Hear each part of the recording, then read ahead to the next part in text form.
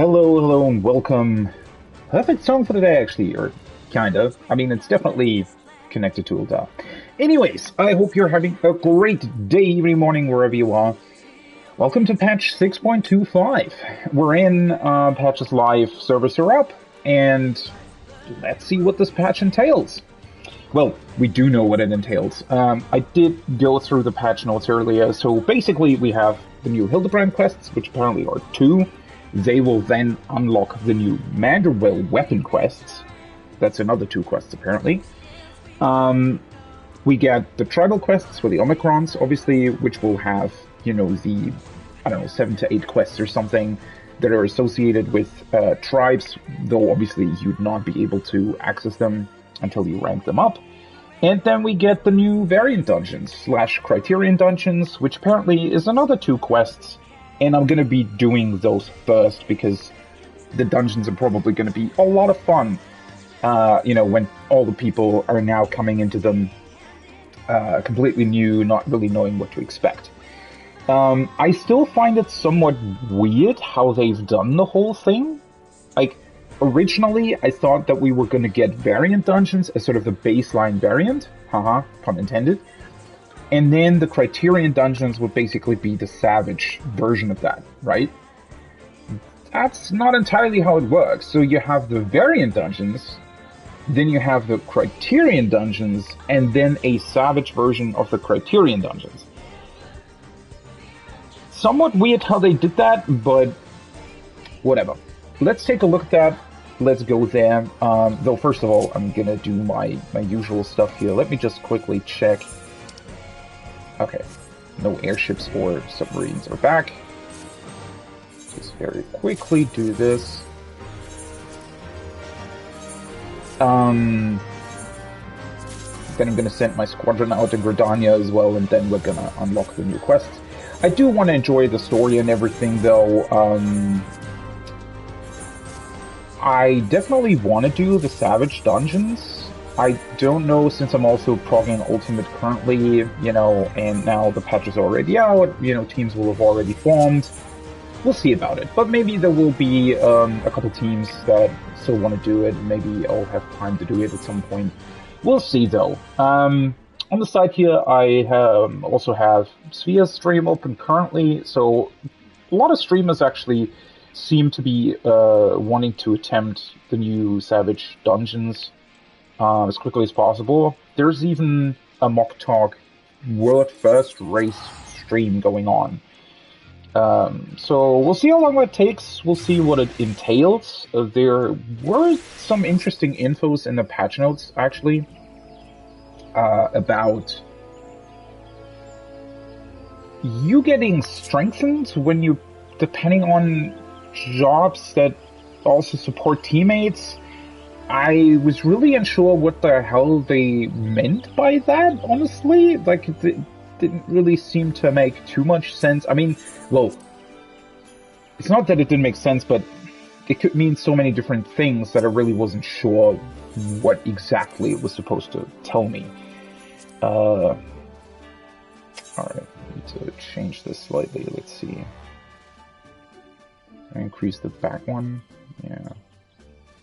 That should be fine, right? Yeah. Okay. Let's go to Sil'dihn. Oh, Sil'dihn, which is apparently where these dungeons unlock. So yeah, the variant dungeons will, in theory, be the main sort of story part of this, I suppose. And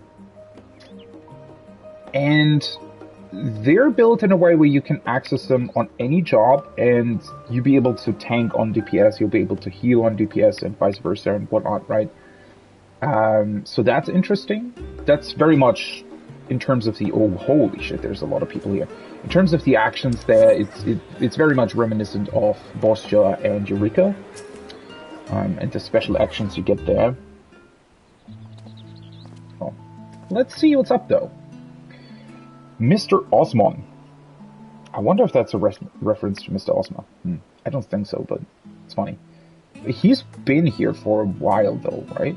Or is this a new NPC? Whatever. Hello. How may I help you? You're him, aren't you? I thought I recognized that heroic mien. What's that supposed to mean? How wonderful to meet you. The name's Osmond.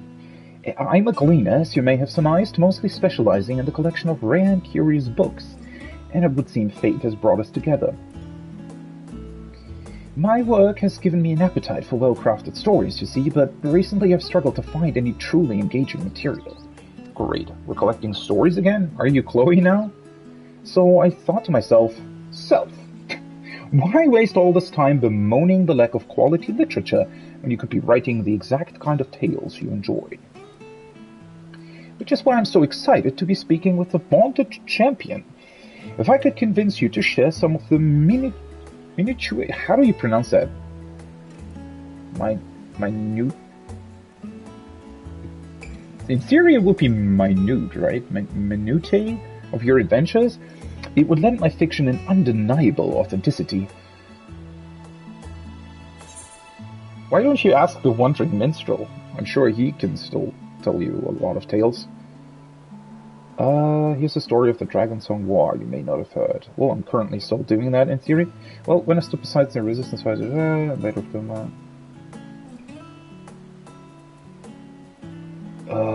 well, in theory, this is the most exciting one, right?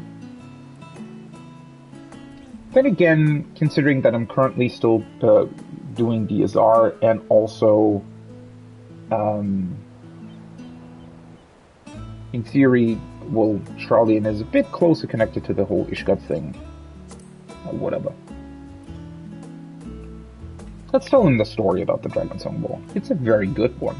You can even play it for free, right? With the critically acclaimed expansion Heavensward that's included in the free trial of Final Fantasy XIV.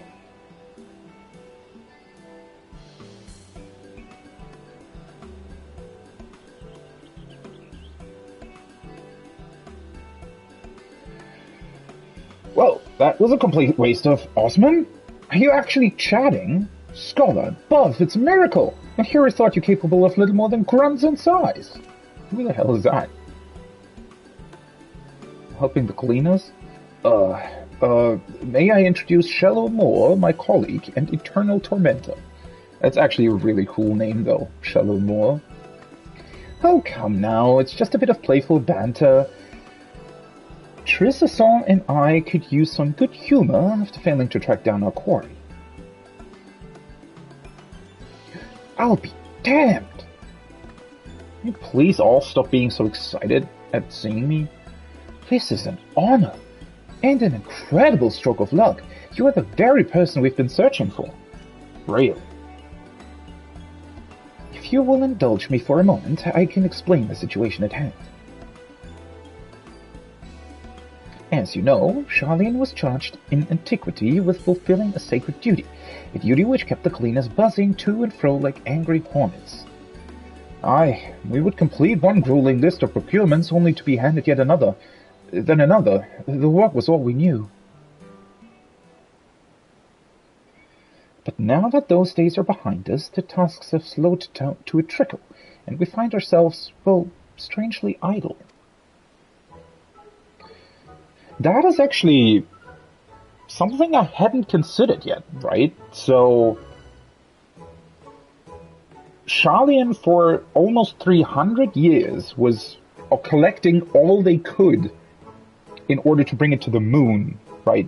As an arc to, you know, make things travel to other planets. And they were using the Gleaners to do that. And while obviously they can still collect knowledge, like that's not going away, right? They can still record and collect knowledge. But yeah, I can imagine that the difference there must be pretty significant. Not even only considering the, you know, the buzzing in Charlian before the final days, but even before that, right? Must be a hell of a difference now. Thus, the Guildship, in its wisdom, has forged a partnership with the Adventurers Guild. We now have a system in place where odd jobs from other countries can be funneled here to us in Shalia. That makes sense. The tasks they pass on to us are, for the most part, not your average gleaner cannot handle. There is one client, however, who has asked for you specifically, and as the Adventurers Guild has no official presence in our city, we agreed to the odd job of facilitating that request. Think of us as their substitute Charlie and Branch, if you will. In any case, I'll be here at the counter ready to provide you with the details. It doesn't appear to be an urgent matter, so feel free to engage the request whenever your schedule allows. Another cool thing that they mentioned that specifically, right? That, no, it's this time you're not saving the world, this is just a job we want you to do. That's pretty cool. Oh, and be sure to browse Triason's wares. He has a special selection available for anyone who takes part in our oddjob enterprise. Okay, do we get, like, special healing potions or something? I didn't quite get the chance before Shallow Moore commandeered the conversation, but I wanted to thank you for indulging me with your stories. Do you think we might talk again sometime? I should love to hear how this oddjob of yours turns out. Sure. I guess he's going to be the one, or I think it mentioned in the patch notes as well, that he's going to be the one that unlocks the, like, Savage or Criterion dungeons and whatnot. So we basically tell him about what we did, and then he says, oh, what if it was way harder than what you actually did? As a result of the partnership between the Adventurers Guild and the Galenas Guildship, you are now able to accept an oddjob from Shallow Moor at the Peristyle. Okay.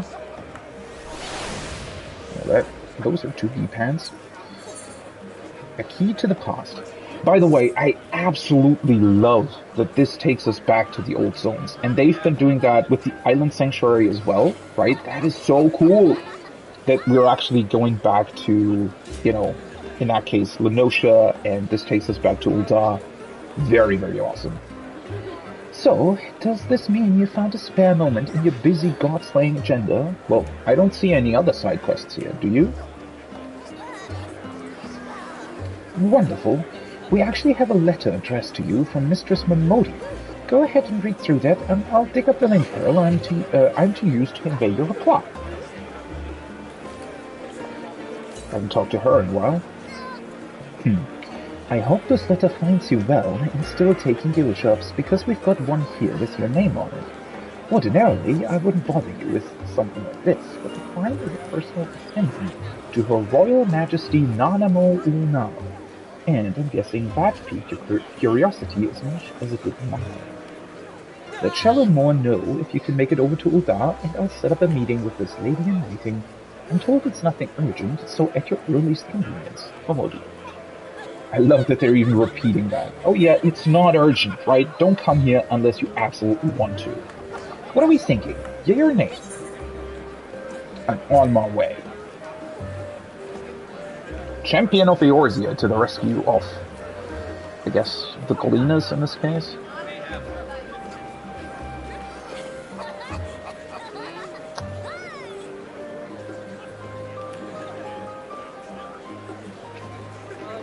Understood. I'll call her right away.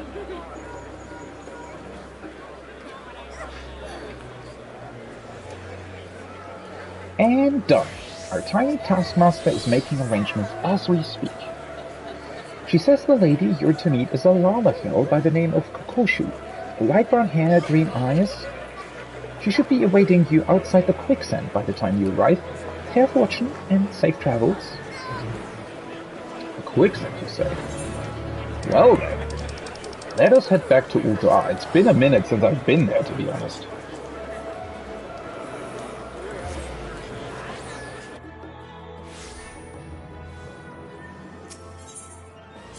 The Quicksand / Adventurers Guild. Oh my god. Well, I guess we found the NPC we're looking for. Don't even see them. Ah. Who are you?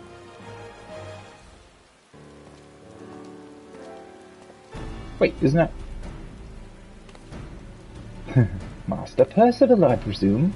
I am Kokoshu. But let us be clear from the outset. I am not your true client. The personage who wishes to engage your services is the Sultana Nanamo Unamo herself. So is she like her handmaiden or something? Or I've never met her.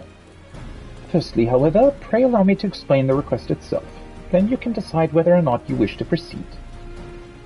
They're really laying it on thick here that this is an optional job. You don't have to do this. I trust you recall the tunnels beneath the city of Ul'dah? Oh yeah, it's been a while since we've been there, honestly. Wait, that's how they're spinning this? Holy shit! The tunnels we escaped through in 2.55?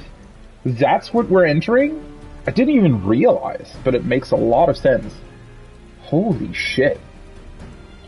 I speak, of course, of the Sil'dihn Subterrane, the passages and waterways through which you made your escape on the day of that ill-fated victory banquet.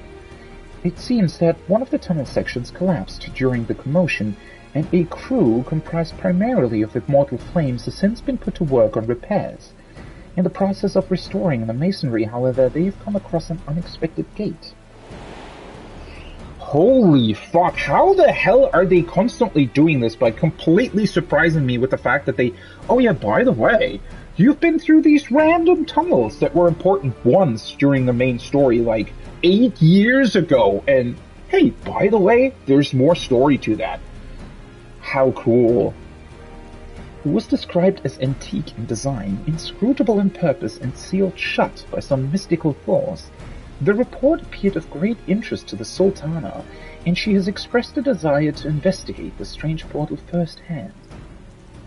Furthermore, she feels that Master Tarapin and the like are overprotective and will prevent her from exploring to her heart's content. But are we then to send Her Royal Majesty into potential peril without a trusted escort? You see my dilemma. Wait, she wants to explore the stuff herself? As the proven champion of Eorzea and veteran of countless heroic endeavors, it is to you whom we would entrust the Sultana's safety. Besides which, she would have it no other way. Oh, well, she requested it. I was gonna say, I mean, in theory, it's not that different whether or not we are gonna be at her side compared to, you know, I don't know, Pippin or anybody else. But, yeah, I guess she's more comfortable with us, since we're not her usual god, I suppose. Her Majesty's wish is my command.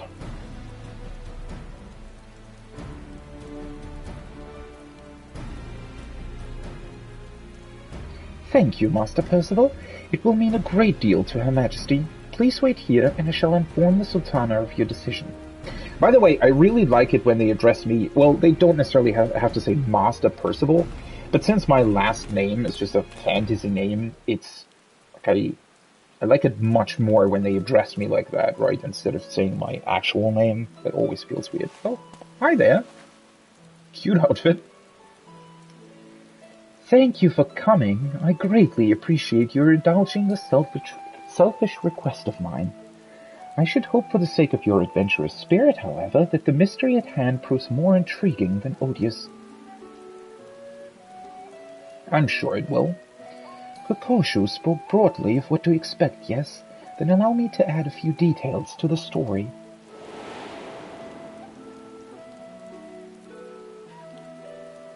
According to the report, the gate bears an intricate, flowery design. The flames were unable to ascertain its origin or significance, but I have seen such a motif before. Well, that's intriguing indeed.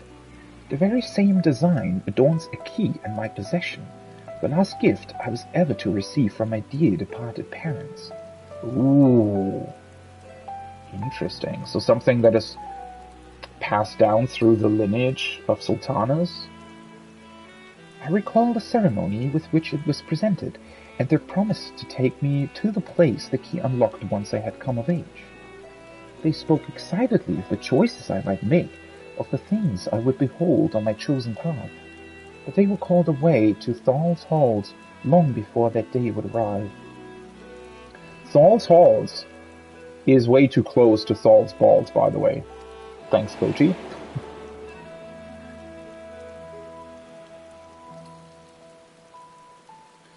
With mother and father gone, I despaired of ever learning the key's purpose, and now this portal is found. Interesting that nobody else really knew where it was. I guess that was the idea, right? Surely you understand why I cannot leave it unopened. There could be anything behind that gate! Or, there could be anything behind that gate. Yeah, there could be anything. I'm really excited about it. Treasures! And mounts and minions and gear and whatnot. You see, I knew I could count on your enthusiasm. How reassuring it will be to have a veteran adventurer at my side. Not that I distrust Papa Shan or Pippin, of course, but if I told them, they would only seek to dissuade me from my cause. As for Kokoshu, she was the first I brought into my confidence. She is, after all, my lady-in-waiting. Oh, and serves as my double when I am away. I hadn't wished to involve anyone else, but she flatly refused to cooperate unless I enlisted a reliable escort. Wait, do we know where she, came from? Is she... She's not her actual sister or something, right? Thus here we stand, and though I regret the need to have you complicit in my subterfuge, the idea of exploring with you has me giddy with anticipation.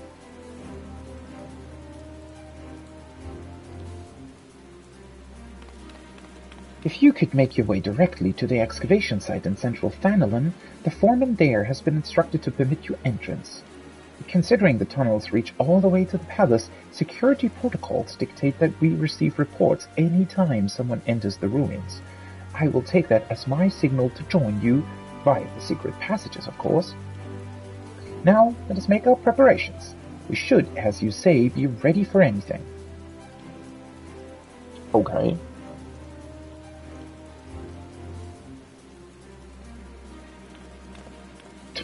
I love her little hat. Alright. I can go there via the ether, right?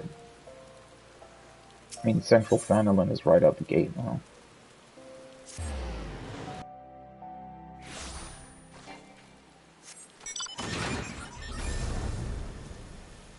Well, this is gonna be interesting. Right into the dungeon, I presume. I wonder how this is gonna work. So I know from the UI that they've shown that you're gonna unlock, lore and whatnot through the quests or through the dungeons and through reaching multiple endings, but I still wonder how it will actually work in terms of how the story of this progresses, right? Lady Kokosha says you are to have unrestricted access to the ruins for some manner of confidential assignment. I wonder, does this have anything to do with what they found in that collapsed section, or... Yeah, that's kind of... easy to discern, isn't it? Actually, never mind that. I'm not meant to ask any questions. The rubble's been mostly cleared away, but please do watch your footing down there. Wouldn't want you tripping over loose rock in the gloom. This isn't the exit we came out of, though, right? This is definitely another side. VNC Dungeon Finder unlocked. Variant Dungeon, the Sil'dihn subterrane now accessible. Variant dungeons are a unique type of duty featuring branching paths. Wow! Crazy concept. By exploring these choices alongside the quest character, you will gradually reveal new elements of the overarching story. Unlocking certain branches may require some detective work. Whenever you complete a path, a new story entry will be added to the journal associated with the dungeon, so keep at it until you discover all the forks of the road. I wonder how they're going to do that with, considering I'm going in there with random people. I hope that they, give you time to read through that after the dungeon and not give you to you, throughout the dungeon. Make it a party or go it alone. Go it alone? The difficulty of your variant dungeon is automatically adjusted to provide a challenge for parties of between 1 to 4 players. Wait, so I can just do the normal stuff alone? Okay. You can group up with friends, make use of the party matching option, or put your solo player skills to the test. Victory will require effort and attention, but it is entirely possible to complete these dungeons alone. Should I try that? Or is that an added challenge, I wonder? It says it automatically scales the difficulty, right? So, is going in alone like doing Palace of the Dead alone, or is it actually meant to be explorable alone? I guess I can just try, huh? Variant actions. To allow for greater freedom and role choices, variant dungeons grant players the use of special variant actions. These actions mimic existing abilities, such as Cure or Rampart, alleviating the need for dedicated tanks, DPS, or healers. Each player has 2 actions available for use during the dungeon, and these can be changed at any time in the Dungeon Finder window. You can enter a variant dungeon via the V and C Dungeon Finder window, which is accessed by speaking with the NPC at the dungeon entrance or by selecting the option from duty in the main menu. The standalone window serves all your variant dungeon needs, whether you wish to read story discoveries, set your variant actions, or make changes to the dungeon settings. Alright. That is actually somewhat interesting, that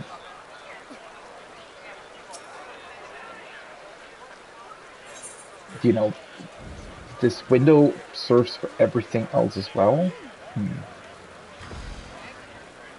Okay. Haven't unlocked Criterion dungeons yet.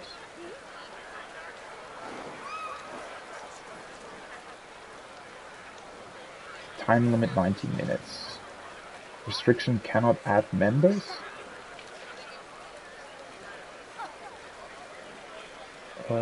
Average item level, blah blah blah. It's interesting that it sinks you to 635 though. Okay, variant cure. I think you can actually switch through these, right? Spirit deals damage over time to target and all enemies nearby it. So that's if you're not a DPS, basically. Reduces damage taken. Places yourself at the top of nearby enemies enmity. Okay. Raise. So in theory, I can just go in with Cure and Rampart then?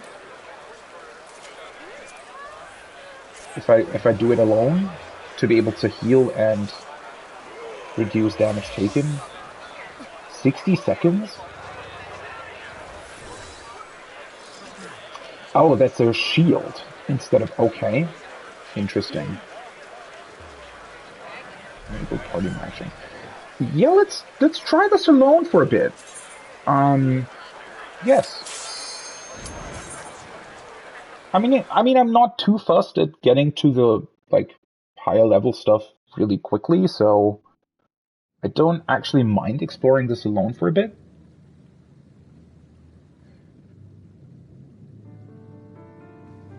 I wonder what this means. I wonder if there would be... I wonder if we have some information about that in terms of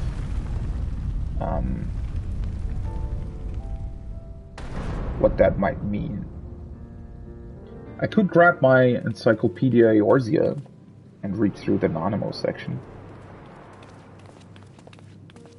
Okay. So you literally just choose a path right from the get-go? Interesting. Ooh, I like the music!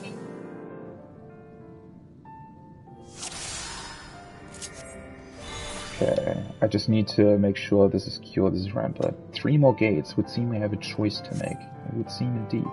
Your instincts pull you one way over another. If I were to listen to mine... What? Ah, well, whatever. Let's go through the... Who knows what we shall find. Oh, she's quick to go.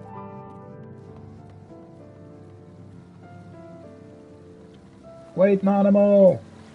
Cistern system. Tis to be expected that the aqueducts would have their share of vermin. You might play the role of exterminator. Alright, let's see how easy or hard this is going at it alone.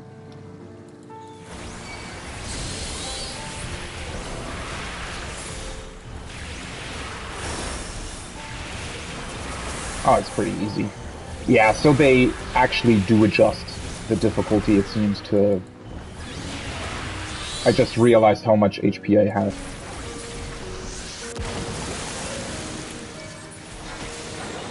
And in mere moments the way is clear. Hardly an inconvenience for our mighty champion. She is really quick! Nanamo, wait! I want to explore everything, I want to look at stuff. So I guess, in theory, these would be old what's it called? Old, not aqueducts. Shit, I forgot the word. Well, where all the water waste goes, right? From Ul'dah. Although, considering... Have we reached the dead end? Personal spoils. Considering the layout and how everything looks, well, Ul'dah is a city of the desert, right? So this is also, it's not just for water waste, it's probably also to fill their springs and whatnot, so it's to get them water, fresh water as well, and get fresh water into the city. I really like it though. I also like how the music is very subtle, while at the same time incorporating motifs that we've heard in the past. It's pretty awesome, honestly. So yeah, but by the way, if you go in alone, I have 97k HP. That's like 150%, right? Slightly interesting because you don't actually get a buff or anything, which usually you have the, what's it called? Warrior of Light buff. Deceiver's Diamonds. I guess that's gonna be the, currency. Shines bright like diamonds in the sky, but it's actually old slag. Okay.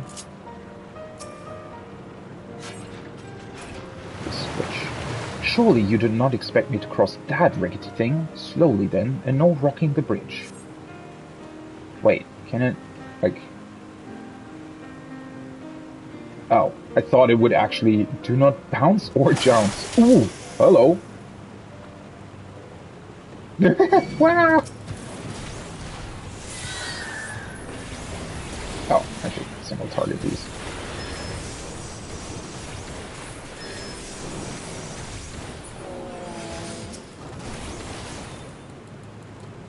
Oh god. Okay, so Nanaimo can't take damage, or how does this work?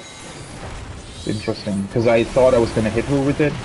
Like, I guess I would be weird to have to look after that. I specifically requested no rocking, bouncing, or jouncing. God's above, I was almost pitched over the side. Stop running into monsters! More pests to deal with. She is, like, really forward, right? I mean, look at how close she's actually standing to them. Alright.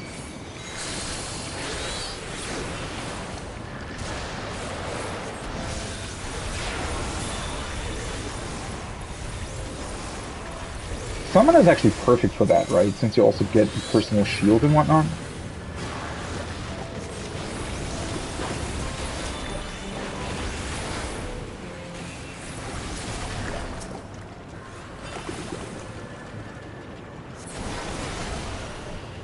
Okay. It's pretty cool that Nanaimo is accompanying us, though. Courage, Nanaimo. Quick steps. Man, I really love the design of this. That gate looks awfully heavy. Let us try the handle and hope these gears and chains do most of the lifting. Well, they'll probably do. In terms of engineering, though, this looks very interesting as well. Which way will you turn the handle? Oh. I guess let's try right. Oh, it opened! I worried it may have rusted shut. Yeah, honestly, must be deep in the heart of the aqueduct. Oh, that looks like a boss. What is this even supposed to be? It almost looks like some engine of sorts, right? As if water running through it will provide power or something?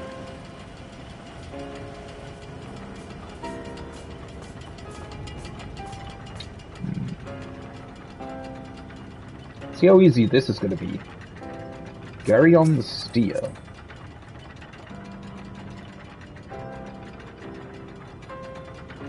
I love the design of this dungeon. Oh, do you think there will be like things on the left and right that'll interact with the boss? Let's see them.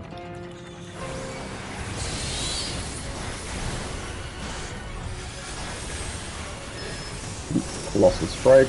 Gonna need ramp up for this. Oh yeah, cute. exploding catapult. Let's try Adel for that. Is the rate wide? Oh. Is he playing games? Mind the barrel tops. There must be a reason behind those markings.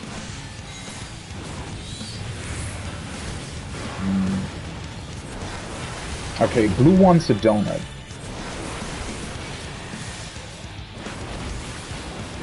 Actually, it's blue.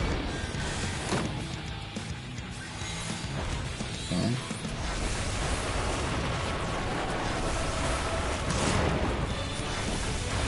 Oh, Rampart is still active, by the way, I just realized. Because I was gonna press it again. Okay. Machine is still working. Oh. Yeah, those are gonna hit. Let me heal again. Okay, I see. Huh? That's a very cool animation. Wait, it's exploding catapult that does... Oh no, never mind. Exploding catapult this is... Colossal launch? Oh, alright. I get it. Well, they give you a lot of time to adjust though. Okay.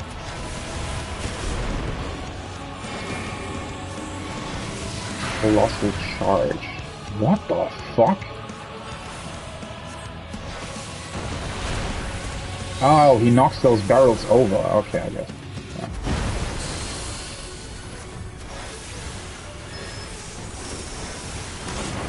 Makes sense. Yeah, so Rampart can just be active all the time, right? Interesting.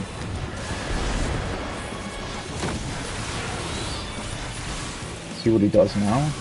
He's probably going to turn them over again or something, right? Oh, wait, what? Oh no, is he going to change these? No. Oh, okay. That is strange. Having this as a...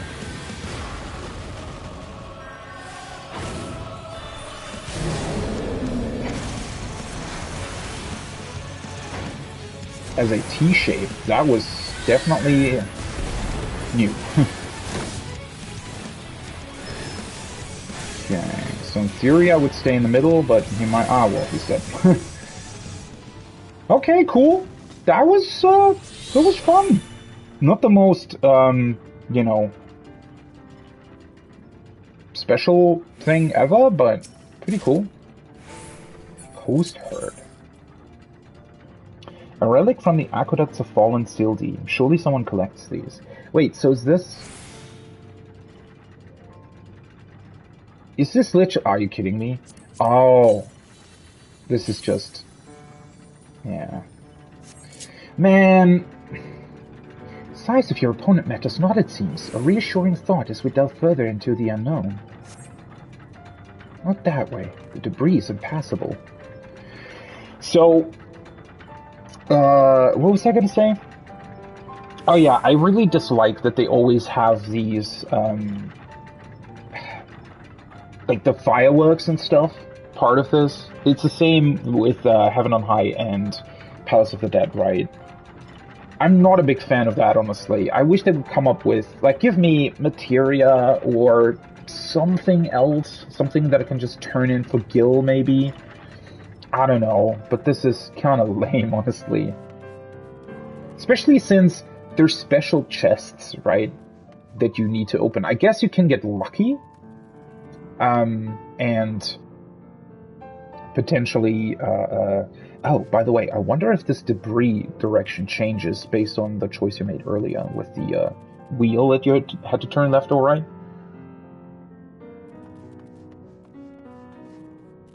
Royal vet chambers.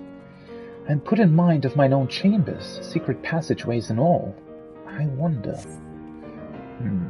So are these old Sultana chambers? Or maybe some sort of bunker type structure? in case something were to happen to Ul'dah, they would be able to hunker down here. The Quarter of Rule. It's even somewhat shaped like Ul'dah, isn't it? Of course, this is the Sil'dihn Royal Palace. Look at this banner by the door here. Okay. Sil'dihn Royal Palace as in a former nation here in Ul'dah. Oh, oops. I should maybe do AoEs.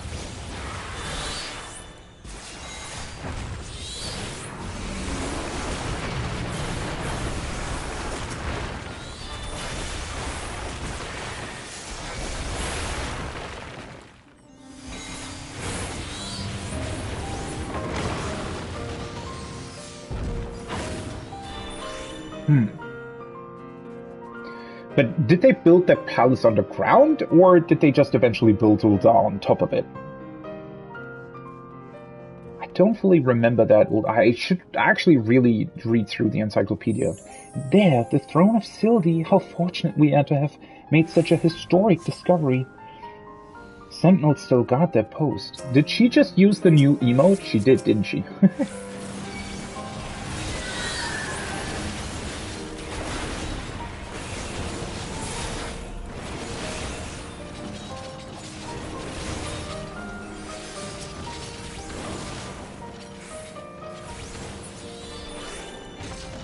Oh.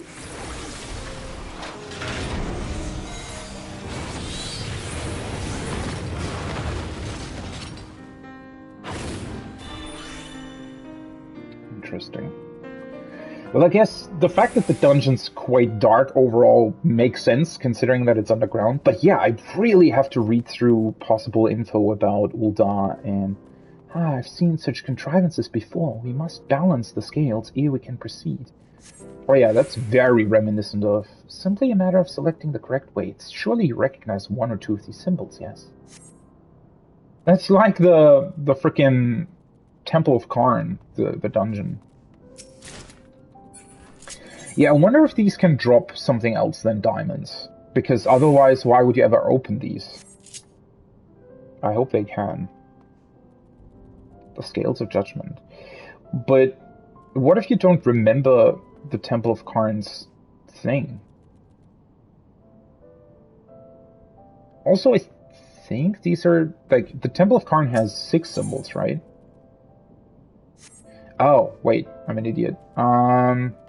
Doesn't it actually tell you on the... I think it's simply just the, what they have on their, banner, right? That's not it. That's not it either. Didn't we just run past it? Where the hell is it?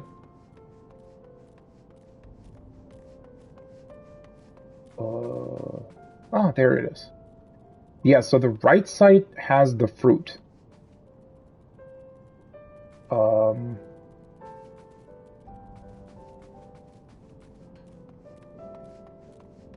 Do we get a hint as to what the left side's supposed to be, though? Or are we supposed to just know that?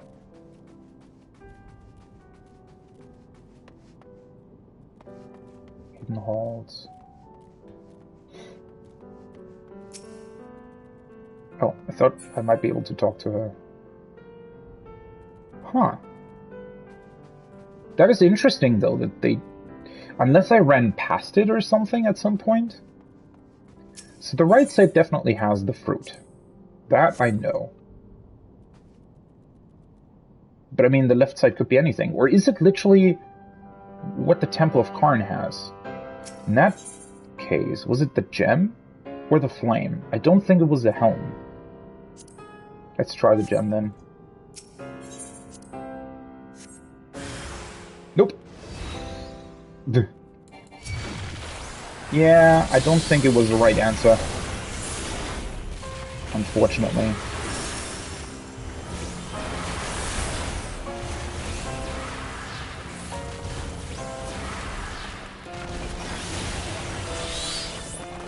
Huh. Curious, though. how are you supposed to know that? Unless, again, you have done the Temple of Karn. Right or wrong, the door lies open. It works the same, though. If you answer it right, you just don't have to fight anything. I'm just slightly bummed that I didn't. I guess it must have been the flame, then? Or maybe... Pretty sure it wasn't the helm.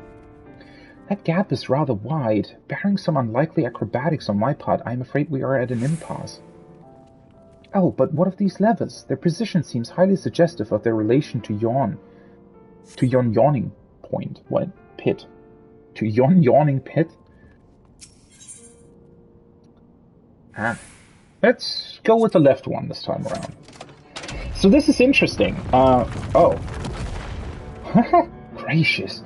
They haul the boulder up the ramp every time? Still, I must say it makes for a stable bridge. Yeah, so just like before, I think you're very much choosing paths here, right? Wait, can I actually go this way? I don't think so. Oh, it'll probably open one of the doors after we fought. Yeah.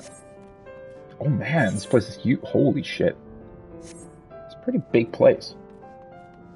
What was I going to say? Yeah, just like before, right? On the map, it showed like you were supposed to, or you should have been able to go right and left. But since I chose to turn the wheel the right way at one point, it basically shut off one of the paths, which is pretty cool, honestly. Alright. Wait, is this already an end? Probably. Interesting. Man, it's really awesome that they let you explore this alone. Lifeless Legacy, Gladiator of Sil'dihn.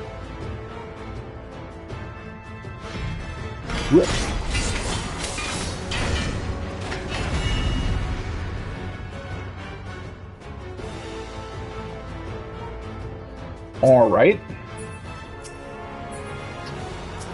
Hate that it targets an animal, though.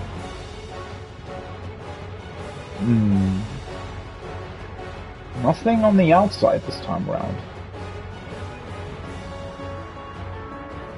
Well, let's see then. It is somewhat weird, that great embossed helm. 'Tis the mark of Sil'dihn forged gladiator, flash of steel. Is that right way? Yeah.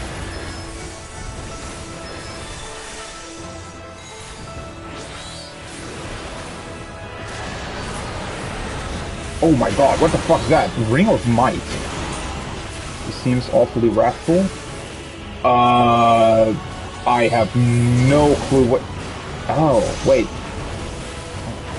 What the fuck did he just do?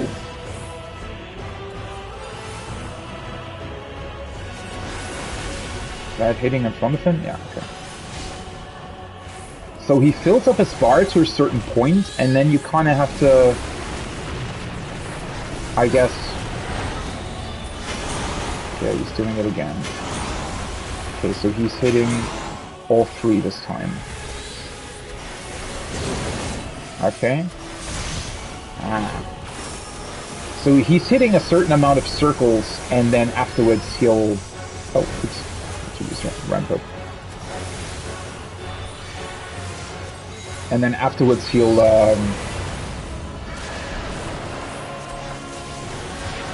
I love that that's an instacast, by the way.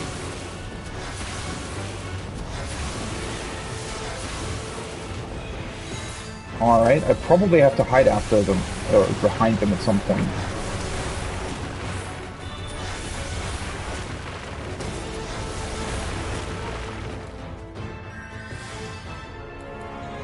Oh, fuck! Didn't actually see that this was... Woo, that was close. Didn't actually see that one of them wasn't glowing.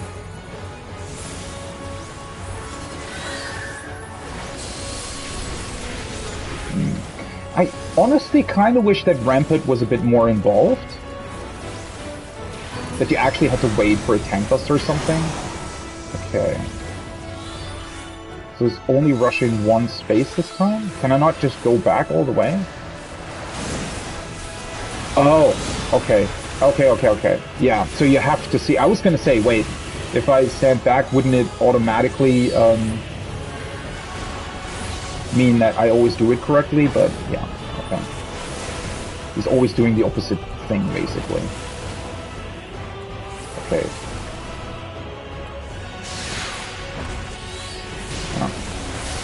Easy. Okay, now he's doing it again. So he's rushing the second one this time.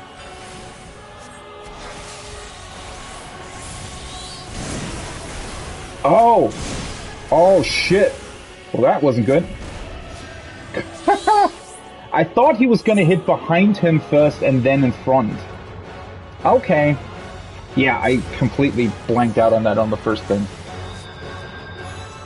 Well, I actually died. That's pretty cool.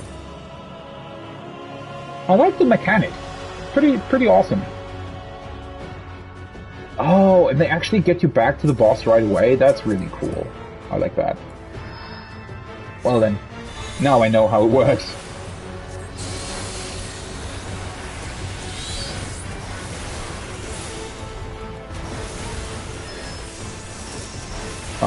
That was a raid way, right? It's just when he holds up his arms that he indicates a like a line AoE. Right. Now I know this one is wrong.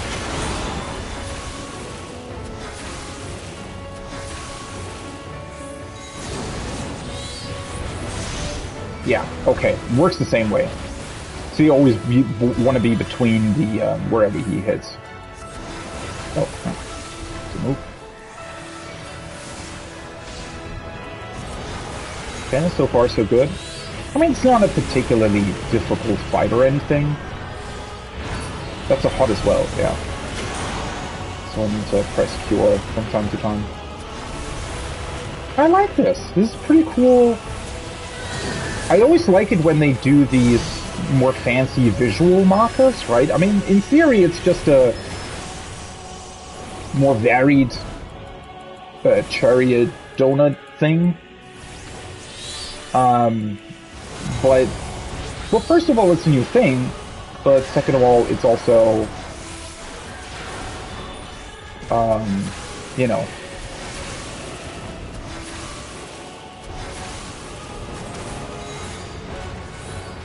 just a bit more varied, I guess.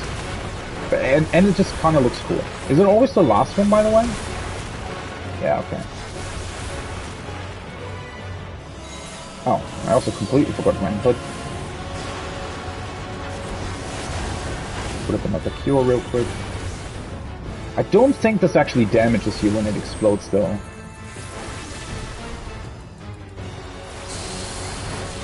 Compared to... which one was it?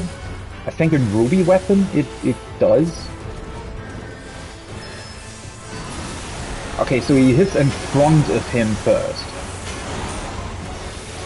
Okay, so I want to be here. Oh.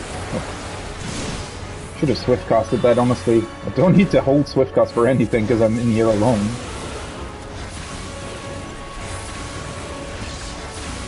Oh, no, never mind. That was this one. So he'll do his thing, the front cleave.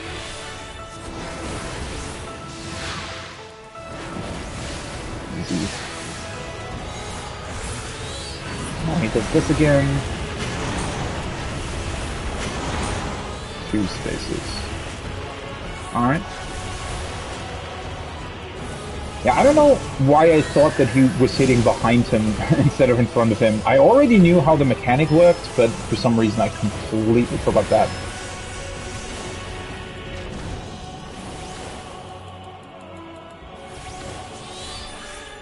That's just the raid wide, right? I find it strange that the raid wides sometimes are so elaborate in their casting. Some that remains. Oh, that's new. Oh, that's just your Shiva thing, though. Oh, he does it in conjunction. That's interesting. Okay.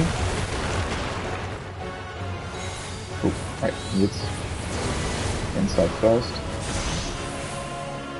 That's a pretty cool combination of mechanics. Not necessarily that much more difficult, but still, you know, interesting.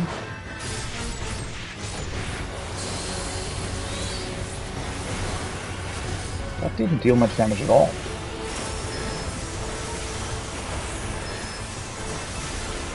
That's the right... Oh no, that's the outside fence again, yeah. Duty complete! I would not have believed anyone could topple that silver-skinned brute had I not seen it with my own eyes. Well, I needed 2 attempts, to be fair.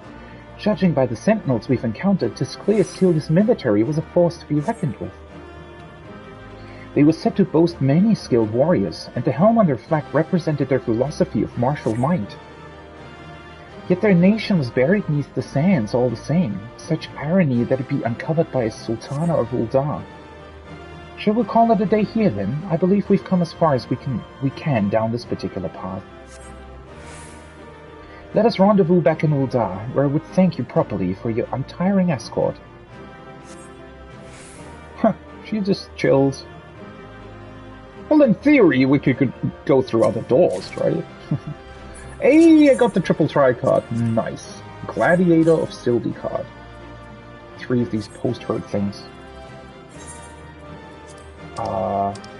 Let's see. A couple new cards here. 5 new, I think? Discovered in the ruins of Sil'dihn, this warrior statue bears a resemblance to the guardians of Azema's temple. The similarity may be attributed to the use of Baladian technology in their construction, though this particular unit appears to have been designed to excel at sword fighting. Bears a resemblance to the guardians of Azema's temple. I feel like this is going to tie in with the Alliance raid quest, at least to an extent. That's pretty awesome. God, there are a lot of people here. Well then, I will take a lunch break now, though. I know I've only been streaming for like an hour, but yeah. I want to go through the rest of the day without a break, essentially, so I'm just going to chill over here.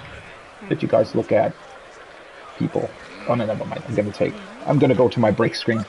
Yeah. Usual lunch break, 20 to 30 minutes. I know it's a bit, you know, odd after an hour of stream, but I can't do anything for the fact that the servers come up right at lunchtime for me, basically.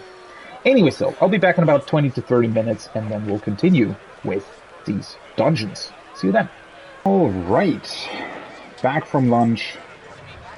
Ready to continue with our exploration of the Sil'dihn Subterranes dungeon thing.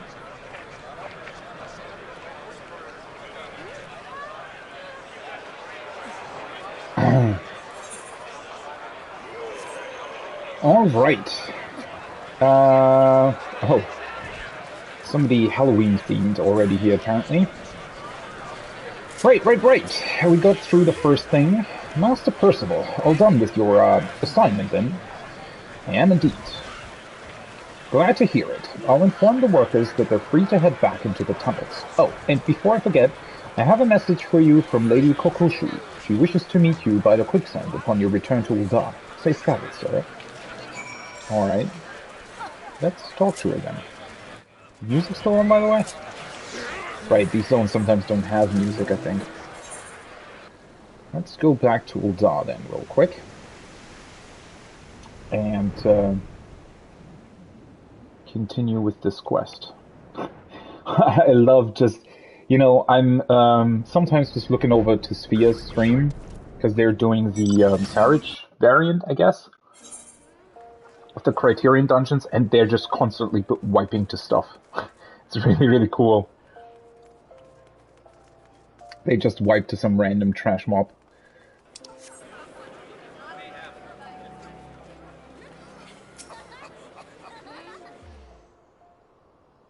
Alright, let's see. Welcome back, Master Percival.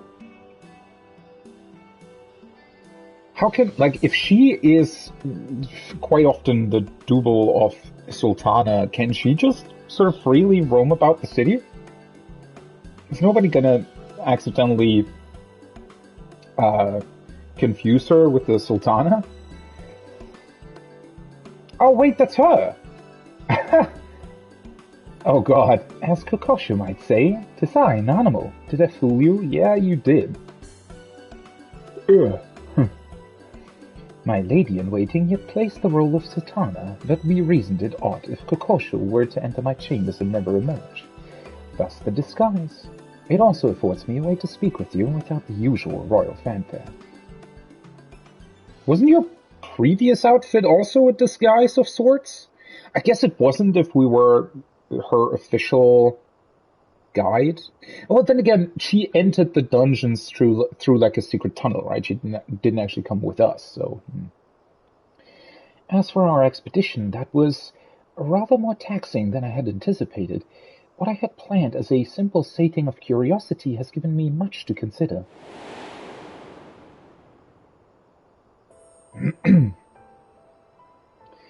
Ul'dah was built upon sacrifice, Sil'dihn sacrifice. To know this is one thing, but to actually walk through the decaying ruins of a palace is another. Especially since they're actually not that decaying, right? I mean, they looked pretty, what's the word? Like, they definitely looked still whole, right? I mean, sure, a couple of things here and there were destroyed, but, I mean, with a little bit of, work, that could very easily be a completely new section of Ul'dah that just, people could live in. The victors should not seek to bury the prize of victory alongside the bodies of the fallen. I feel that father, wise sultan that he was, wished for me to learn this lesson. I also just remembered, so what I do know about Ul'dah's sort of, history, or what I remember rather. I think I at some point definitely knew more than that, but Ul'dah and Sil'dihn were sort of sister cities, right? And at one point they entered into a war, I think. They also had like varying principles of sorts in terms of how to live, I guess. I don't really remember what the war was about or why they were at odds with each other though. I feel like I should remember that. You know what? I'm gonna grab my Encyclopedia Eorzea here in a second and actually read through that. I feel like that could be really, really interesting as sort of context for these dungeons.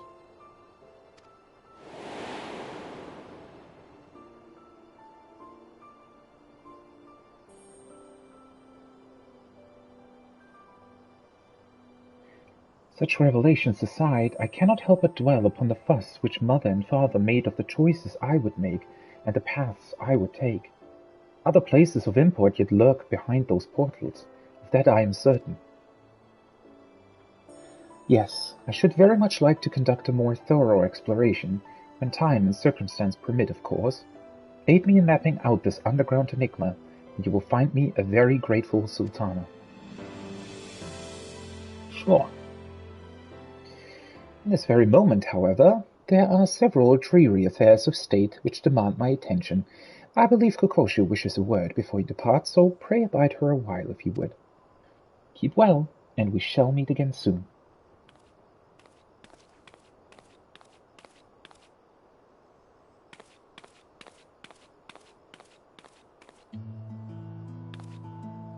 Welcome back, Master Percival.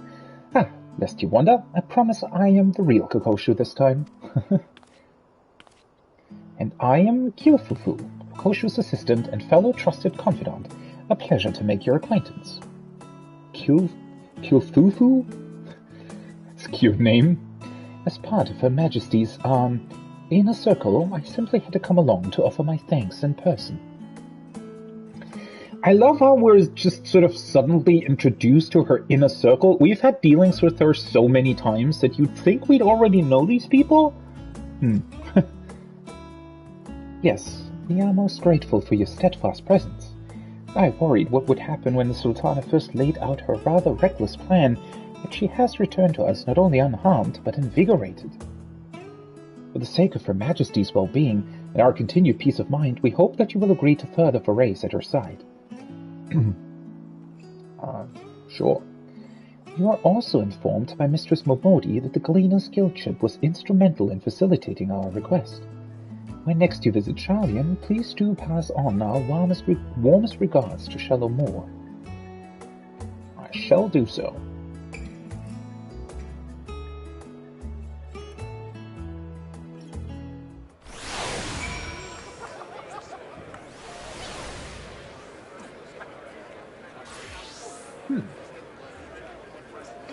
Oh, we're actually supposed to go back to Charlian. Interesting. Is there another thing that I wanted to do here? I guess these things will also be turned in Charlian, right? Let's just go back there for a second, to be honest. I mean, I'm gonna do it either way, but...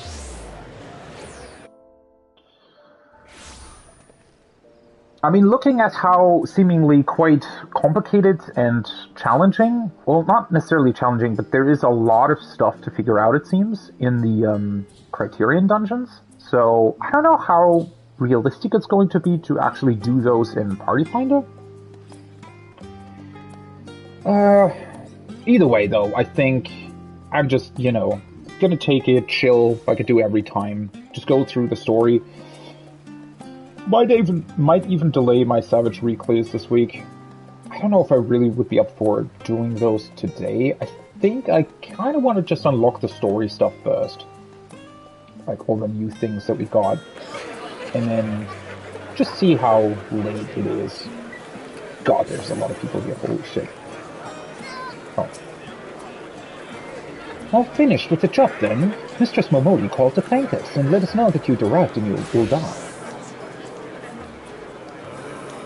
So, the little lady-in-waiting sends her regards as well, does she? I sure know how to make a girl feel appreciated. Though, I should probably give you a nudge in Osmond's direction. He's been scanning the crowd every few moments, hoping you'd be back to regale him with the tale of your odd-job adventure. Well, I mean, in theory, a lot of the hundreds of people that are standing in front of him probably will do that. I feel like he might be quite overwhelmed, honestly. If you've the time, I'm sure he'd be thrilled with any scrap of story you care to share.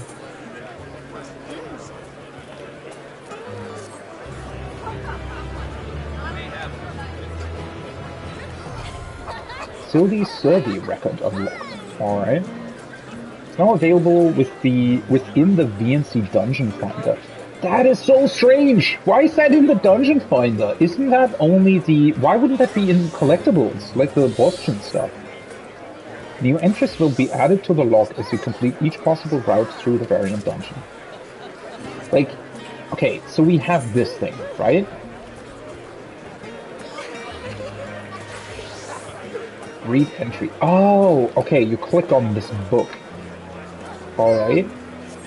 See, we have the collection tab as well, with our unending codex and the field record, right? Portable archive. So why the hell is this part of the VNC Dungeon Finder? This could just be the Dungeon Finder, and the other stuff could be in collections. I feel like that would make much more sense. But alright. Let's maybe not dwell on that too much. Alright, so there's 12 endings, which is cool. Raising the flags. When we came across the banner of Sil'dihn, so alike to our Ul'dah flag. Oh, that's from Nanamo's perspective, I guess. I was reminded that the first sultans of those warring nations were twin brothers. Yet the reason behind the design's similarity has not to do with sibling imitation. In Belladia's time, it was the flame of magic and the fruit of knowledge. Right, it was flame and fruit. I should have known that from the Temple of Karn. Which set the scales of judgment. Ul'dah took the flame as its own, balancing the scales with the gem of affluence, while Sil'dihn claimed the fruit and set it against the helm of might. Oh, wait, no, then the helm would have been the right one. I think the one that you do in the Temple of Karn is the combination of Ul'dah and Sil'dihn, right? Maybe? Each thought himself the rightful heir, and thus did both raise flags depicting the bounties of Belladia. Both included the symbol of strength, but the difference lay in its interpretation. Ul'dah believed in the potency of its magics, Sil'dihn in its military might. The gladiators who train in our Colosseum are mayhap the closest embodiment of Sil'dihn philosophy. In fact, reflecting on the encounter now, the fierce gladiator construct lurking in the palace depths could not have been a more apt incarnation of their beliefs. From the exquisite embossment of grapes upon its formidable helm, to the way its gleaming form, the same silvery hue as Sil'dihn's scales, illuminated the subterranean gloom. Through all these years did it stand patient guard, faithfully serving a master centuries dead, and a nation long since fallen into ruin. 'Tis enough to turn one's mood melancholy.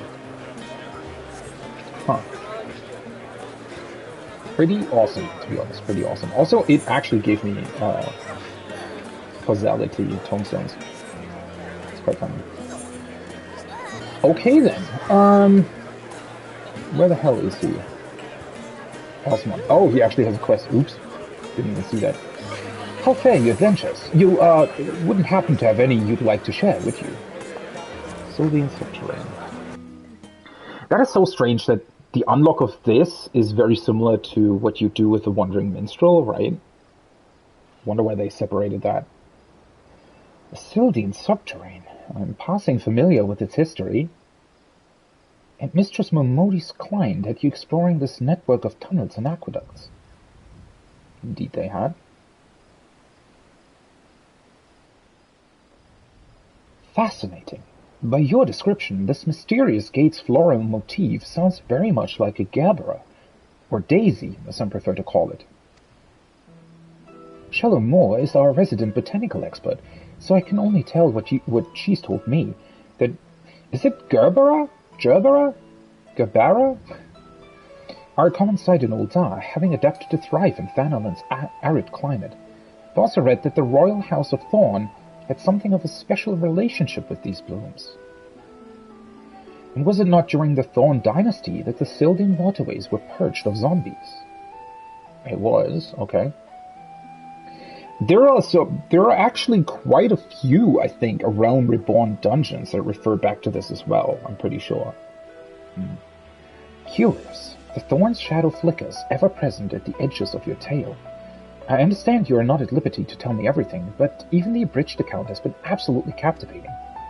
A sealed gate, the hidden paths which lie beyond, the kind of perilous locales a poor combatant such as myself would read about but never hope or wish to visit. And deep beneath Ul'dah do mighty guardians dwell, but what have they been placed to protect? It practically bleeds intrigue. Yes, I'm ready to write my adventure epic, and will be set in the dank passageways of the Sil'dihn Subterrane. But let me think a moment. Anything lurking in moldy aqueducts for an extended length of time would surely deteriorate, or as rust or decay set in. Putting aside the question of how long they've been down there, is it not reasonable to expect the inhabitants were once far stronger? Let us imagine what happens if everything's just stronger. Perhaps strong enough to challenge even the indomitable you, eh? With you as my muse, this book will all but write itself. So we're playing essentially through his book then, with the more difficult dungeons. Another Sil'dihn Subterrane. Why does it have the same naming convention as the Hildebrand stuff, with yet another Hildebrand adventure? Nothing we're sharing right now. Oh, does this mean you're putting together a carefully curated account of exciting exploits to regale me with later? I'll happily wait to hear it. You'll choose. Alright. Sil'dihn Silver is probably what you get from the Criterion dungeons, I would think, right? I have a special range of goods on offer for our job contributors. The historic artifacts you'll like to find are far more interest to us than ordinary guilds. Alright. Sil'dihn Potsherd. So it's basically like the shards you get from, what is it? Deep dungeons, right? Okay, so this is where you get the new set. This looks so strange, right? Like a detective set. I don't know, I mean, obviously it's a really, really cool set. This is, I don't know. I like the hat though. It's pretty cool. Gloves. Ooh, these look awesome. Well, the shoes and everything is still very much your typical stuff. And what is this? Sil'dihn earring. Okay. Oh, and that's the new WoW emote. Okay. That probably looks pretty cool. Oh yeah, it actually... I can't really see it behind my hair, but it features the flame and fruit, I think. I'm gonna take that.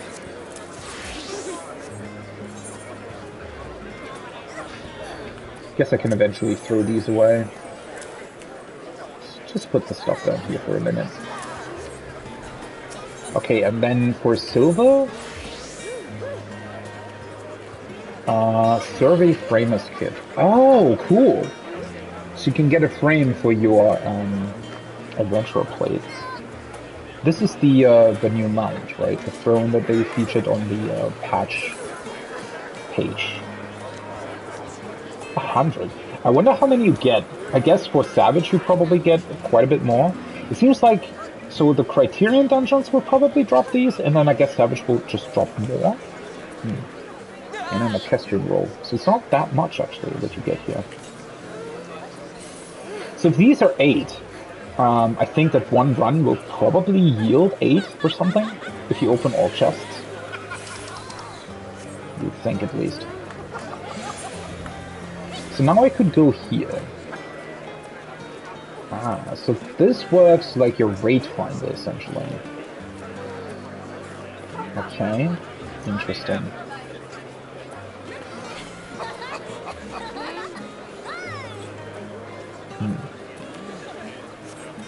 And then I suppose there's also a lot of party finders already up. Actually not, though. Okay. Yeah, not much going on here, though, so... I don't know if I'm going to do that today. I honestly want to find out more about the dungeons themselves, for now.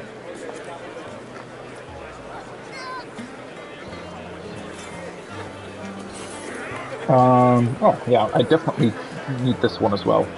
Need to do it eventually. Why have I never written that down, by the way?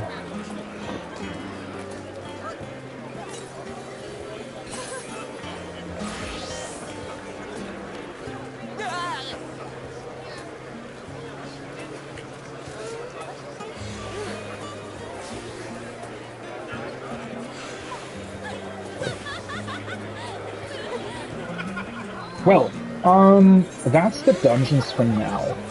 I do want to do one thing, though, which is unlock the new tribe quests next, because then I can do them right now, and then another time after the weekly reset. I feel like that makes sense. Let me see. Also, I'm gonna go to Ratzatan real quick to grab what is it? The mistletoes for the man, what's going on with me? Tinctures, current ones. Wait, let me just very quickly grab my Encyclopedia Eorzea.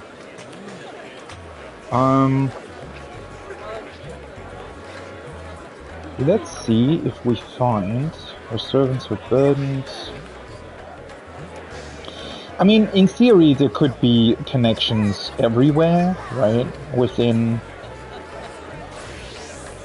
this book for lands.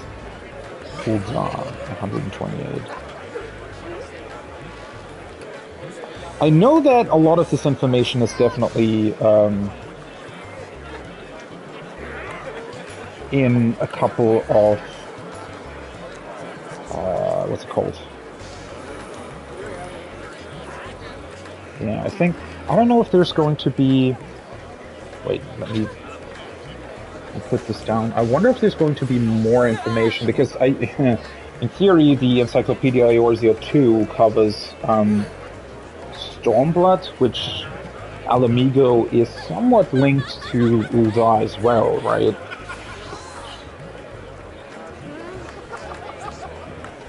Let's see here.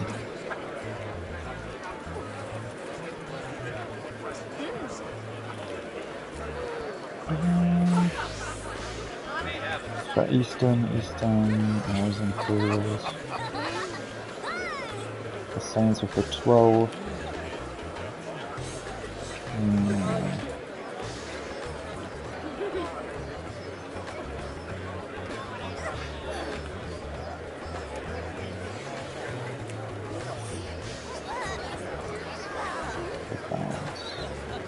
Yeah, and the Sunken Temple of Karn, for example, is in here as well.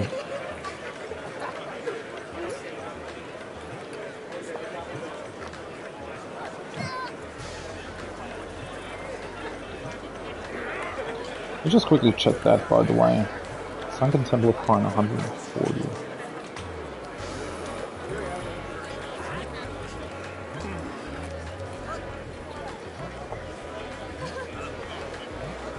Sunken Temple of Karn, the temple to the sun goddess. In the south of sunbaked Thanalan, half devoured by the shifting sands, there lie the ruins of an ancient temple. Formerly used by the Baladians as a place of worship, place to worship the sun goddess Azema, its construction is credited to Totemehu II, with further expansion taking place over generations under the auspices of sovereigns such as Lalafutu I, Lalafutu III, and Memetu the Meek. Financial woes, however, put a stop to Lalafutu IV's bid to expand on the ground, and all such work would be forever ended when a war of succession broke out between two princes and the kingdom was torn in twain. In the years since the fall of Belladia, many souls have sought to plumb the temple's mysteries, but the devious traps that riddle its halls have frustrated the efforts of explorers and thieves alike.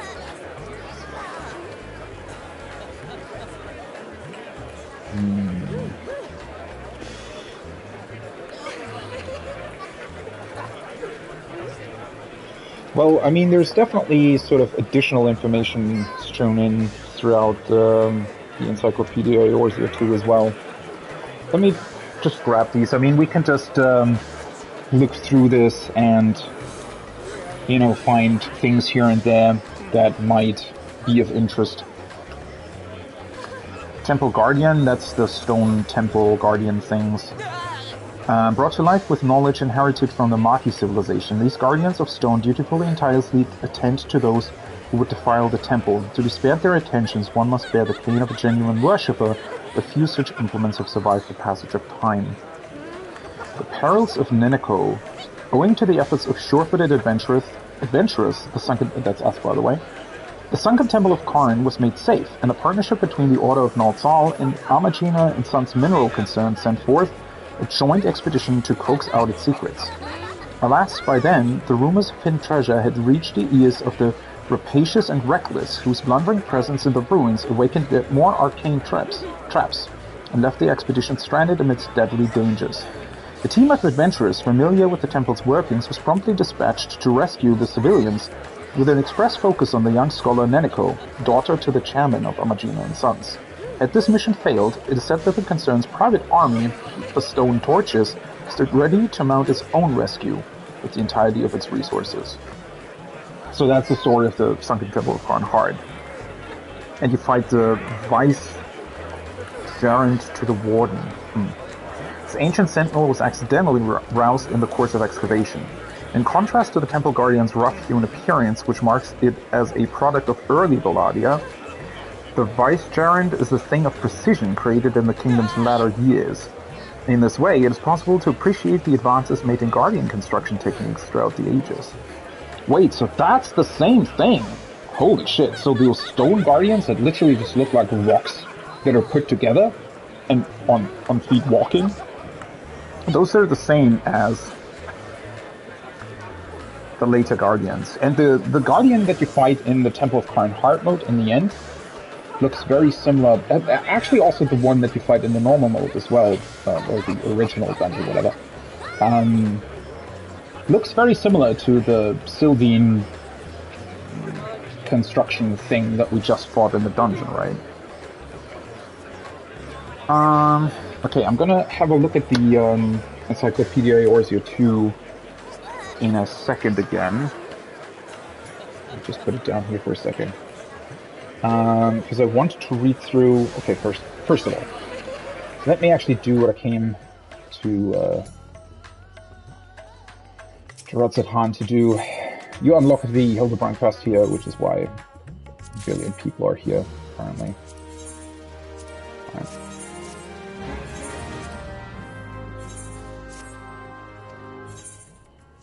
Still need to grab more of these as well. I need like 850 or something to construct the next airship that I'm gonna build.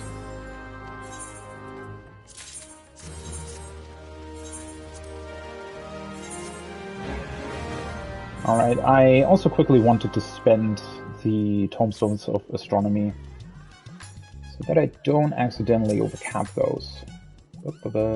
I'll just grab more of these so that I can craft more potions if the need arises. And then very quickly let's go to Isleshire to grab the new Wondrous Tales book for the week. Okay, what's really interesting to me, though, is it seemed like Sphere's team, NTR, by the way, is their team name. It seems like they were hung up on a dungeon boss for a while, and reaching all the ends in the normal variant dungeon seems to be pretty important to be able to tell the different, or to be able to know what the different mechanics actually do. So I feel like actually reaching the endings of all the normal variant dungeon things might be quite beneficial if you want to do the harder version later on. Okay. What do we get? Rival Wings again? I want to do more of the Crystalline Conflict PvP. It almost looks like the same one that I got last week. What the hell? Okay. Oh, whatever. Yeah. Before we dive deeper into the history of Belladia and Uldar, though, let's unlock the new Beast Tribe, just so that I'm able to do those before the reset.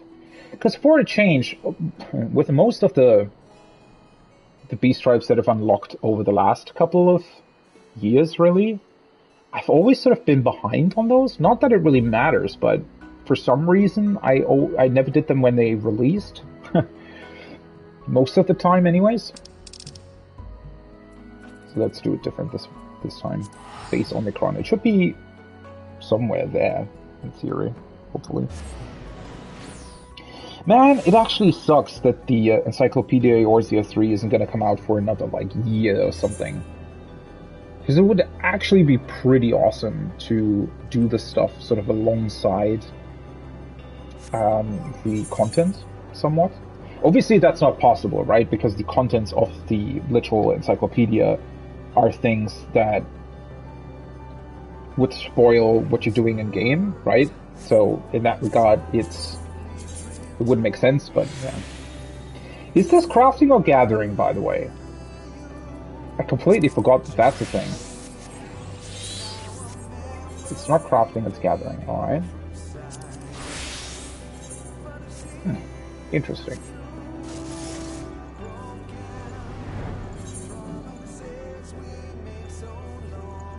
Wait, where the hell is that? Oh, right. I saw a screenshot of that. It's at the cool cafe thing structure that you're at the very end. Holy shit, there's a lot of people here. I wonder if you have to do the optional dungeon. Aren't these from the optional dungeon? Data collection and analysis in progress. Please stand by until the next replication process is complete. This is the nation that they defeated, right? The Omicrons? Last drag security protocol initiated. Any intruders will be eliminated. Repeat, last drag security protocol initiated. Honestly, big fan that they put it here. That's such a cool location for this. This unit welcomes Percival and reports that this unit is currently in the process of observing the residual energy exuded by the dead star. This unit's next task is to analyze the data and utilize it in recreating remnants of lost civilizations from the depths of Median's memories. A cultural salvage operation, if you would. That is honestly such a cool base setup to this, right? The cafe at the end of the universe. That is so cool. That's the best things that they have in Endwalker sort of combined, right? Not only do you explore more of these ancient civilizations, but at the same time, the cafe really is quite reminiscent of the one in Charlian, right? Which is, The Last Stand is probably one of the best things they did. It's like the cool thing that they did in Shadowbringers, where very often they would force you back into your living quarters, right, in the Crystarium. It was such a cool way to sort of calm you down for a moment in between all the hype story moments. And they kind of did the same thing in Endwalker with the cafe, right? There are so many quests that lead you there, and it's just such a chill atmosphere, and I love to hang out there. A lot of other people like too, by the way, and it's really, really awesome. So it's really awesome that they are doing this here too. Let's see how this goes. Apparently some Loperids will be here as well. Oh, I'm literally talking to one I didn't really jamming way. Welcome to the last Drex. At long last, we're open for business, and that's not all. This unit recommends you allow the squeaky lifeform to elaborate. Please be advised that this recommendation does not extend to other conversations. So don't listen to him usually, but listen to him this time. For one thing, we've cleaned the place up since your last visit. That counter is clean enough to eat off of. We've also recruited additional Omicrons to our cause. They have absolutely naught better to do, and are thus stationed here at all hours. Yeah, well, I mean, they were just sort of aimlessly floating around previously, right, so... I fear the lack of customer service experience may prove an issue, however, so I think it best that our first patrons be similar to the people of Atheris. Mulet have been awfully understanding of our slip-ups with the moon. To fulfill that objective, this unit has taken the liberty of ordering the replication of passively intelligent lifeforms based on data recovery from the dead ends. These lifeforms now exist as tangible simulations, much like this unit itself, allowing them to enjoy cafe services. If you orient your ocular orbs to my right, you will find Patron 001 and Patron 002 of the Corellian people. Okay, I absolutely love these tribal quests. I always want to say Beast Tribe, but it's tribal quests now. Not that it really matters, but... If you orient your ocular orbs to my right, how brilliantly written is that? Wait, isn't that the left? Oh, those are the people we dealt with in the dungeon, right? Prepare to die, traitor! I shall now obliterate your hideous helm, and your belligerent brain with it. Aren't you wearing the exact helmet but in red? Ideological alignment with the global community is the only way to restore peace. That and the utter annihilation of our enemies. You would say that, mongrel. You have long since ceased to see beyond the leash around your neck. Or perhaps it's that tasteless headwear that's cutting off oxygen to your brain. You fucks are wearing the same helmet. What the hell? The one's blue, the other one's red. You and your masters know naught of righteousness. The peace you offer is but apathy. Self-determination subjugated to the pull of the yoke. Pray that you'd last no freedom in death. So this is like essentially communism versus capitalism, right? So both are bad, but for some reason none see it. Yet the solution lies somewhere in the middle.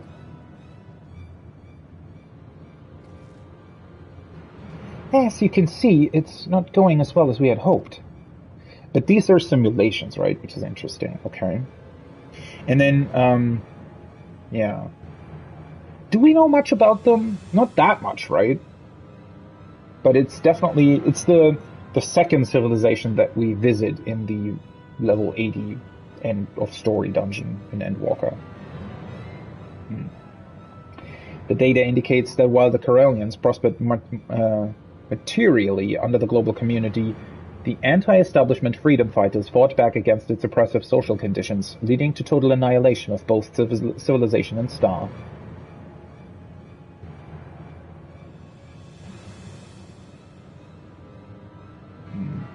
Okay, so yeah, that's kind of the problem. Oh man, these quests are already I've not even properly started them and they're already incredible. I mean, well, it's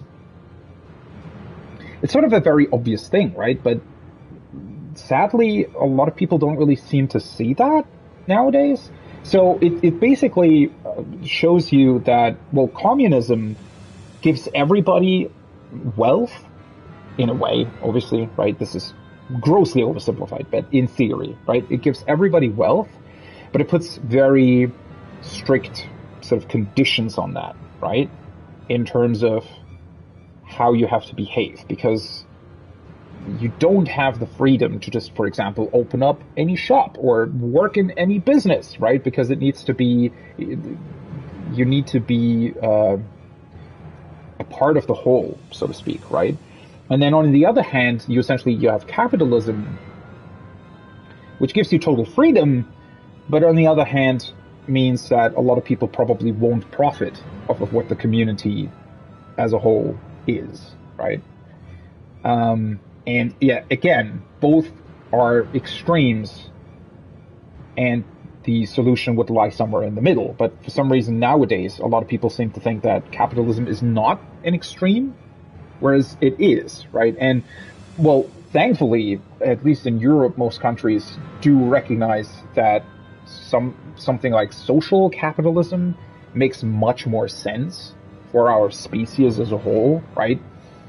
But even here, I feel like we're more often than not actually gearing towards capitalism more so than socialism.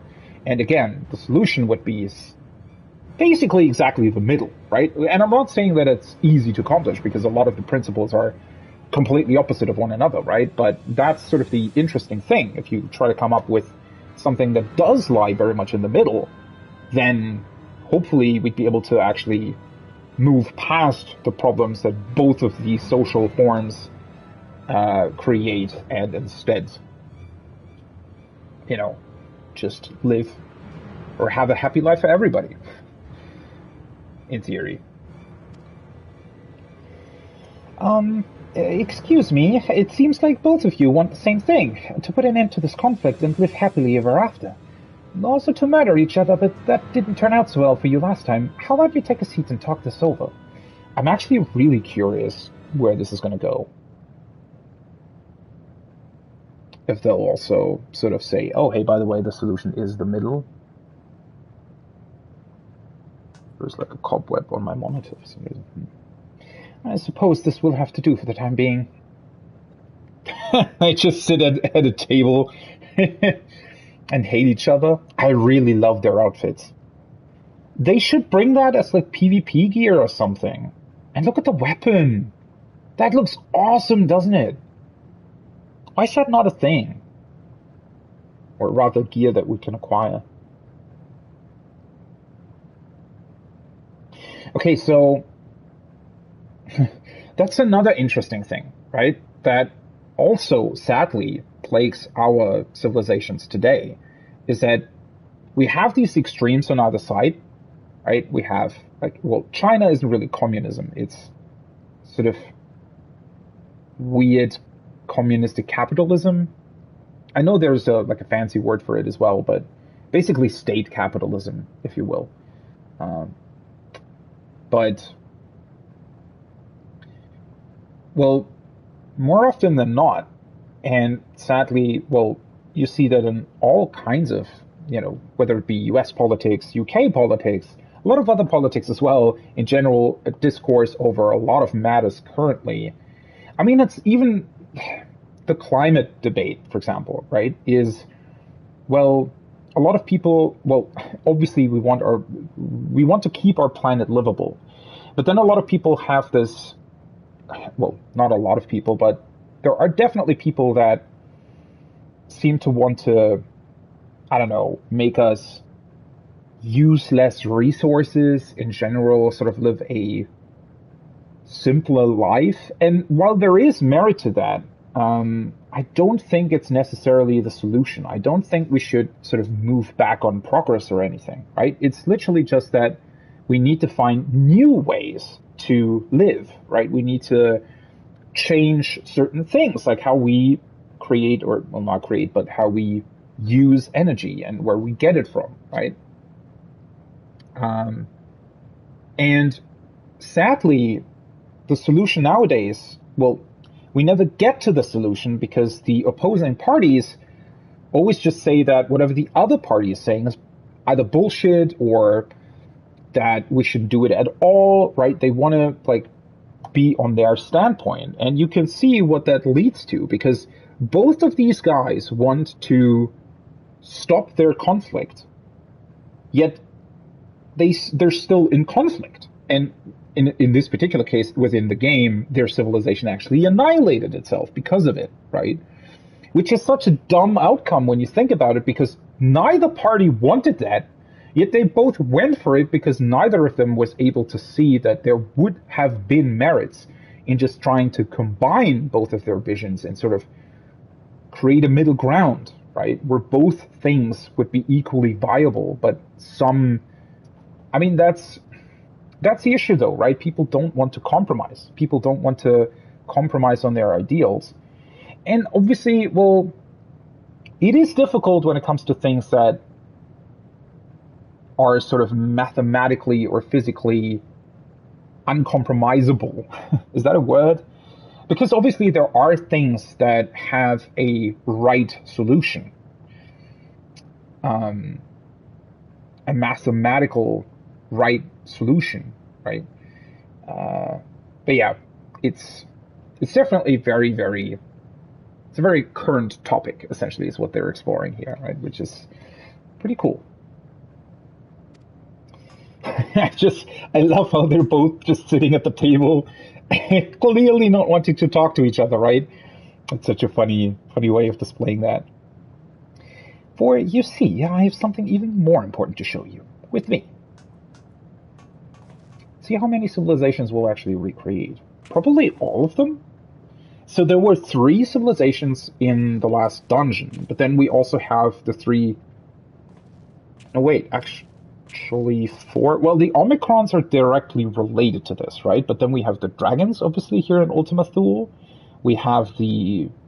What were they called? Aeons? The ones that, like, moved themselves outside of their bodies. And then we also have this civilization, which we actually know the least about, I think. The one that actually created this cafe. They were annihilated by the Omicrons, and their annihilation we could see in the... like that virtual dungeon, right? One of the optional ones. So I wonder if we're actually going to sort of look at all of these civilizations. Would be pretty cool. Can you see it? Here at the end of the universe, a new star has been born. Oh. Furthermore, readings confirm that this unidentified star is composed of dynamis. Kinda makes sense, right? With the Endsinger gone, Ultima Thule should no longer be doomed to despair. Yet what kind of star, what civilization could have arisen out of the dynamis of this place, I shudder to think. That is precisely why this unit recommends eliminating potential threats immediately. The looming specter of a hostile civilization is not conducive to carrying out current orders to live. Right, just kill them immediately, because we don't know what it is. Have you learned nothing from the Corellians? We cannot simply go about annihilating everybody who looks at us askance? Don't know that word, actually.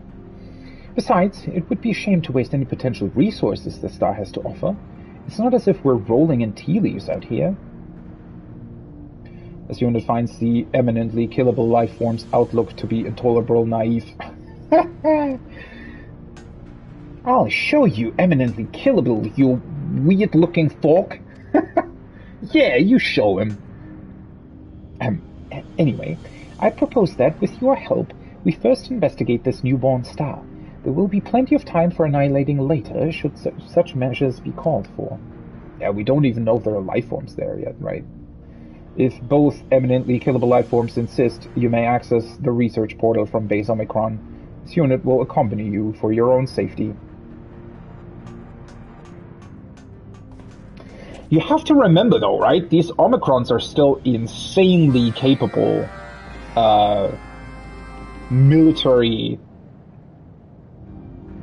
life forms.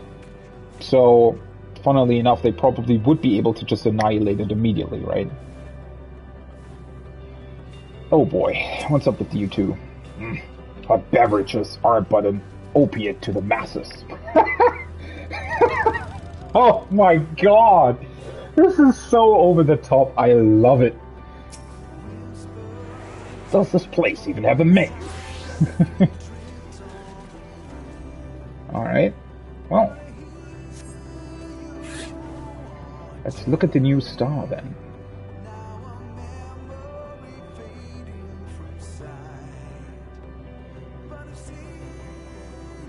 Is this where we're going? Oh, I guess we'll be transported there, probably. I never noticed that these open up and close. Huh. Interesting. Do I still have gemstones, by the way? 71. Not really. Man. I still need so many. Oh well. Gonna do that eventually.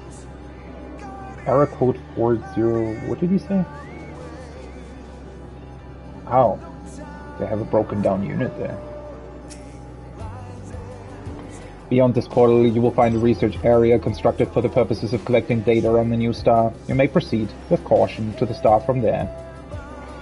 Color me impressed. By Stigma 4, that is. It's the one that made all of this. Now, look sharp, Forky. I like the name Forky. Portal to A4 research. It's gonna be an entirely separate area though, right? That's the one thing I'm not too keen about usually. Oh wait, it's not. Well, it is. But I guess this time you can still physically go here, right? Yeah. So it's just that it transports you here. Okay, that's cool though, because, well, I mean, let's see, maybe there's going to be more to this. So, the thing is just that, back in Shadowbringers, they did the, fairy, or the pixie beast tribe, right? And that led you to an entirely different area, essentially, and that area had, well, you could build it up, right? It essentially became this sort of Candyland thing. Looked pretty awesome, all things considered, in the end. But it was sort of separate, right? And you don't really go there anymore, unless you specifically want to take pictures or something. And I feel like that's kind of a shame. I mean, it's a cool area. It's cool that it exists. And it made sense in terms of the story that they were telling with Pixies, but I always prefer when they're actually doing the tribal quest sort of out in the open, right? So it's really, really cool that in Thavnir, for example, now there is this space where the Hippo Riders reside, right? And you see that from very far away as well. So that's pretty awesome. And same holds true for the Mughals, for example, right? In the Churning Mists. And the Ananta, right? All the other beast tribes that have things that actually change the map they're on. And I always prefer that compared to having, with the Pixies, there is no change on the actual map, right? It's all done in the sort of separate area that you visit, which again, it does make sense in their story, but it's a little bit of a shame that it's so separate from everything else, right? Also, somebody just said, soon the platform alarm will go off because we're over its weight limit.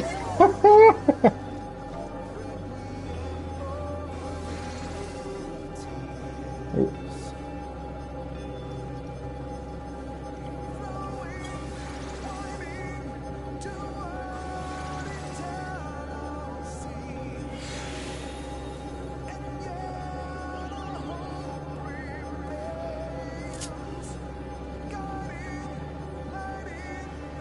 Alright, let's see.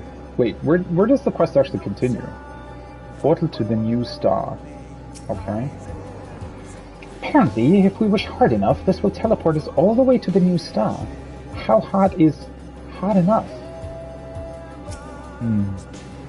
This unit has already given the order to increase the instruments and material available in A4 research. Potential enemies will not find base Omicron unprepared. Oh my god, okay. Oh yeah, they have like a cannon on the side here as well.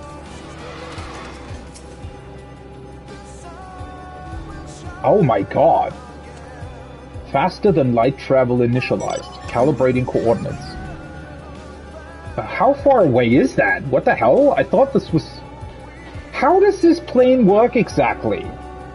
I mean, we've been told a lot of times that this is sort of... We're inside Median's kind of area, right?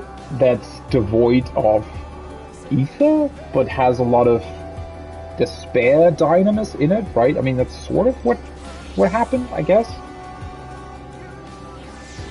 Or is this actual... I mean, in a way, it's actual physical space, but somehow through the effects of dynamis and whatnot, things have been recreated here in a way. But we are still, theoretically, to an extent, in a physical location in space.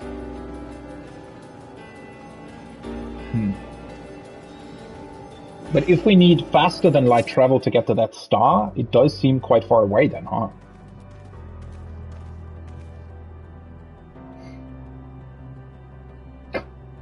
Maybe I should have changed my headgear for this. Although, well, in theory, it probably makes sense. It's just an empty place. Holy shit.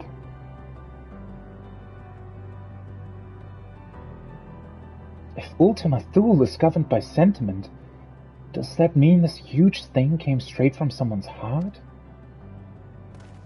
Initializing scan of planet surface and core. Well, not necessarily from someone's heart, more so everybody's heart, right?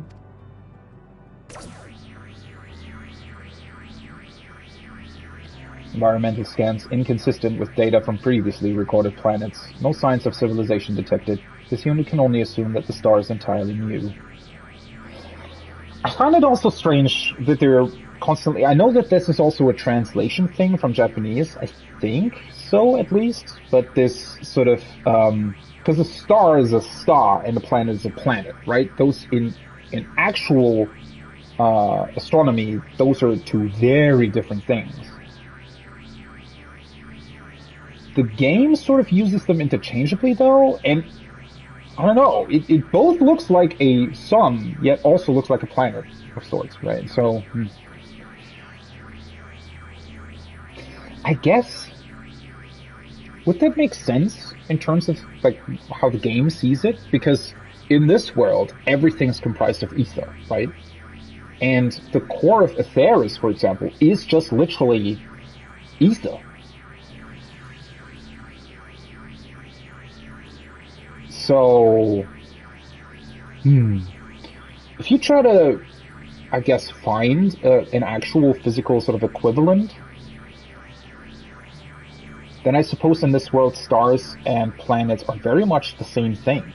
It's just that stars are probably a more dense ether that sort of radiates outwards and doesn't really have a surface, like a sun, would just be a giant ball of ether that emits energy. Whereas Aetheris, for example, is essentially a cooled down version of that has an outer layer of materialized ether. But the inside would hypothetically still very much be the same, just with potentially other what's it called? Potentially other sort of attributes attached to it, right? So maybe less dense or less hot, or actually very interesting when you think about it like that. I don't know if that's actually what they intend to tell us here. Don't know if that's how it's supposed to work within this world, but at least to me it would make sense. Unlike anything seen before. I love how they're scratching their head. Emergency alert from the last Rex. Okay. This unit will now transmit directly from Stigma 4. Emergency alert. Customers designated Patron 001 and Patron 002 resisting delivery of sustenance. Weapons have been drawn. Please advise. Resisting? What in the world did you serve them? As proposed by the flea-ridden manager, staff first attempted to provide patrons with locally rendered carrots. These were rejected as not food. Why would you give them carrots again? Carrots are food, though.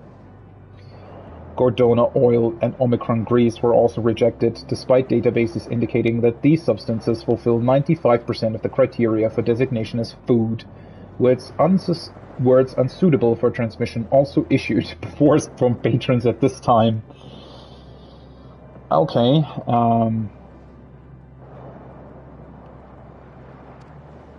well, what are they eating then? A torrent of verbal abuse activated the Gordona's Guardian's moderation filters, causing it to set weapon systems to purge. All remaining units have withdrawn behind available cover. That actually sounds pretty bad, honestly.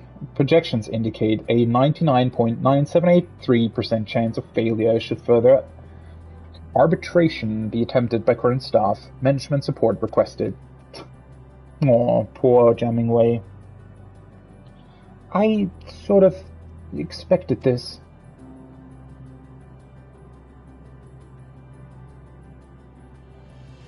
After all, artificial carrots just aren't right. Where's the fresh and juicy crunch? Where's the slight aftertaste of dirt?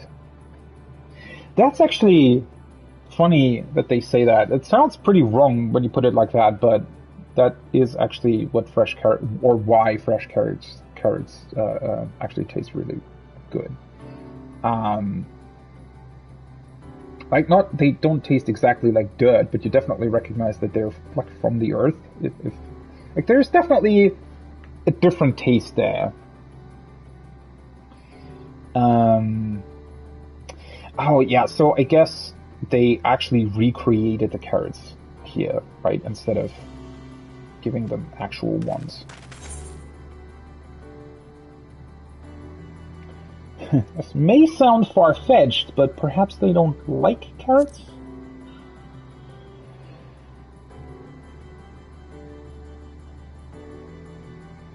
I don't know why anyone would bother putting other things in their mouth when there are perfectly good carrots lying about, but very well. I suppose we'll need to concoct some sort of nutritious admixture. Data indicates that cultivation prospects in Ultima Thule are abysmal. To manufacture ingredients would require a dedicated production plant. Well then, let's build that. Given the fate of our aforementioned carrots, that simply will not do. But what of this new star? Could it not be used to cultivate the fresh culinary ingredients we need? So what, we're gonna build a production plant here? What is that? Alright, another new emote incoming, I guess. Ah, I can see it now. Our customers' contentment upon tasting the most delicious and nutritious cuisine they've ever had. A sight should delight me as much as 100 carats of happiness at least. Oh boy, so we're basically building up their supply depot here? How is that happening again? I mean, again, I'm very for all this. I absolutely adore The Last Stand. And I thought it was pretty cool that the Hipporitis expanded into food delivery as well, and actually have a restaurant at their place. We're building another one, though. At the end of the universe this time. Alright, I'm here for it. Oh. Wait, can we just create this through the power of Dynamis?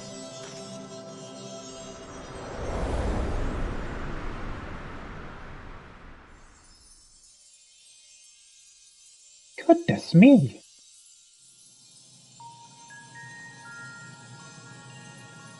I guess this would be creation magics, but for Dynamis?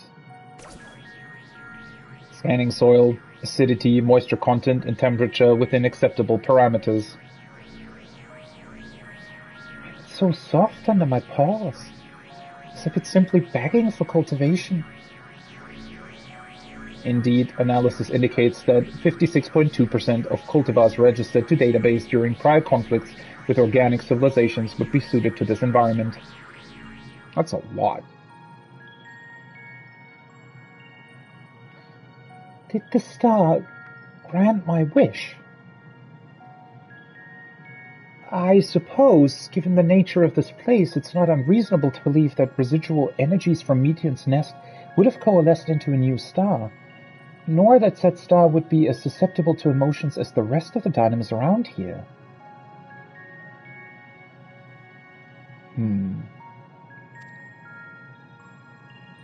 This theory is excessively convenient, but the data does not contradict it. It is very convenient indeed. Your ability to insult me even when we're in agreement never ceases to amaze. Fortunately for you, I have better things to do than bicker with the buckets of bolts right now.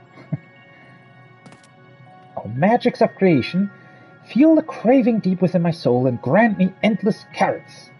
Oh boy. I don't think it actually works like that, though.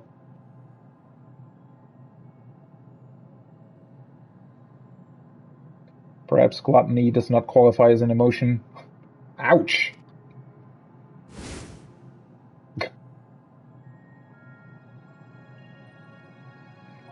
Barker, yet my hopes for the cafe do, apparently. Unlike my, however sincere visions of carrots specifically, that intangible hope for a potential future took form as tillable earth, in which case perhaps the joy of as yet unrealized possibility is the key to success here. Thus shall we call it Elysium, the joyful land where our hopes may come to rest. Wow.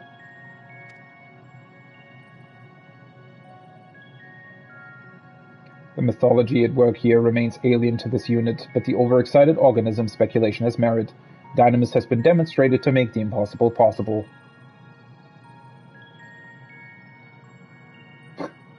That was a cute smile. However, the data also shows that it lends itself as easily to ill as to good. If the beings of Ultima Thule succumb to despair once more, the consequences will be dire. This unit does not even need to run the calculations to be sure. Ow. Oh boy, my carrots. Oh my god, they're so cute. I forgot all about the customers. We must attend to them with all haste, as they warp the nature of the star.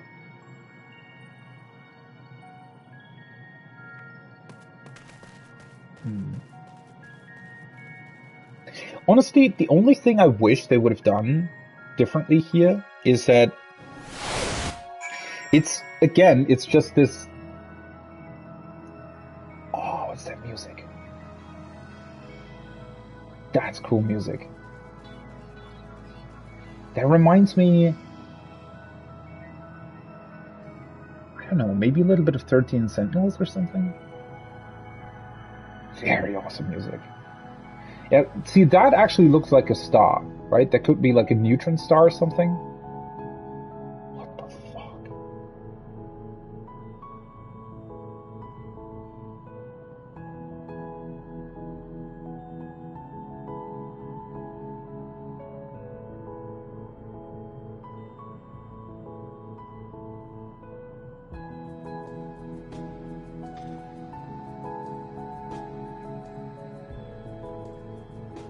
I did not expect that they would be able to make the song even better than it already is. Holy fuck. I want to have this orchestrion role.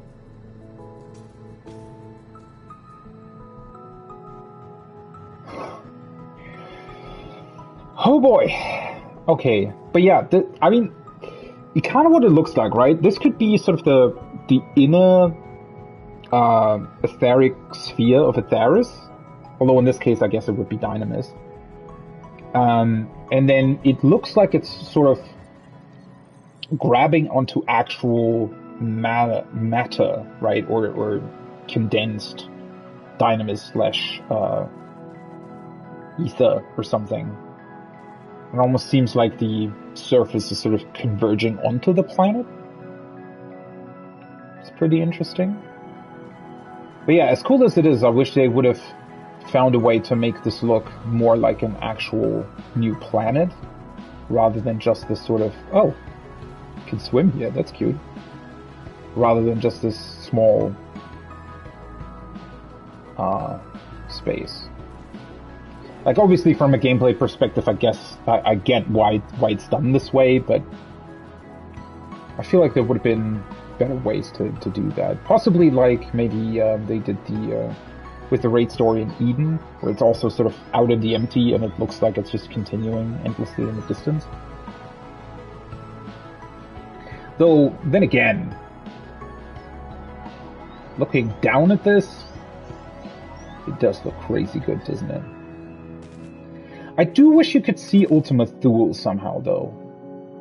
Because, I mean, you can see the star from Ultima Thule, right? Though that might be more due to its brightness, more so than anything else.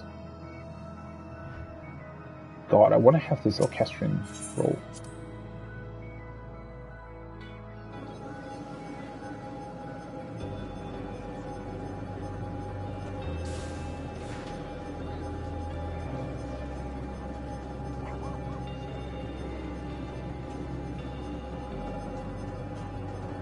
Okay.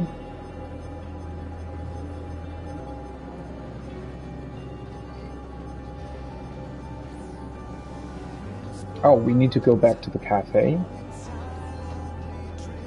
Wait, that's strange. So they give you a portal back to base Omicron. Ah, and this is the... Okay, that's interesting. So you can both go to the Last Dregs and to base Omicron? Interesting. Transport unit.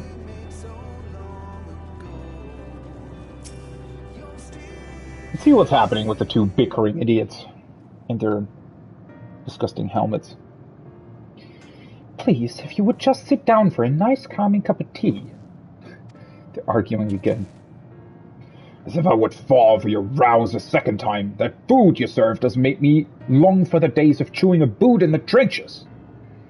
Deeply though it pains me, I must agree. It was the least palatable vegetable I've ever eaten, wartime or no. If I die, my blood is on your hands. Okay, so... So are you telling me that they now actually bonded over the fact that they dislike artificial carrots? Heavens, we can't have that. We wish only to satisfy our customers, to bring them joy so that they may never again fall to despair. What dishes would bring you joy, if I might ask? Everything we typically eat, from beans to beef, is manufactured according to specifications that I could not begin to guess at, but it would take anything even approaching normal at this point. Perhaps a Sil'dihn to cleanse the palate of that horrid oil. Did they actually eat... Oh my god. As long as there are none of those genetically modified locks in it this time. Oh my god. Oh boy. They are really hitting all the political things here, aren't they? So one of them is against genetically modified stuff. Oh my god, this is so great. This is so absolutely over the top, and I absolutely adore and love it. I see 2 salads with completely organic ingredients coming right up. How soon your paltry grey matter forgets there is a dearth of produce in this corner of the universe. Even on the new star, seeds will require time to grow. Oh, but surely you can do something about that. I can. You are a miner, are you not? Well, I'm also a botanist, which would probably fit this situation better, but whatever. Surely there must be some manner of edible flora around here, inconspicuous though it may be. I dare say local ingredients are something of a conversation starter, so that could be the next step forward. Next step toward our patrons resolving their, differences. Wouldn't that be lovely? Sure.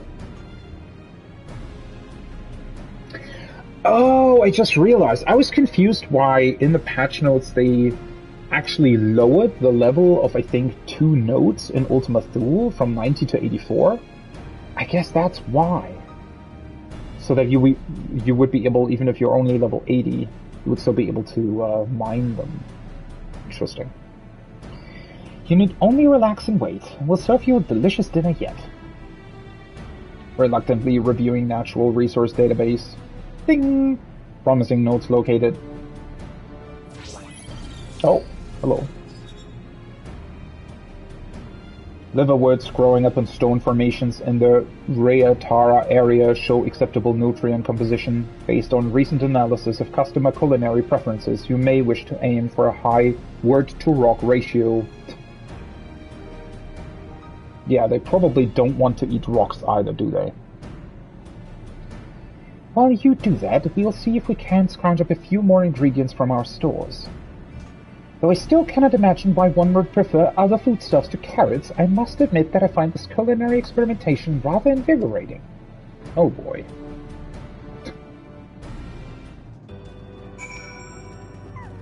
Alright. Mine sprigs of willed liverwort near Rayatara. Let us do that. Is that far away? I guess I'm just gonna port that.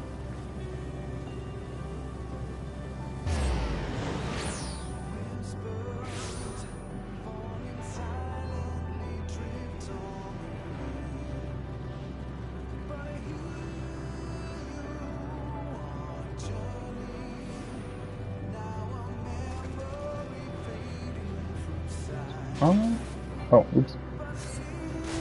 I always forget that you stay on your mount when you teleport. Wild liverwort. So I just need to get 3 of this? Well, that was easy.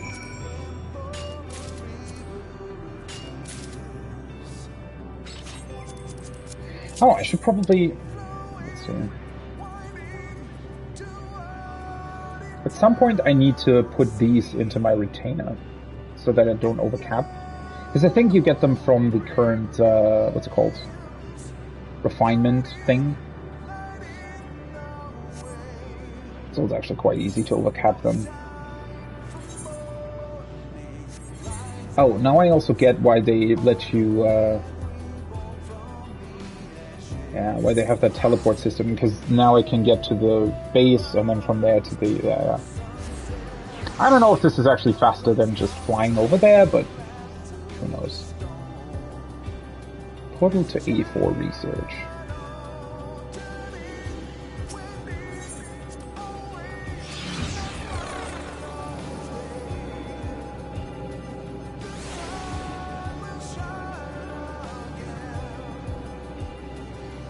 And then over here. Isn't complicated at all.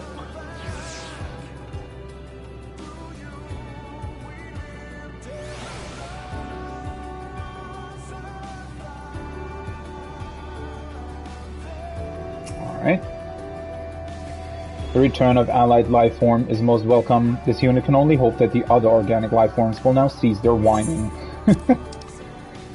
Well, yeah, let's hope for that. Quality and quantity of provided ingredients exceed expected parameters. Yours, maybe? I knew he would go above and beyond. Now to put these grains to the test. See what they can cook up with that. This looks so ridiculous. Both with their dumb helmets. And that looks kind of weird, honestly, for Sil'dihn. Needless to say, I fear for my life, but now that you've gone to so much trouble, I suppose we should try it. Wait, why are you still fearing for your life? astoundingly robust spectrum of flavor and texture. I was unaware that food could possess such pleasant complexity. Mass-produced dishes pale in comparison.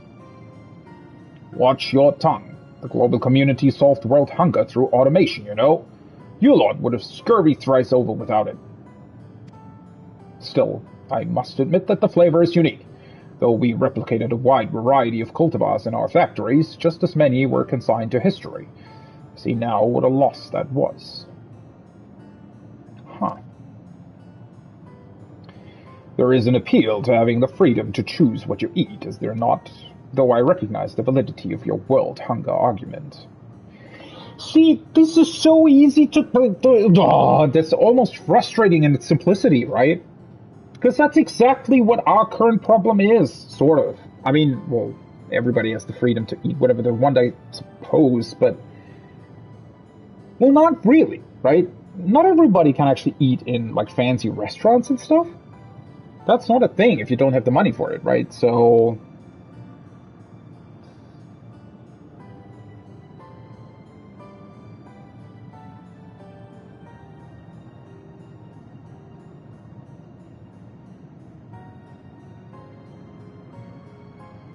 I don't know. It's definitely a very interesting look at, right? As I said, it's definitely a lot more over the top than what we have. Like, even in China, you can choose what to eat, right? But it does display issues there, right? Sort of the satisfying everybody versus having the freedom to choose. Or satisfying everybody in the sense that everybody has something to eat. Perhaps there's room for both perspectives at this table. As this peculiar waiter observed, our haste to elevate one at the expense of others has not served us well in the past. Odd words to hear from a freedom fighter, but not wrong. That's the spirit. I'm certain you two have plenty in common if you're willing to hear each other out. In the meantime, why not help us with the gardening? Release some of that pent-up energy that has you shouting at each other all of the time. Think about it. It's honest, non-violent work, and the more you grow, the more new flavors you can experience. We have a patch of land on a new star that has your names on it. Well, your patron designations, anyway. What do you say?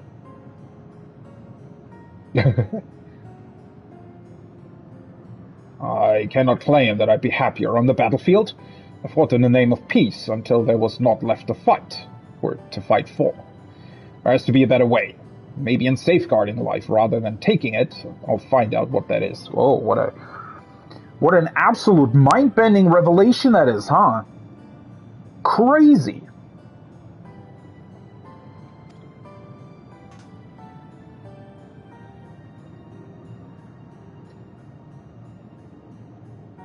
What are you thinking so long for? Just do it, man. I hesitate to align my ethos with that of a global citizen. It is true that we now have the freedom to choose a better future.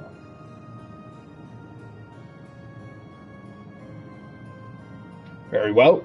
I shall put down my arms and travel a different path this time around. Then it's a truce. Let us plant those vegetables. Great vegetables. Oh my god. Oh yeah, we just ended World War. Let's plant some vegetables. Right, that's the spirit. Ooh, I smell hope. It smells like carrots of happiness, if you were wondering. Perhaps Elysian can smell it too. Jammingway still asking for the carrots of happiness, it seems. Inconclusive and 80% nonsensical, however, possibilities resulting from this unlikely alliance approach the infinite. Suppose that means we'll have to go and see for ourselves. Come along, patrons. So I guess the star will have changed now?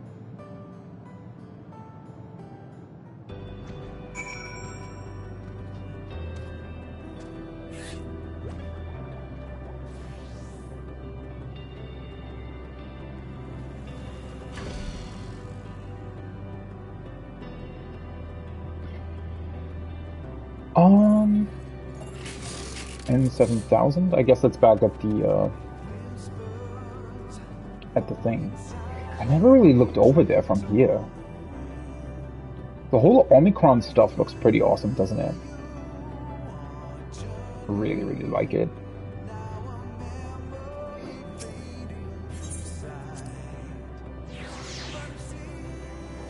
I wonder what they're actually going to do with this, right? Because obviously the story that we're currently doing as the MSQ and also potentially in 7.0 and moving forwards, it's definitely still going to be tied to Viserys and just in general, you know, continue the main story, right? So I've always been kind of wondering what they will do with these otherworldly civilizations now. Because they are still tied to us, right, in a way. I mean, Omega certainly is. Midgard's armor is as well. Despite the small yet statistically significant chance of their being greeted by hostiles, the naive lifeform has sent Patron 001 and Patron 002 ahead to Elysion. This unit suggests we make haste in confirming what effects, if any, their emotions have brought on the star.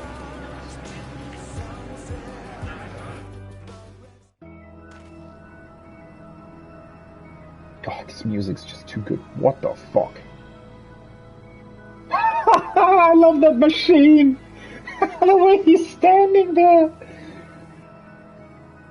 That looks so ridiculous with their helmets on.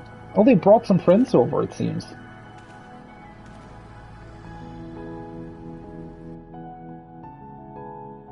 So that's a fucking sprinkler. Okay. This actually is a production facility, or food production facility.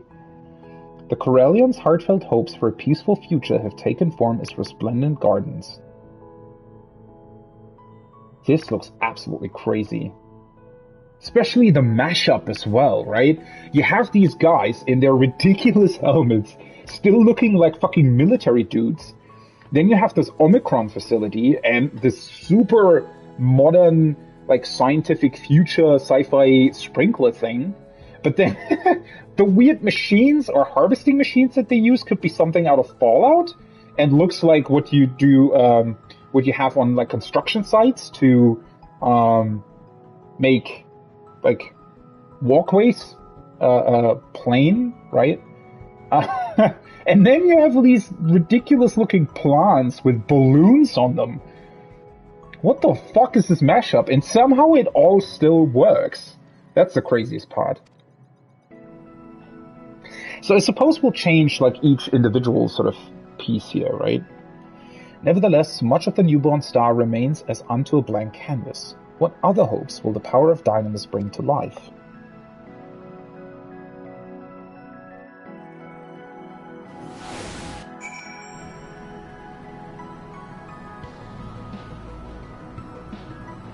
Yeah, these machines look...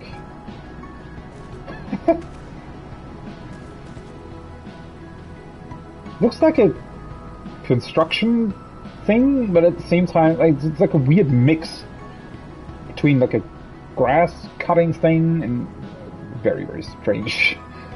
But I like it. This looks absolutely crazy. And with their weird helmets, just look at the size of it. It's not the size.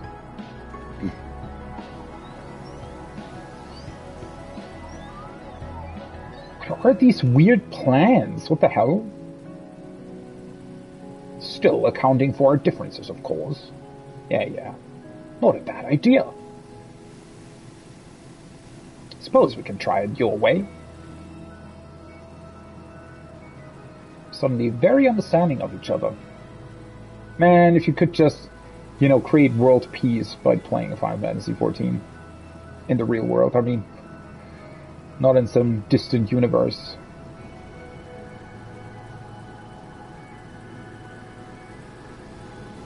That should do it. Are you quite certain?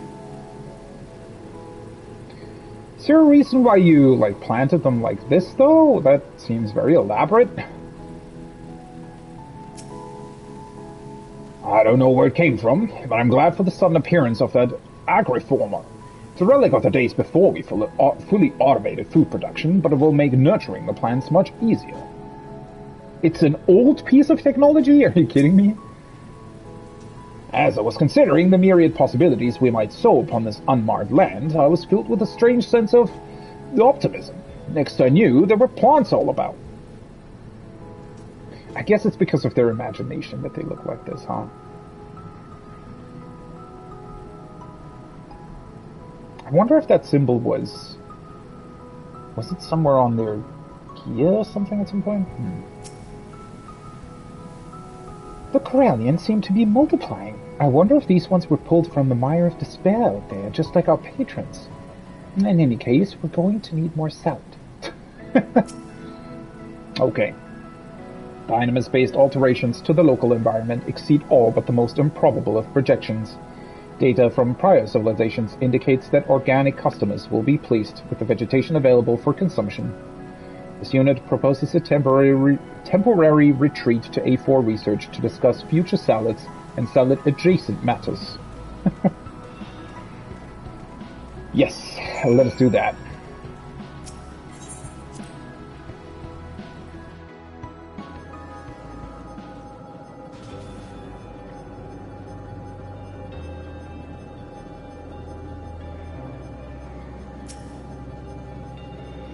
All management units are present. This unit will now run multiple cognitive simulations of the last Drek's future. Okay.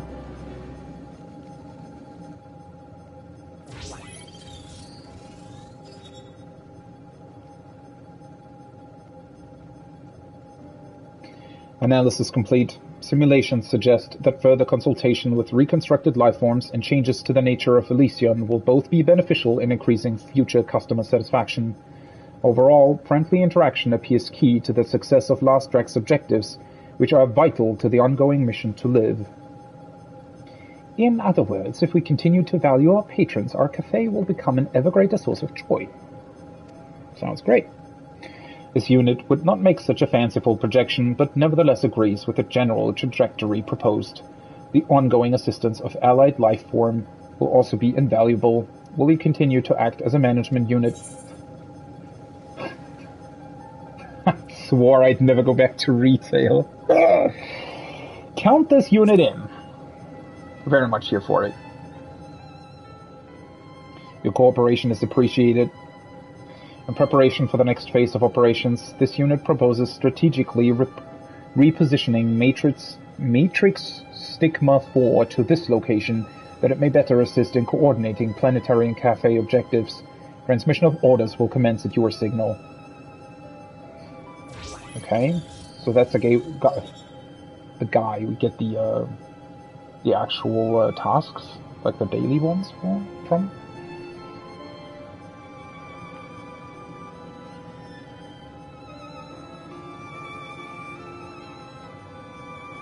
Hi there.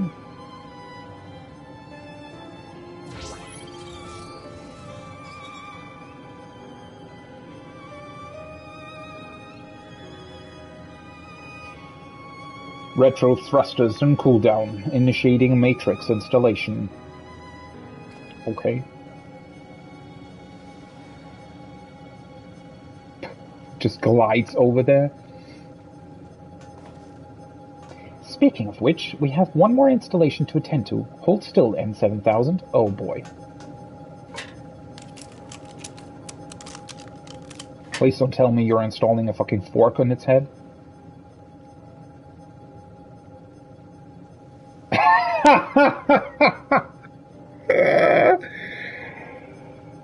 Beautiful. Just beautiful. Perfect. Now I can tell which Omicron the insults will be coming from. It also signifies your role in this operation quite well, does it not?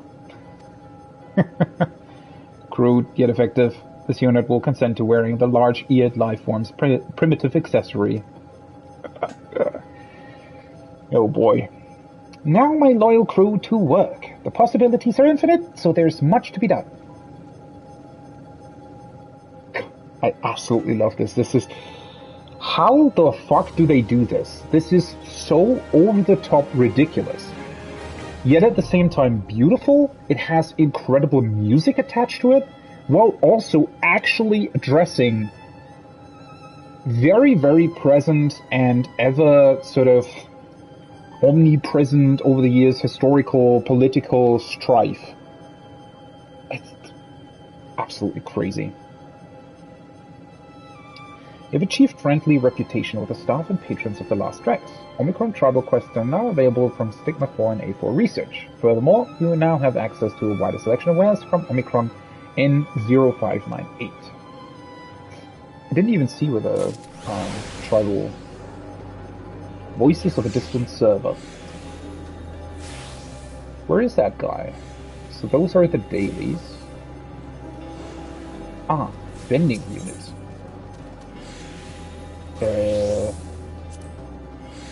As one small part of the ongoing mission to live, this unit stocks material useful to a variety of life forms. May this unit recommend the Gold Salmon Roe. What?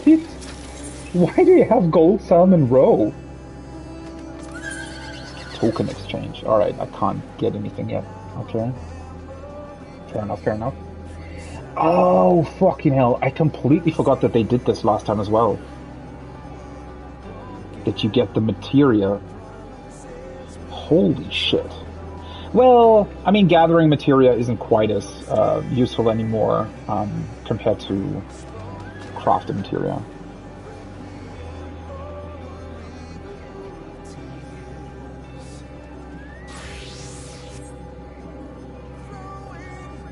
Oh then. Let's see. Reputation. Endwalker. Omicrons. 510. So is that 3 days worth of quests or less than that? I always forget. Coffee talk. That gives 60. Whoa. Wait a second, that's... Really? 180. So it's 3 days. Yeah. Wait. Through 24. No, it's more than 3 days. Strange. Okay. Well, whatever. Coffee talk. Alert. Request received from interminably shrill manager demanding Corellian patronage. Organic life forms require regular intake of fluids to maintain vital functions, so the recommended course of action is to ask them to meet their basic needs at the Last Dregs.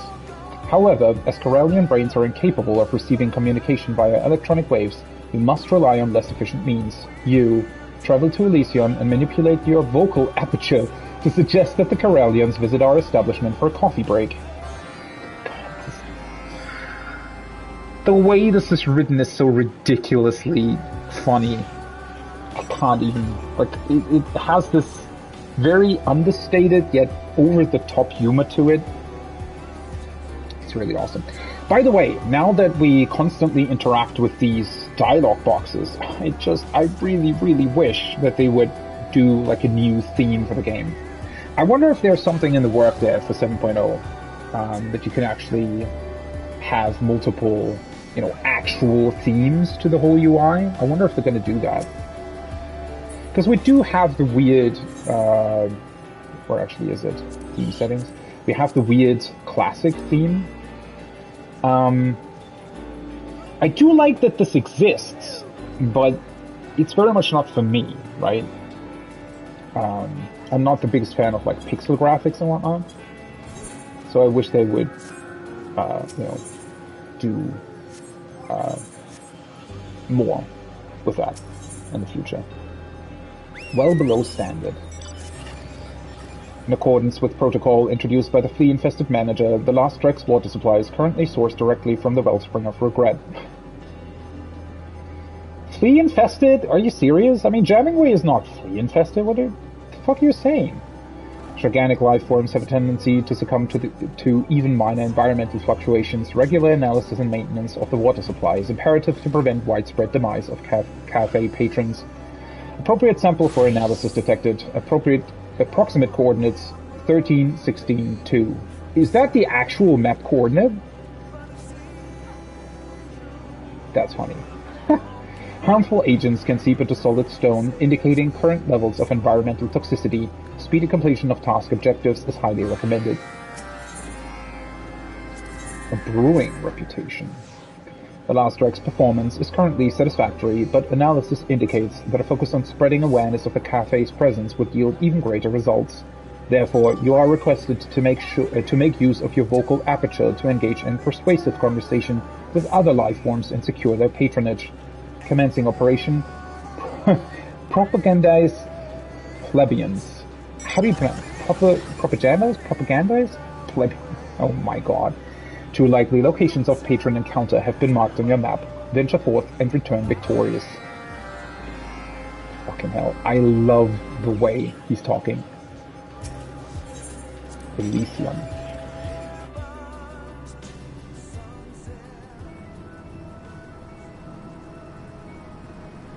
Wait, there are rocky outcrops here? Why is that a thing? I guess some quests require you to mine something here. Industrious freedom fighter.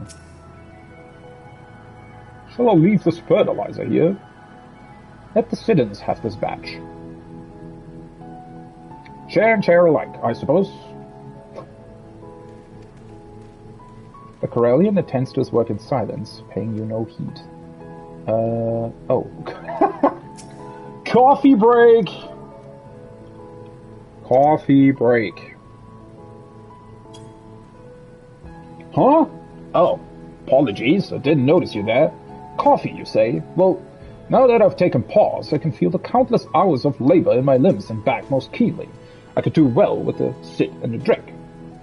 By the way, have you invited that tyrant from the global community? Not that I care if he works himself to an early grave, but it would have consequences to the work we've started here.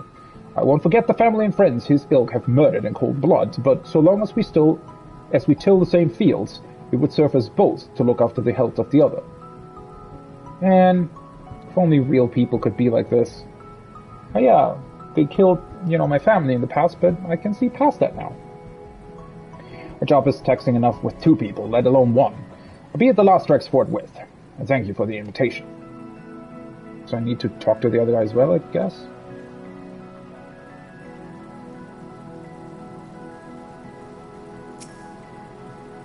Farmers' work never ceases. The quality of the soil, the composition of the fertilizer, and maintenance are but a few of the countless problems we must tackle daily, if you come to help. Not exactly. You need a coffee break. I wish we could scream that at him. A break? Well, it has been some time since I've had a proper rest. Life of a farmer and all. Speaking of which, did you invite that scoundrel from the freedom fighters? Not that I care what his business is, but he's been working as tirelessly as I, if not more so. It wouldn't do either of us any good if he keeled over suddenly. I love how they care for each other, yet still say, oh yeah, I don't care for him, but, please look after him. I must admit, at first I had my reservations about working alongside my sworn enemy. Yet in our time working on the fields together, our sides swinging almost in unison, the animosities of the past seemed to melt away. Anyway, you say there are beverages at the Last Rek's. I could certainly use a drink, so I shall be there shortly. These guys, man. Alright. First task done.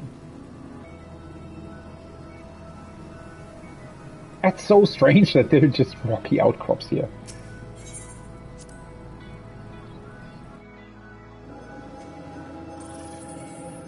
Alright. Stigma 4.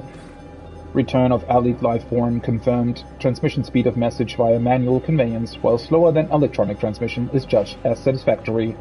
Wait, I could talk to you over a link, Pearl. Why do I always have to return to you then? It is difficult to determine whether the Corellians will erupt into open hostilities or are simply performing some manners of unique mating Yeah, sometimes you wonder, right? Maybe Putin just wants to fuck the Ukrainian Prime Minister, right? And that's why he's against gays, because he's gay himself. Probably. I kind of want to believe that that's actually the case. That would be hilarious. Please provide organic insight into this matter so that potential issues may be identified and summarily dispatched. Analyzing report. Disparity in ethical values between the two workers does not pose any immediate danger to the greater cause. This concludes your duty. Receive your compensation and await further work orders.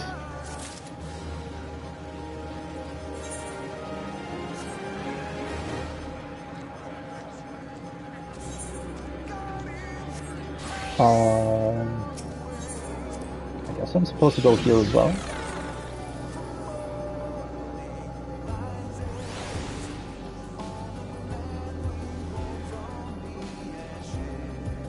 Oh my god, I'm just... I still have the stream open on the side of Sphere. They seem to be struggling hard on Criterion Dungeons. That's really, really interesting to see. And the cool thing is, so I guess the Criterion Dungeons also have 12 endings, potentially.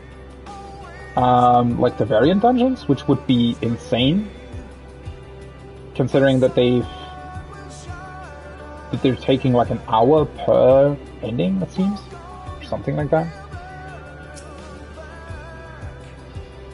To further current objectives, all Omicrons have been informed that the Last Rex is open for patronage. Several units have already been deployed to lend aid to operations. Is your current request in regards to wait staff or patron insufficiencies? Retracting previous query in interest of efficiency, this unit will offer its services as needed to simulate the appearance of a successful small business. Great! Love that.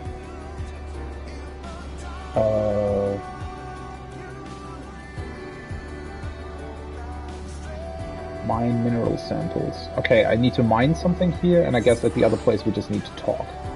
Fair enough.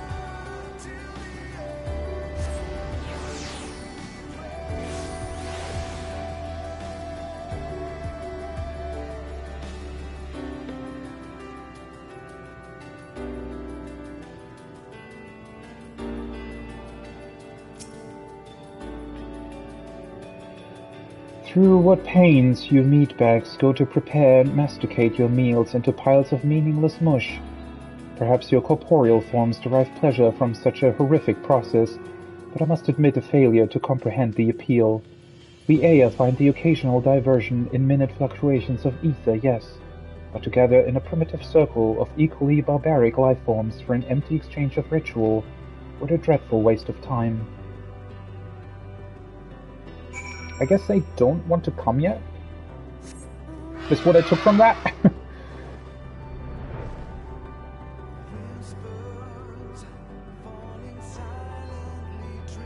Alright. Fair enough.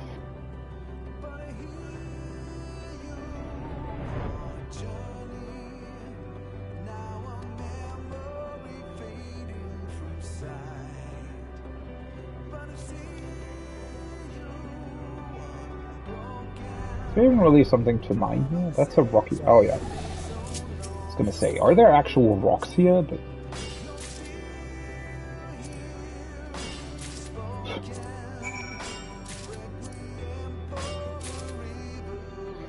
Alright. Well, what's the fastest way to get back there? I guess still just teleporting here. I don't know what it is about Ultima Thule. In theory, this map isn't really that much bigger than other ones. It's just... like, stuff's a bit further apart, and then also, well, I guess it's just that you fly through space, whereas on other maps you actually fly over the map, right? So you have more of a sense of progress and can actually look at stuff. Return of Allied courier confirmed. Requesting detailed report with deliverables. Here you go. Analyzing delivered materials. In accordance with pan-galactic sanitation standards, the purity level of the water source has received a grade of B. In contrast, Alphatron water can be instantly synthesized to exceed a grade of A by all accepted standards. The foul-smelling manager's insistence on natural water is conclusively illogical. However, so long as its provision does not hinder current work objectives, B-grade water meets minimum safety standards. Receive your recompense for this task and await further and future instructions, perhaps while imbibing some technically non-toxic liquids. Yeah, I shall hydrate, shouldn't I? Man, I love how they've written this. Propaganda's plebeians underway, requesting detailed report of mission objectives. Success rate unsatisfactory. Persuasion must continue until custom improves. This mission will never cease so long as lifeforms remain who have yet to hear the name The Last Dregs.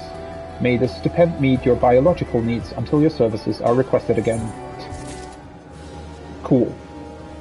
Alright. Well, that's the Omicron's done for the time being. Let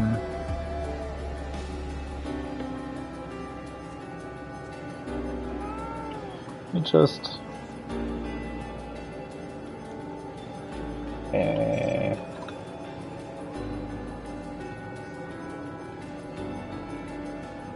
write that down.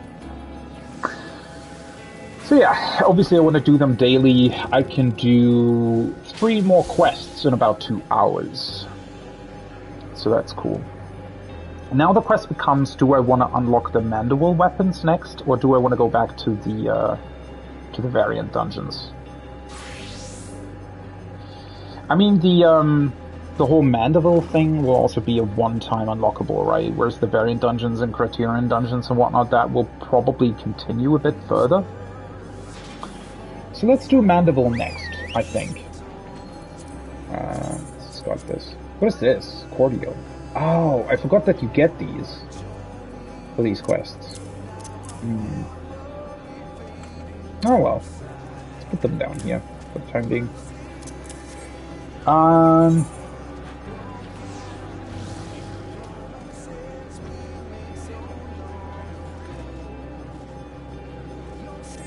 Yeah, let's go to Ratzatan and continue with the Hildebrand quests. I wonder how they're going to do that with the whole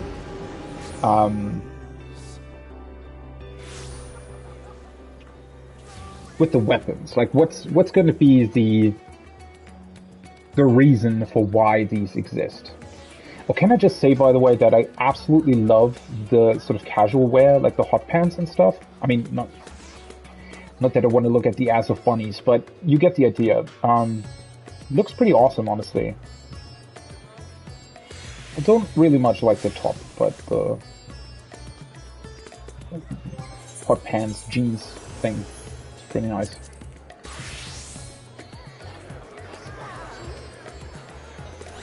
I wonder how many people will see with the new detective look. All right, Nashu, what's going on? Luna conspiracy. Oh, I completely blanked out on that. Hildebrand was actually taken by aliens, wasn't he? Nashu awaits your approach like a butterfly poised to set off a hurricane. Oh god. I have a new lead, and just as I promised, you're the first to know.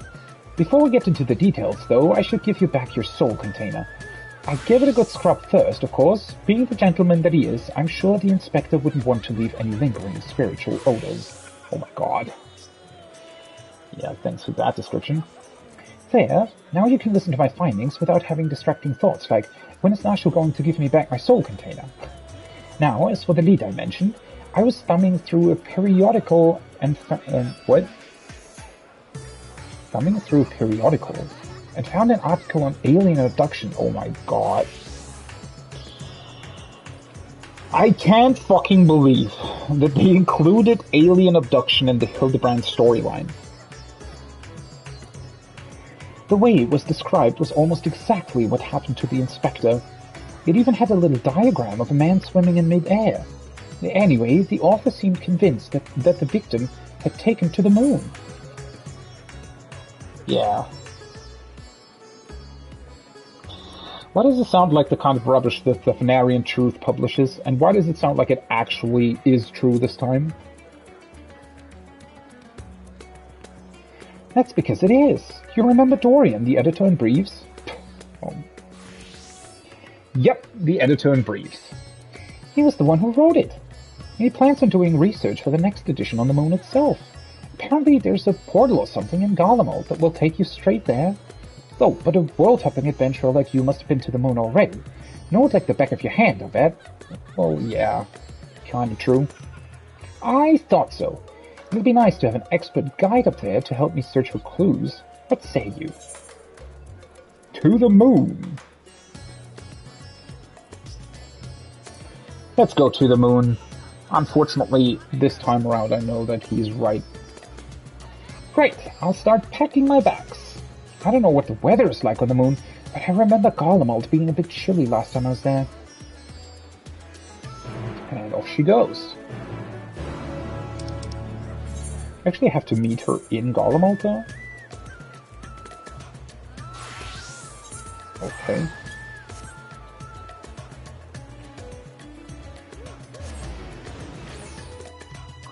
Okay, so people in Novice say that the first stage of the relic this time around costs 1.5k poetics, which is, funnily enough, 500 more than last time. I wonder why they did that.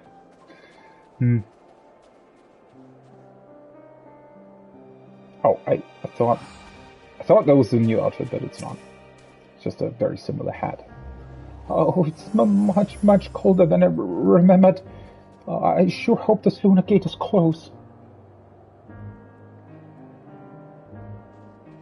The Tower of Babel. You mean that big spiky spire? Yep, the Tower of Babel. That's what I was talking about. Well, we definitely shouldn't get lost on the way there. Let's get moving.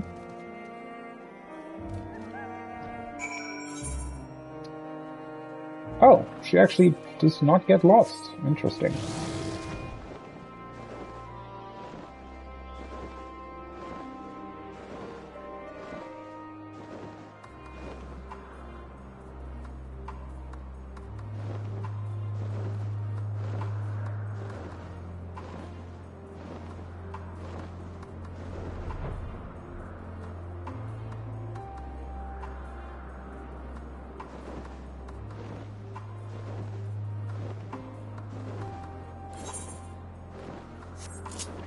Well, at least it's going to be another thing that I can spend my poetics on, right?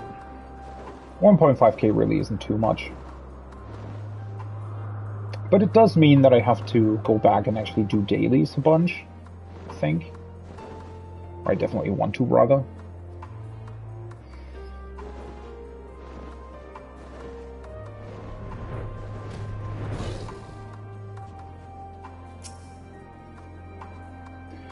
So, this thing will send us up to the moon, just like that. Courage, Nashu.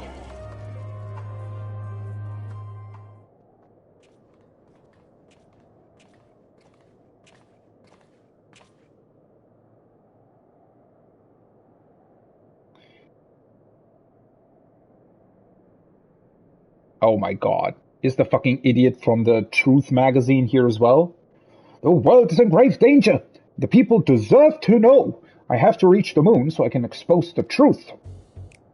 Who's he even talking to? Oh, Lintus Arrow. Oh, they're still here?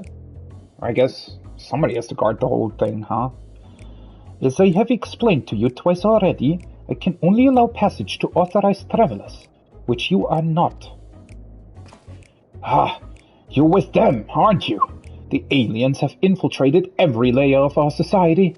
Oh my god. Can somebody shut this guy up? What in blazes are you talking about? I'm Dalmascan, born and raised.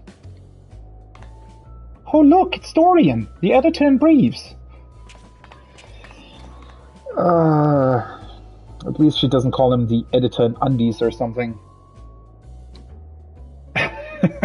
Oh, his name wasn't even Dorian, I didn't remember. That's Dalian, editor-in-chief. Thank you very much. And you were friends of the abducted, I believe.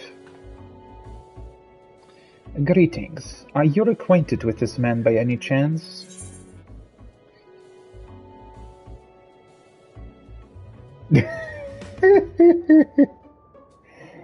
These are both good. He exposited in my direction once. No, nor am I affiliated with him in any way, shape, or form. I don't know who that fucking idiot is. I wouldn't think so. He doesn't seem the kind of company a hero like you would keep. But aren't you forgetting that whole conversation we had with Dorian back in Ratzat-Han? She still calls him Dorian. Fuck! Shut the fuck up, Nashu! Play along, will you? As in, Slayer of gods, savior of Ishgard, liberator of the provinces, stealer of pans! Wait, what? Where'd you get that last one from? How did I fail to recognize such an unbelievably famous individual? The fuck? What? Stealer of pans? Have I ever done that? I hope not. As a champion of the people, you have a duty to lead us through this fact-strangling checkpoint. We cannot let your comrade's abduction go unsolved. He needs you, and the world needs my next article. Sure.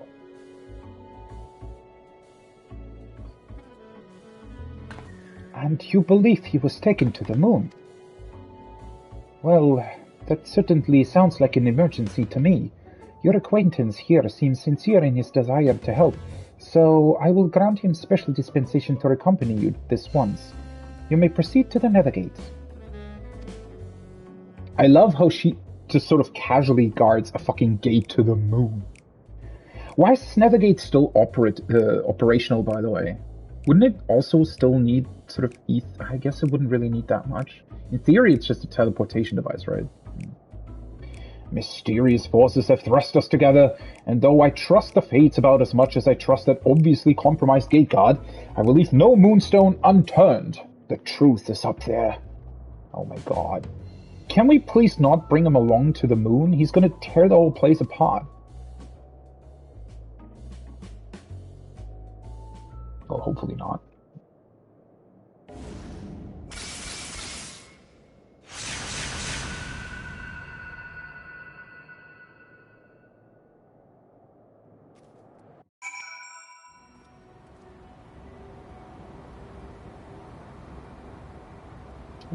Kind of dusty at the moment. What's going on with everybody's outfits?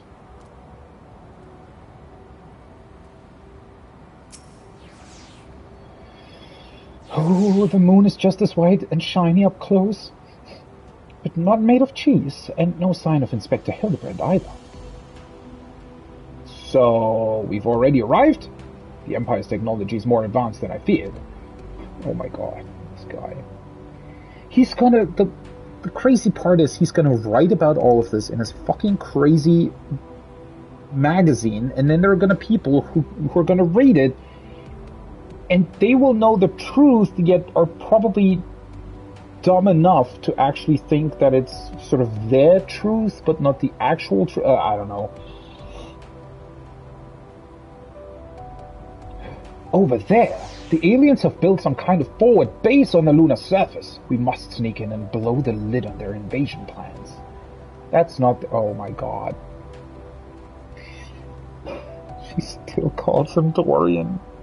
Looks like Dorian has a lead. Come on, we should follow him.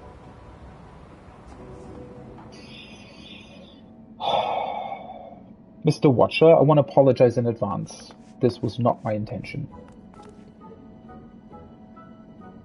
Aliens! Honest to God, aliens! I never expected them to be so tall. Or so small and bunny-like. I actually have the voice in there as well. Welcome. If I had known I was receiving so many visitors, I would have sent for more tea. That voice, speaking inside my head. I don't know the words, but the meaning is clear. Are they wielding psychic powers to try and brainwash me? You're all right there, friend. Need help with anything in particular? And this one speaks our tongue fluently. Learned it from your Sharlayan collaborators, I'll wager. Oh fuck, he knows about that as well? Don't you think you'll fool me? What with your adorable bunny nose and silken ears? I'll print the truth before you arrive to beguile my fellow men. You're one of Oriange's friends, aren't you? I'm not sure who or what put such odd ideas into your companion's head, but would you mind setting them straight for me? I wish I could do that.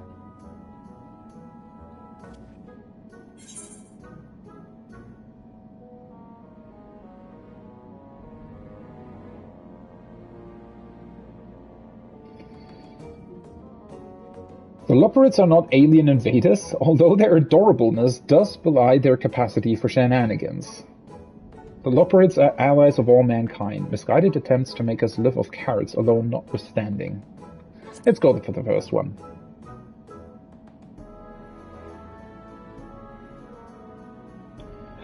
They got to you, didn't they? I suppose I shouldn't be surprised. I've heard the rumors about the disbanded Scions of the Seventh Dawn.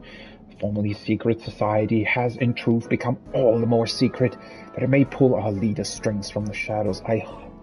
I fucking hate how accurate he is with his dumb babble. Don't listen to babble, Marshall. Hold it right there, mister. I won't stand here and listen to you slander him or this lovely bunny any longer. You better not libel them neither. I actually came in search of Inspector Hildebrand, a dashing gentleman who we think was brought here by a shiny flying saucer. You wouldn't happen to have seen either of them around here, would you? I'm afraid I have seen neither. Long was it my duty to keep watch, but as the need for constant vigilance has since ended, I have grown accustomed to idleness. It's rather refreshing, really. Anyway, perhaps the operates may have observed this man or his abductor.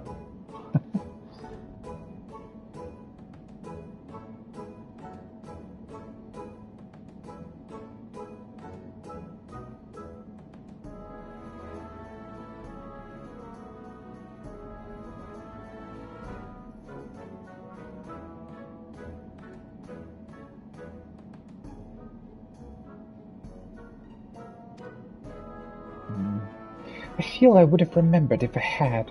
The others might have seen something, though.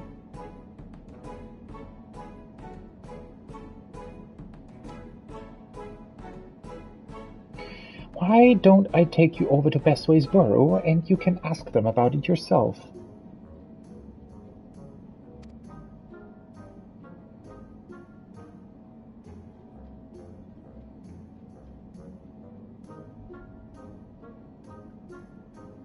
Sounds like a wonderful idea. Please lead the way. I'm sorry, I'm just on the side sort of reading through what people are writing in Sphere's chat.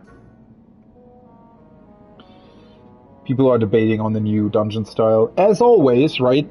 People aren't even through them. There's going to be guides and everything, and already people are complaining, oh, they're too long and trash respawns and whatnot. That's the whole point of them, right? I mean, it's awesome that they apparently are quite a bit more challenging than what we assumed they were going to be.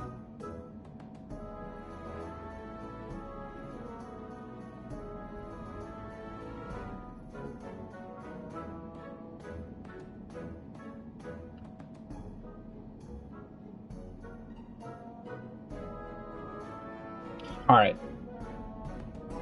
If nothing else, getting an eyeful of the facilities we'll build for the benefit of mankind should help reassure your suspicious friend there.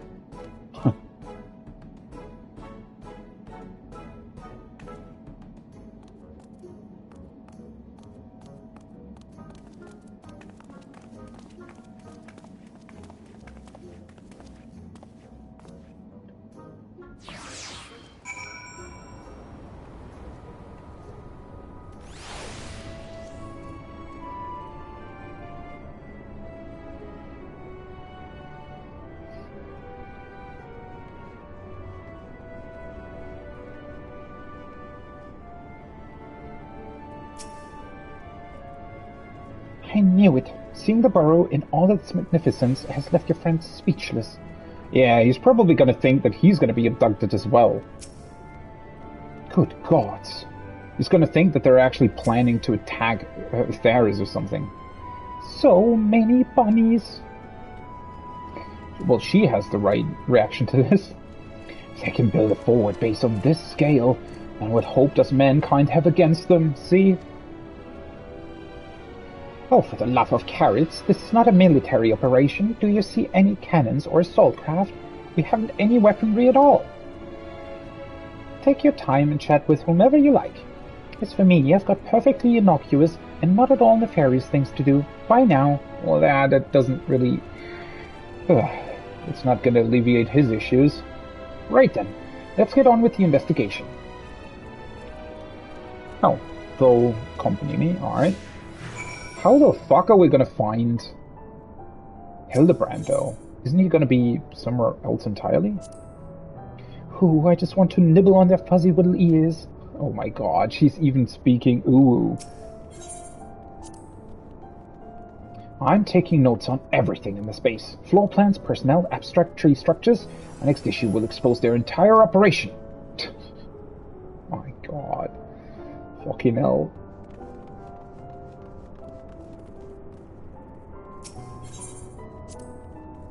Look, they even have an aetherite here. I'm surprised you know what that is. An aetherite? A convenient tool for meeting with the Sharlayan co-conspirators, no doubt. Oh, they'll tell you aetherites were an elegant invention, but it was really just one of many alien technological secrets received in exchange for their undying loyalty. Oh my god. Well, in theory, Allegans did get a lot of their technical expertise from Omega, which is an alien thing, so again, sadly, he's not entirely wrong on that. Ling pearls, too.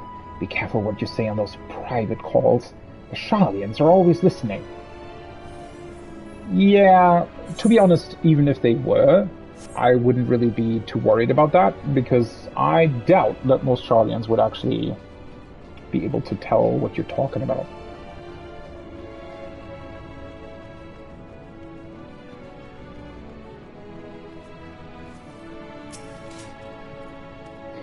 Oh, I often stretch my legs out there under the stars, but can't say I've noticed anything out from the ordinary. Sorry. Not to worry. We'll try our luck elsewhere. Thank you. Furry-faced liars, a lot of them. They're probably hiding an entire fleet of alien attack craft. Oh my fucking god. Can somebody please just slap him or something? Also, there even is an elegant spaceship on the moon's surface. He's probably going to think that that's an actual attack craft that they shot down or something.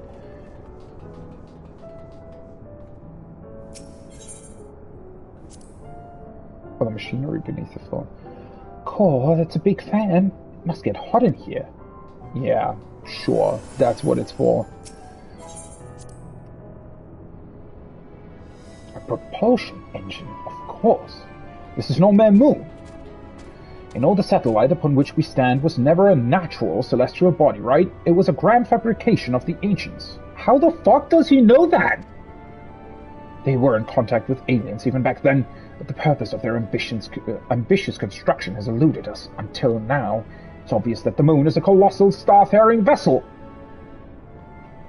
God, I hate this guy more and more. I hate that he's so accurate with these things. Fucking hell. Ah, well. Whatever. I mean, at the end of the day, he's gonna write his articles and nobody's gonna believe him, even though they're actually true. But, well, in a way, isn't that kind of sad? I mean, why not make people more aware of the fact that this exists? There isn't really any bad thing about that. Ah, well, unless they would want to exploit it or something. Operate promoter. Ooh, ever since we built the Excitotron 6000, we get all kinds of people around here. Could you describe your missing friend in a bit more detail? Well, he's very gentlemanly and dapper, if you look past the almost certainly tattered state of his clothing. Though their fashion sense can be a bit eclectic, our visiting adventurers are always dressed impeccably. Not to be rude, but I've a feeling your friend would have stood out in that crowd. He's probably strapped to a table somewhere, even as we speak, enduring unspeakable experiments. Oh my god. Now it's reminding me of the fucking, what's that, the South Park game where you can, like, can get alien anal probed? From what I've pieced together so far, the giant alien is the master, and all these smaller xenobunnies are artificial life forms created to serve as minions in his armies. What master is he? The Watcher? The harmless appearance is part of the strategy. As soon as you let your guard down, snap! They take you down like a pack of tiny herbivore wolves. Dorian has some interesting theories, doesn't he? Being nibbled to death by a mob of cuddly bunnies doesn't sound like a bad way to go. I also very much agree with Nashu here. Okay, no other optional conversation point. I do hope we can find Hildy a bit more quickly, though, because... yeah. This whole Delian Dorian scheme, with his constant strange theories that are actually true.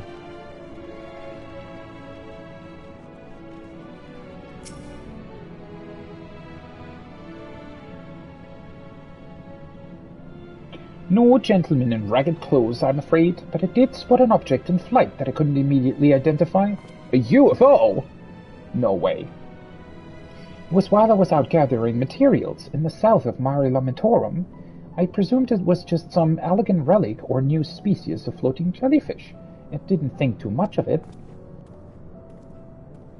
Oh, now that sounds promising. Thank you for your time. Oh god. Actually, that looks a little bit terrifying, right? The way they're sleeping, because it doesn't entirely look as if their eyes are closed. What's this then? A pot for growing new xenobunnies. Oh my god. Stop calling them fucking xenobunnies. They must plan to produce them in the millions and overwhelm us with sheer fuzzy numbers. Ah, how could I have been so blind? Those aren't ears. They're psychic wave generators. They lure people close with their precious little faces and then bam! Brainwashed. I figured it all out, alien scum! And once the world reads my special edition, your dreams of domination will be done for. Ha! Huh. What a strange and oddly aggravating man. Is he a friend of yours too? No. Sorry. I know he's strange and aggravating. He thinks he's a friend to the people, but I don't think any people are his friends. Oh, that's... Oh my god. Nash was actually right to the point there, right?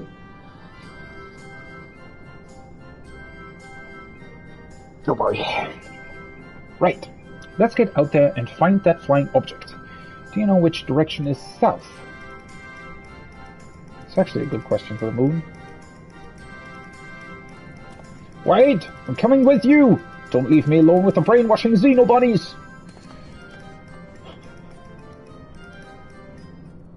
At least he's kind of an adorable idiot, right? Because there are idiots that are just obnoxious, and there are idiots that are so dumb that they're kind of adorable at the same time. I guess he's not harming anybody with his weird, oh, wait, wrong door. Weird assumptions.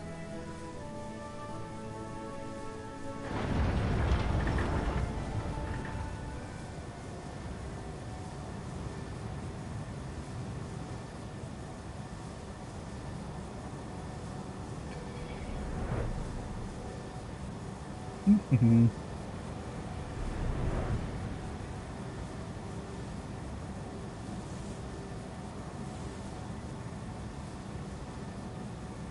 I do wonder if we're going to find him right away, or if there's going to be more stuff in between. Oh boy, that's a lot of people. Holy shit. How are there so many people everywhere? Vantage point. Oh, search for the flying object.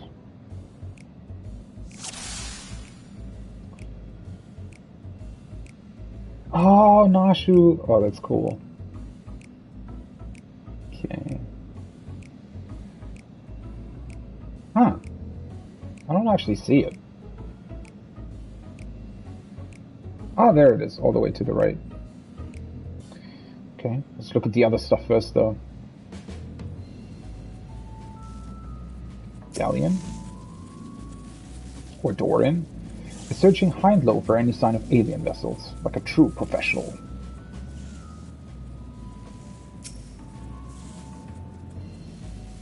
Now she was romping around with Argos, already forgetting why she was out here. That's cute, though. Ah, wait, I cannot look at the Luna Tender? Oh, what a shame. There we are. But I can't... How? I can't go over there, though.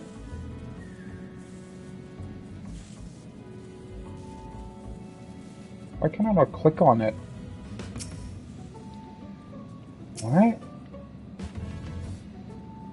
Huh?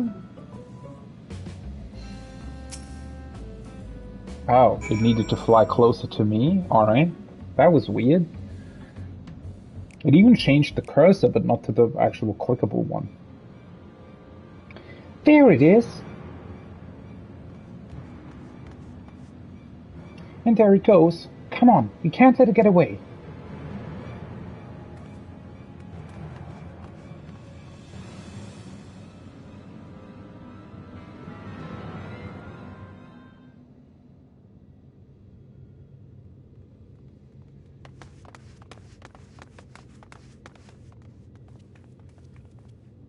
There he is. Wait, they just dropped him? We did it. We found the inspector. Case closed. Horrendous. Only aliens could subject a man to such a callous and physically implausible fate. Oh, wait, what? The fuck happened? Are my eyes playing tricks on me, or do you see a whole field of planted Hildebrands? I do indeed.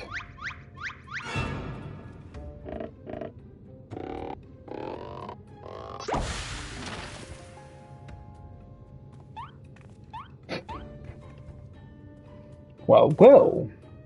What a delightful surprise to see you here, wherever here happens to be. Did he, like, get split into multiple... Is he some sort of... what's the word? Fuck. Multiverse Hildebrand now? My, what an impressive specimen of a gentleman you are, good sir.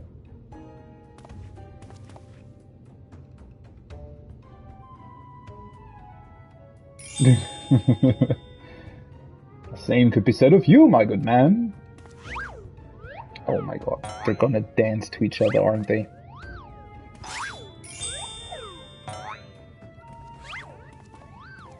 Is this an extemporaneous gentleman's club, if I may be so bold as to join you? It is very reminiscent, though, of the fate you initially need to do in order to unlock the Hildebrand quests, right? With all the zombies. Just in that case, they're actual zombies. Now it's all Hildebrands. Oh god. They're just drinking tea, they don't even care? What in the name of the occult is happening here? Where did they all come from? That is a good question indeed. Oh my god. These answers! What is happening? They're phantom Hildebrands created by the refraction of starlight through swamp gas. Could be their Hildebrand clones grown in an alien laboratory's flesh vats. I like the first one better. It sounds more scientific.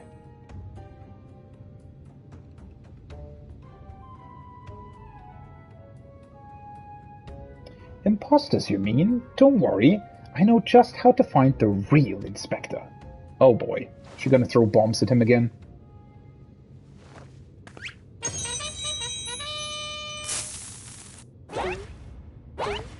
I feel like they're all gonna be, yeah. Cease and desist, Nashu. Use your prowess of deduction. They're all so authentic and synchronized.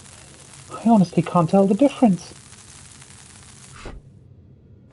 Oh, what? You can actually just blow them up? Oh my god. You can just blow them out? Why has nobody ever done that? Well, look no further, for I am the one and only Hildebrand, agent of inquiry and inspector extraordinaire. The one and only. I believe that would be me, good sir. How odd. I think you will find that I am the original Hildebrand. Oh my god. Oh, I am more than certain that I am Hildebrand. Hildebrand, question mark, question mark, question mark. As am I, Hildebrand, ... exclamation mark, question mark. Could it be that we are all Hildebrand? That actually does seem like a reasonable deduction in this particular case. How positively marvelous. I propose we celebrate this auspicious moment as only a mob of Manderville man can. Oh my god. Look at all the other ones in the background. The fuck?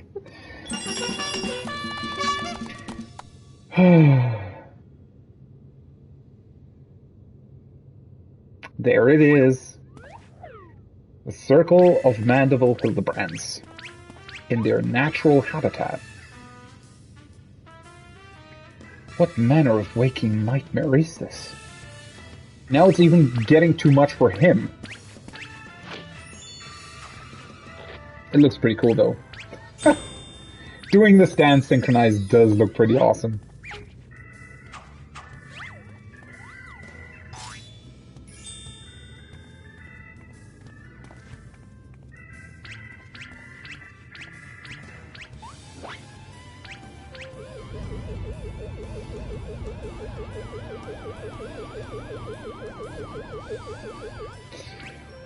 Oh boy, that doesn't look too good. Or maybe they're going to change him back into one being.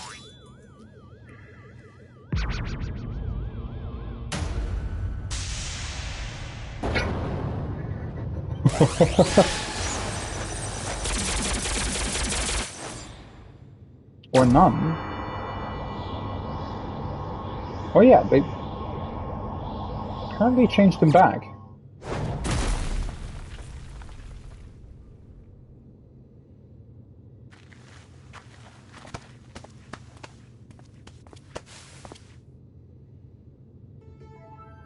Apologies for the confusion, my friends. I assure you that this time you stand in the presence of the inimitable Hildebrand Heliodor Maximilian Manderville. Tiny thing. And this diminutive blue chap here is my new associate, Master Poo-Poo. How do you know its name?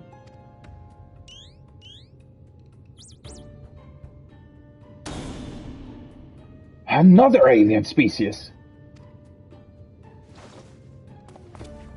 Of course. You're building a clone army to invade our star, and what we stumbled upon was a field test. We're not in Star Wars, good sir.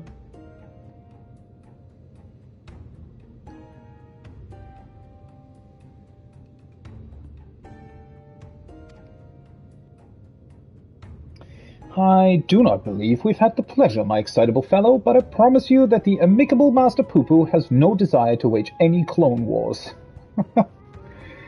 Then, what's this all about? Are you telling me you weren't abducted? A simple misunderstanding. Was it, though? Or maybe they grabbed the wrong person or something? Can that thing even talk? Oh ho ho, what a charming little rascal you are! An offshoot of the Mandragora family, perchance. No, I don't think so. Or, well, at this point, nothing's impossible anymore. Poo-poo! Poo-poo, poo-poo! Poo-poo, poo-poo, poo-poo! Poo-poo? Ah, I see. Pleased to make your acquaintance, Master Poo. Oh god, that's just... I don't think that's their name.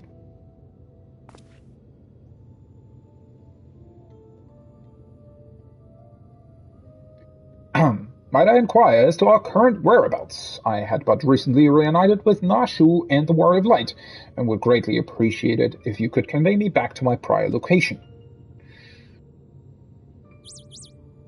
No, it's quite cute though.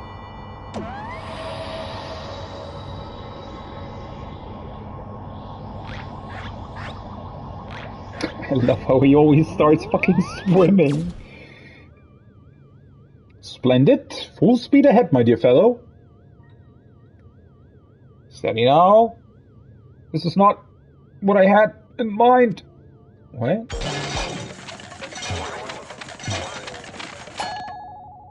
What's happening? Why did he get duplicated?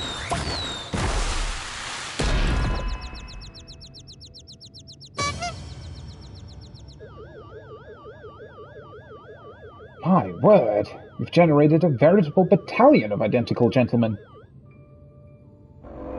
Why, though?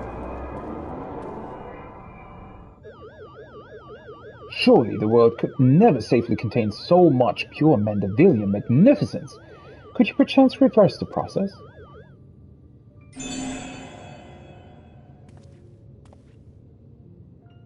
That actually looks somewhat threatening.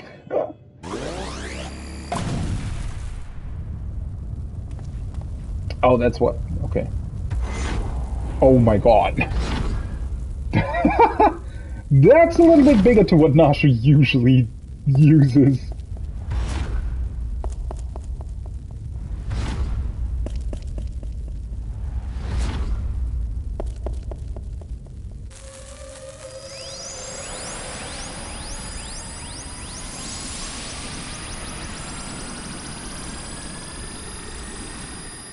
I just don't really understand why he was multiplied in the first place.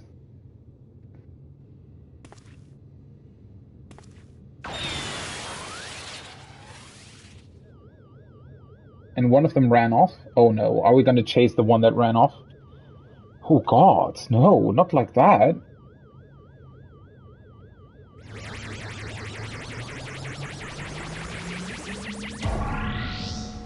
Mommy! And there he goes. I don't fully understand the point of that, though. Like...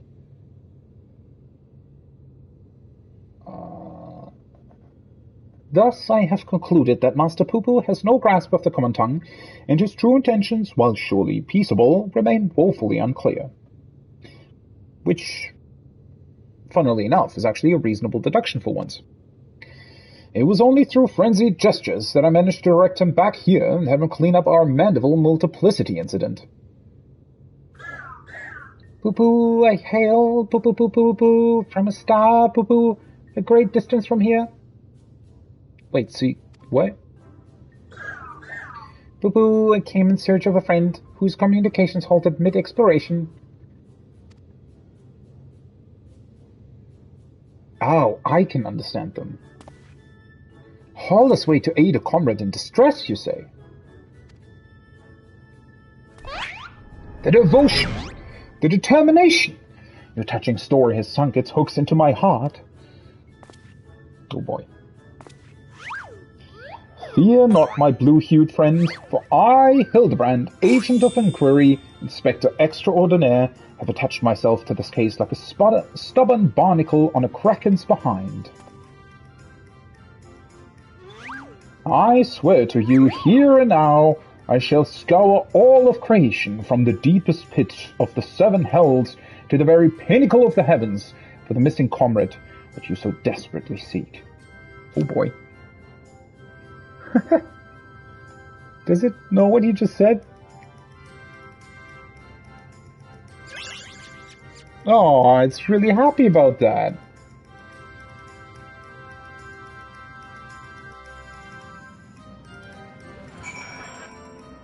That's actually really cute.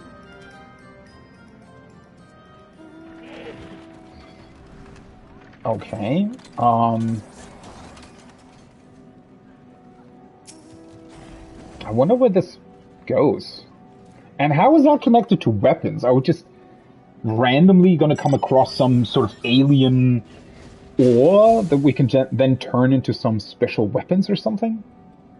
Tell me, how is it that you're able to understand Master Poo-Poo's language? The power of echoes. Ah, you mean persistent repetition? No, I don't mean persistent repetition. It sounds similar to the Manderville art of parley. You're saying you have an extrasensory ability that allows communication with aliens? How fascinating. Yes, most fascinating indeed. Wait, that you believe? Okay. Pending mysteries aside, I'm glad indeed to once more be in the company of my faithful assistant and stalwart contemporary both. Right.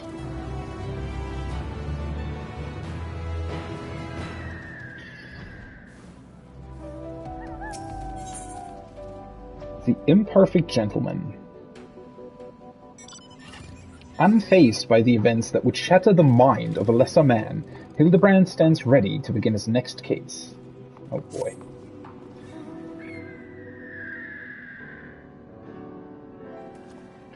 So begins the case of the Silent Correspondent.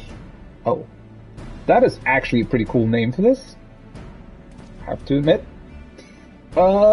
Not to rain on your parade, but my friend who is somewhere on your star stopped sending me messages is not a lot to go on. I spent years investigating the existence of aliens, and recent experiences notwithstanding, they are not that easy to find. Then you don't know Inspector Hildebrand. He'll solve this case as he solved countless others, with unerring perception and panache. Or pure luck. Well said, Nashu. I need but relinquish conscious thought to investigative instinct, and the clues will flow to me forthwith. As I said, dumb luck.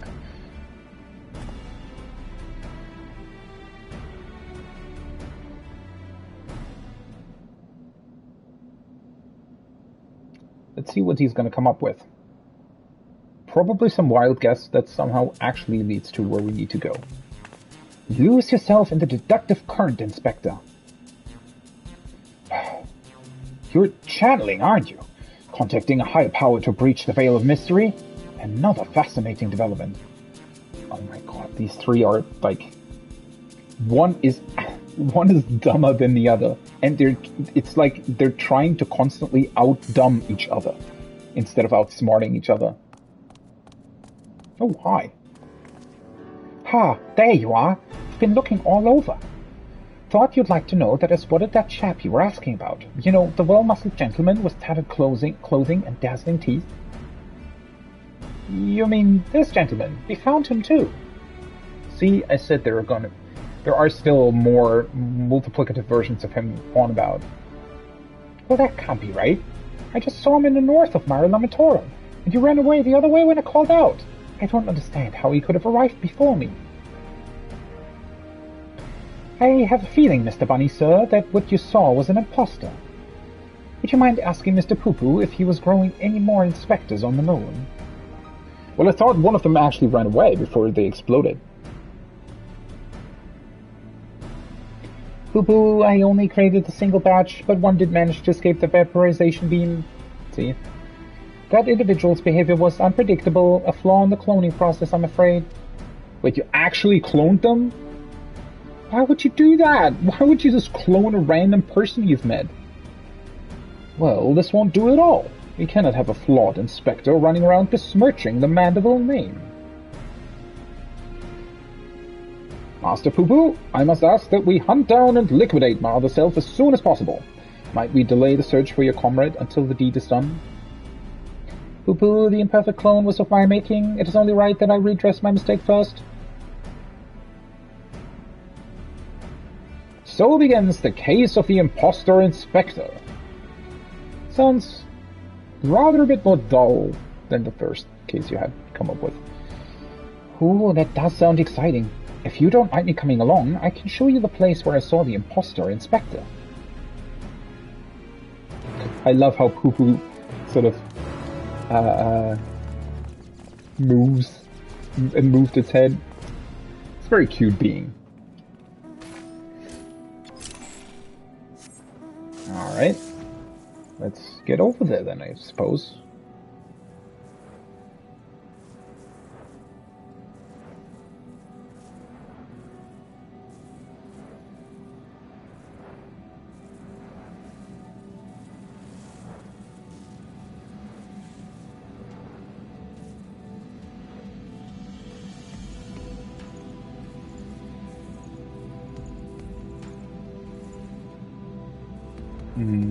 Is it going to be in that cave? Maybe not. Nope.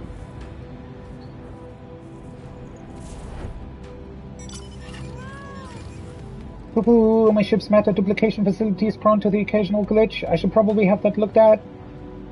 Why do you have a matter duplication thing in your ship? It was right around here. I wonder what other nefarious abilities this so-called amicable alien is hiding. Well, to be fair, maybe his sort of stance on being a little bit more on the fence about this guy isn't half bad. It's just the conclusion he comes up with are total nonsense. I spy with my little eye. No dashingly defective gentleman. He can't have made it that far on foot. Why don't we try searching the immediate area? Scan the horizon, that kind of thing. Then I suggest we split up so we can cover more ground. Nashu, you and I will investigate the northwest. Right, I'll take the other two and head northeast. Splitting the party again? Are you leaving me with the aliens? Oh, relax, Bright Eyes. We'll have a nice chat, and I can disabuse you of all those strange conspirational notions. Oh, and we can get to know our new friend here. Yeah, I don't know if this Delian guy is still capable of not thinking about them as abductors or whatever. People that want to attack affairs. Let us be on our way as well. With you in the van, if you please. Alright. Ooh, we have an optional conversation point.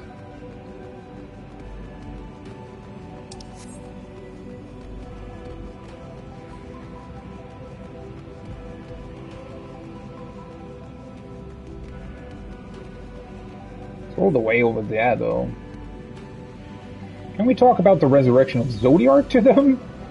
What's this gonna be?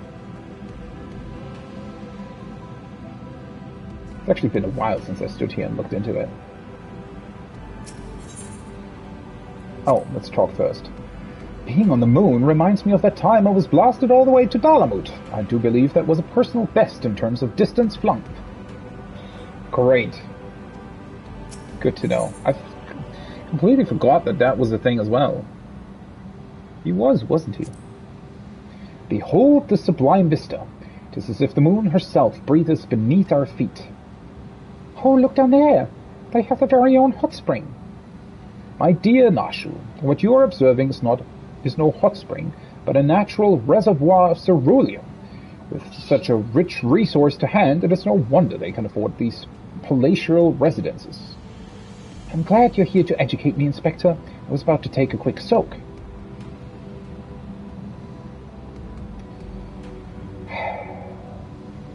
Let's not comment on that. When you're up in the sky, our world's a pizza pie, oh so pretty. Cool song. Well, look down there. They have their very own hot spring. Oh, okay. It's actually the same conversation. Alright. See where we actually need to go, though. Sometimes I'm quite surprised, though, that Hildebrand even knows what ceruleum is.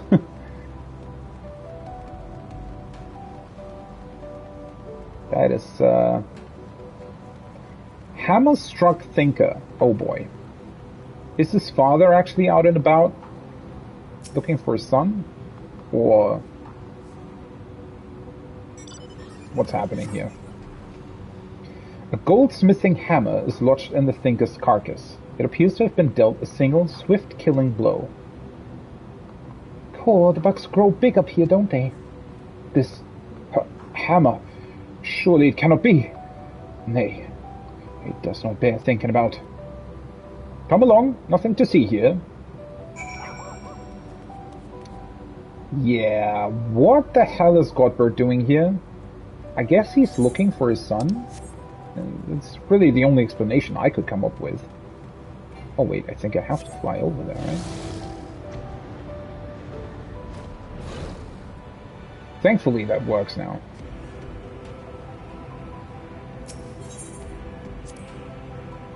What a dazzling display of stars.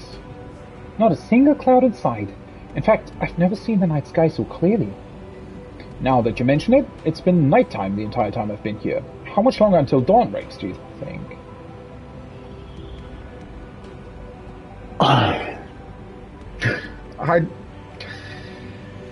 They're gonna make me lose brain cells doing this quest, aren't they?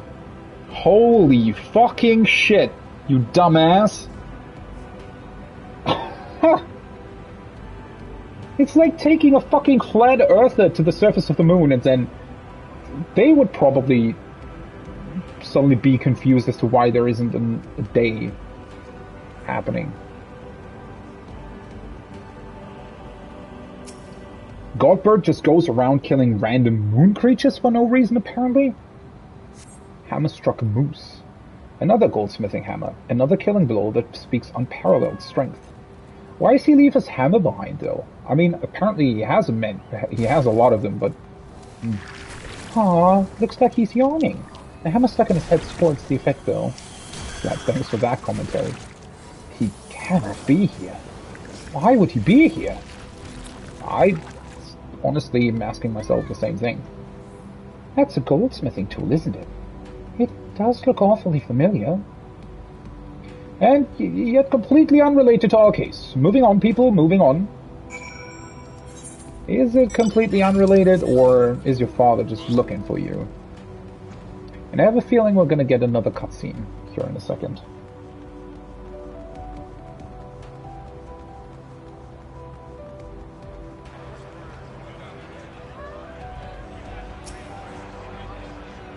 Trail of fancy footprints.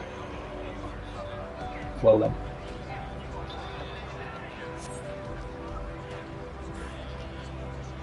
A set of gentlemanly tracks leads to the northwest.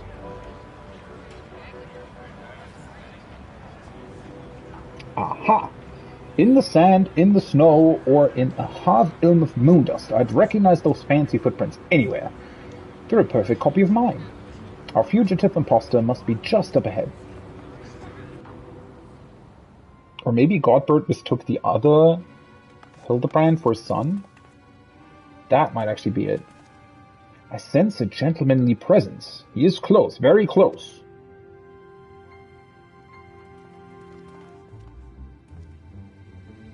No clones in the northeastern quadrant that we could see.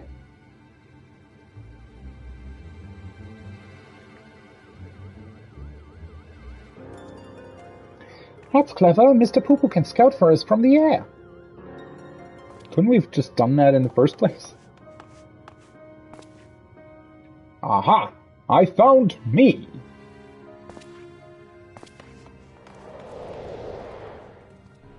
There he is.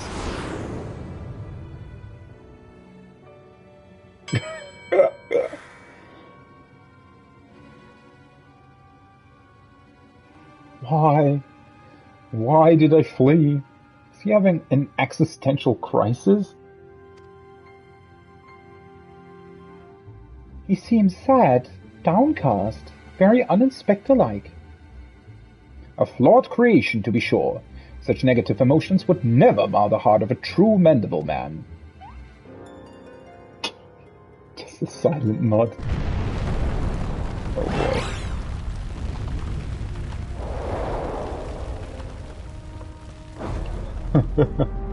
God, I love these introductions every time he's here. And the fucking music.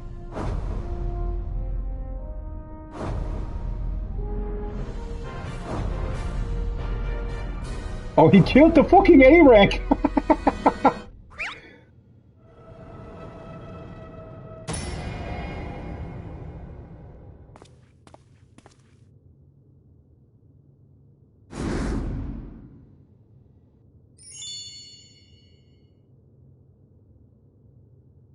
Praise Stahl for his patience. Twould seem my beloved Hildy has been awoken from his unnatural slumber.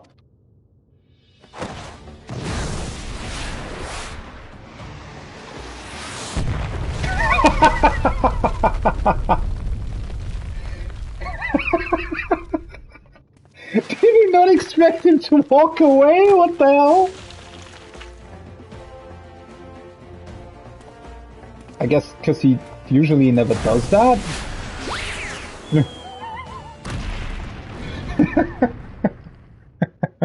It's so dumb.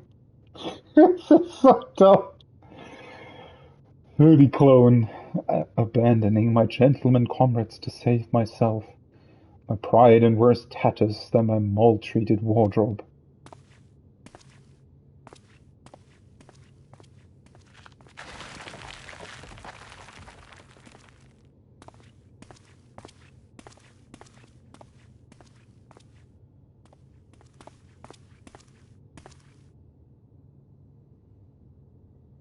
My fatherly love denied. Unthinkable. Unless that is not my son. Right. You try to wrestle style kick your son through whatever, and just because he doesn't allow that, you conclude, oh, wait, that can't be my son. I can't, like, kick him and I can't punch him, and that can't be my son.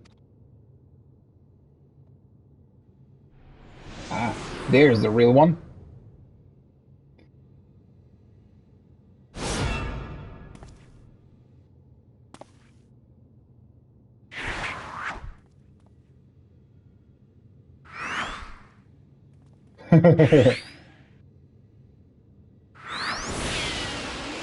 Yep, that's the real one.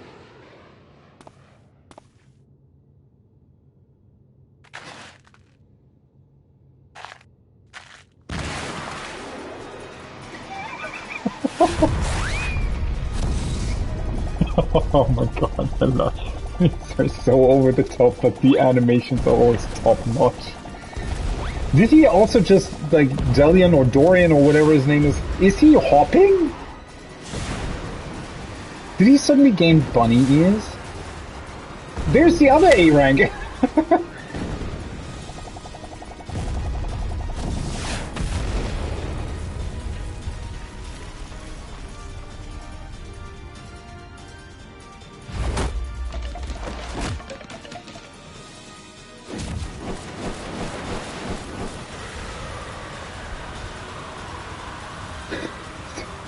His fucking face impression of the other one. Another of me survived. I'm not turned tail and run this time, no sir. Hildebrand to the rescue! Oh no.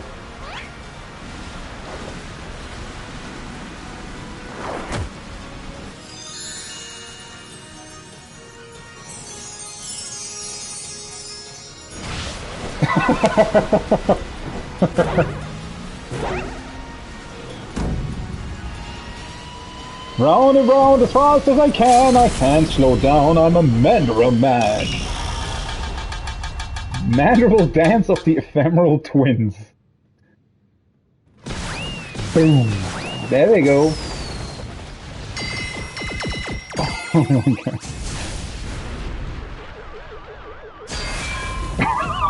Oh no, poor Poo Poo. I also love that this is all taking place next to the fucking face. Oh my god. What? Are you fucking kidding me? Are you telling me that the phase is actually connected to the alien? That can't... How can they be so damn lucky, right? They're too dumb for their own good. Oh no, never mind. Wait, what? The fuck is happening?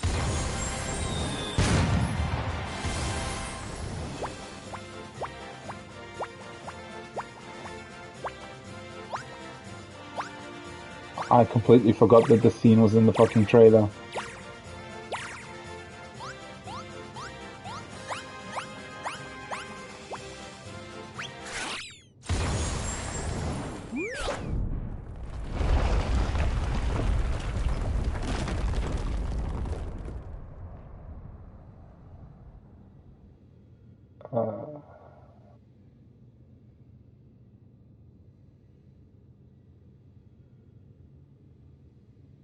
For once, I feel like I'm actually with him.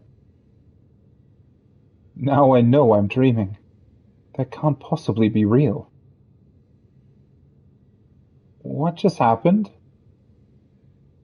Why is that part of the phase? Why did it activate and why? What just happened?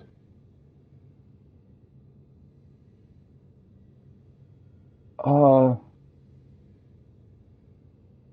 uh,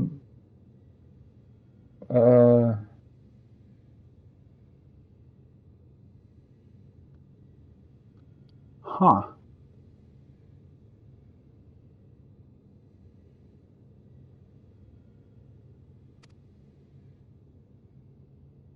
Ha!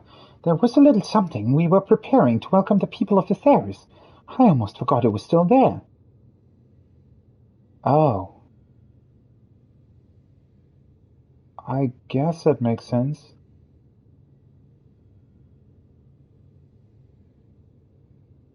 Really? Oh, okay. I'll have to take your word for it. Oh no. Poo-poo's poor.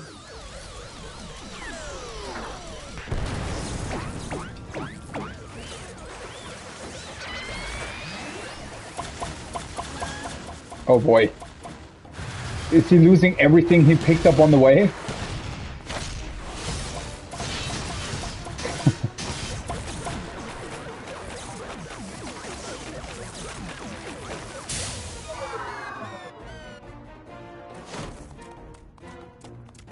What is lying there in the background? What is that? Quick! Pick up the creatures again! I don't think they're supposed to be here. The barrage appears to have stopped, but just look at all this junk. Please be sure to pick up your litter before you leave. The moon belongs to everyone, you know.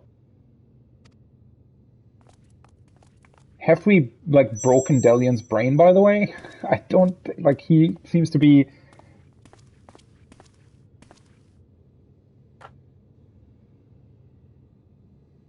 What is that? Oh ho!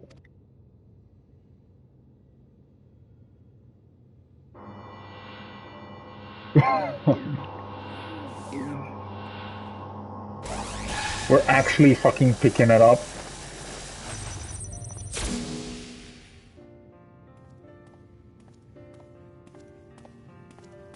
Hildebrand Heliodor Maximilian Manderville, how glad I am to see you up and about. Your mother will be beside herself with joy.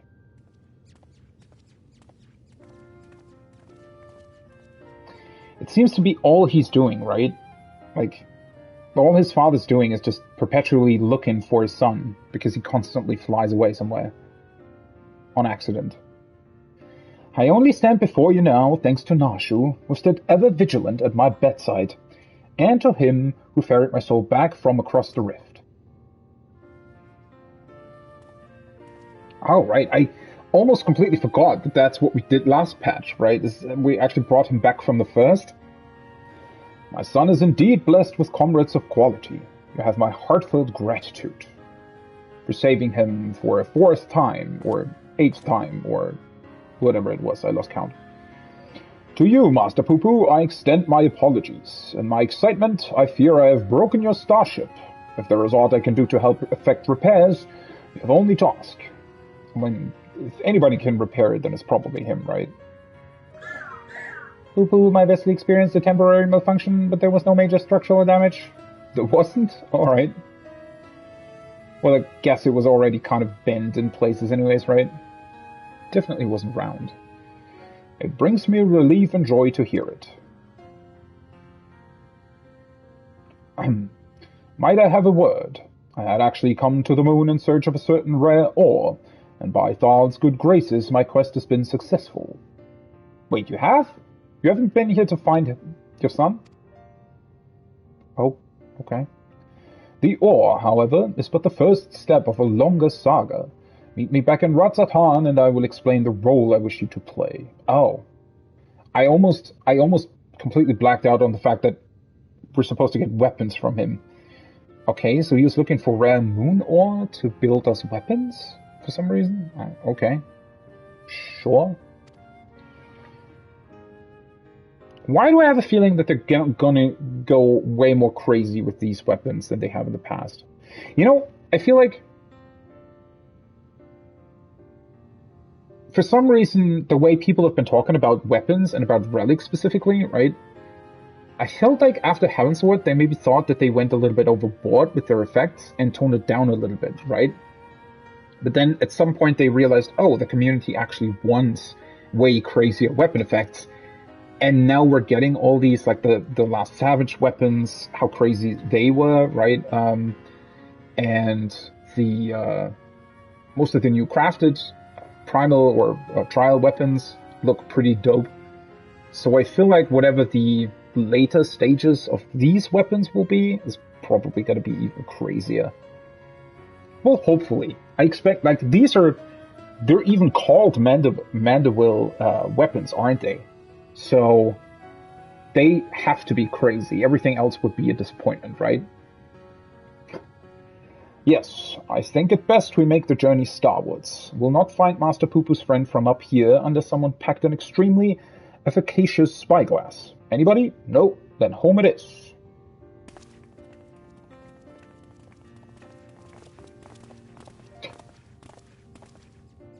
And what about him now? For years I've chased after the supernatural and the inexplicable, but to encounter so much of it in such a short span of time, my mind still reels from the implications. As I guessed, we actually broke him. Yet I must keep my gaze focused beyond the veil. A chance like this comes only once in a lifetime.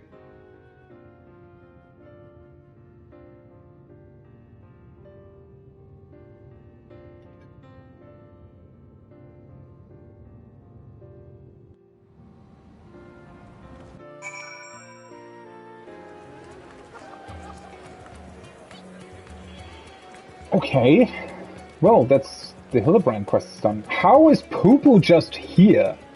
What? Poo-Poo, you needn't worry about the clones returning to plague you. The vaporization rate is somewhat meta on a molecular level.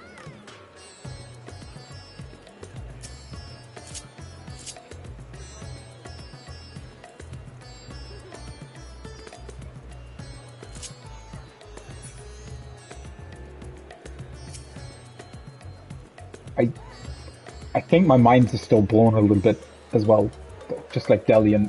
That was a lot in a very short amount of time. See, I told you I recognized those hammers. A good inspector never forgets a tool.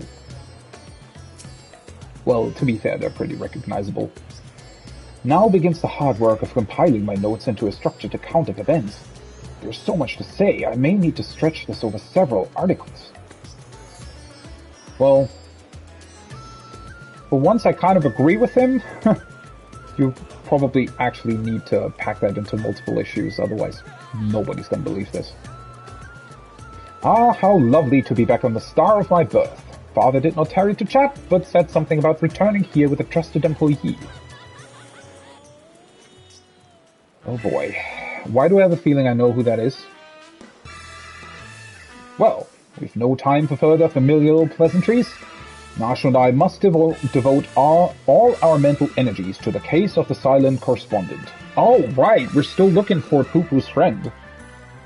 Again, completely escaped my mind. Oh, why is that guy... Oh, for fuck's sakes. My keen inspector sense impels me to begin our search in that direction. Make haste, my companions, for justice waits for no man, not even one who is little and blue. He just chooses a random direction and goes away. Inspector Wade! Can't justice make an exception for me? Little Poo-Poo just continues following. This channeling appears to be remarkably effective. Fascinating. Yes, most fascinating indeed. Yeah, maybe you can actually decipher how he gets so unbelievably dumb lucky every time. Because he never actually deduces anything himself. He just randomly finds the solution. And doesn't even recognize that it's the solution. Forgive me, I seem to have been laboring under a misconception. After spending some time with the Xeno Bunnies, it has become clear to me that they have not the slightest intention of invading our star. They are no threat to us. Well, thank God, at least he understood that much. But he is... You know of whom I speak? That devious Master Poo-Poo and his diabolical devices devised solely for world domination.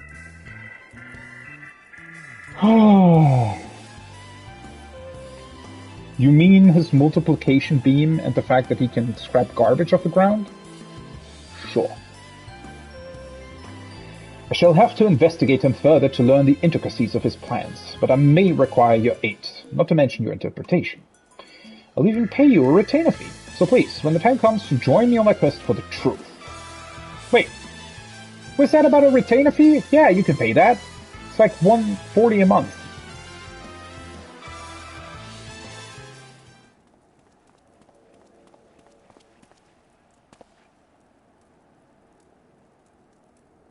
Oh my god. I blinked over once to Sphere stream and they just... How is this so difficult? The Criterion dungeons really seem to be quite difficult.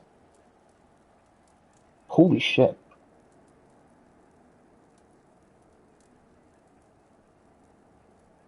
Now though. My apologies for the wait. Shall we proceed to business then? The task at hand concerns nothing less than family legacy. Oh. The recreation of the historically significant and astronomically magnificent Manderville weapons. Why is that a thing? They were the designs of a distant ancestor, you see, while the originals have long since vanished. The manual containing the secrets of their construction survived, a precious heirloom passed down through generations of Mandervilles.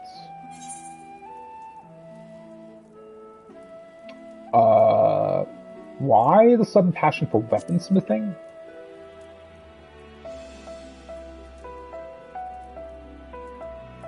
I love how Dalian's just in the back scribbling his notes. 'Tis true that, as a goldsmith, I have had little occasion for crafting implements of war. Why this project and why now, you may very well ask, but I shall very well tell you. The tale begins not so long ago. I was here in Subterranes to discuss a deal with an up-and-coming merchant. The matter in question was an acquisition proposal. Alas, the talk soured, so I made preparations to depart. It was then that the sky burst into flame. Are they telling me that he was actually the person that... Because... What was his name? The merchant that we met, right? In the main story? I don't think they ever conclusively told us who he was talking to. Like, he was trying to make a business deal of sorts, right? Are they implying that he talked to Godbird before he became desperate? No, that was explained in another way. I get... maybe God would... Something like that. It's definitely alluding to that, I feel like. You know all too well what horrors followed. I did my best to defend the citizenry from the beasts which spawned, yet I could not save them all. Saved far too few, in fact. It's actually quite crazy to think about, right? Because, yes, Godbird is mostly attached to the Hildebrand quests, obviously, but he has appeared in other quests as well. And, I mean, he is part of Ul'dah's ruling circle. So he's an actual sort of force within one of the nations, right? And he is very, very strong, yet he doesn't ever really do anything when the world is threatened or something. I mean, he has done stuff in the past, don't get me wrong. He is definitely... I think he's, like, funded some stuff? I try to remember where we've seen him other than Hildebrand quests. But it's actually a little bit crazy to think about that he's a legitimately strong character within the game that does do stuff when he needs to, right? It's actually pretty crazy to think about that, right? To think about what we didn't see while we were in, like, Yedlamad and fighting off other monsters there. Godbird was literally defending Subterranes. At least to a degree. The memory of it haunted me day and night, and I found myself unable to work. But then I heard the news of how you and your companions had ventured forth to banish this evil at its source. You forged on in the face of deepest despair, and it gave me the courage to do the same. I took a good hard look in the looking glass and asked, what can Godbird Manderville do to safeguard the people of this star? Thus did I realize that I had both the knowledge and the skill to forge the greatest of weapons, that I might empower others to protect themselves and their fellow man. So I began going down the list, acquiring the necessary materials with single-minded purpose. One of these was a goodly chunk of purest Manderville ore, a metal found exclusively in meteorites, and that only rarely. I searched high and low, scouring impact sites and consorting with kobolds, all to no avail. Then, when none was to be found on Heidelin, I set my sights on the moon, where I at last obtained a sizable sample. Now, I say at last, but the list of materials goes on. If I'm to collect the rest in a timely fashion, I must employ the help of a comrade of quality. When you can spare a moment from adventuring, or aiding my dear son in his inspecting, pray drop a word in the ear of my manservant here. Okay. I half expected either Rowena or, what's his name? The one without hair. That's always attached to the weapon quests. I guess he's not part of it this time? That would be quite crazy. I dare say he's done enough, though, so maybe it's time to actually separate the two, but I feel like he's going to come in at a later point in time, maybe. I shall clear my schedule of trivial interruptions, and we can proceed with the recreation of a Manderville weapon forthwith.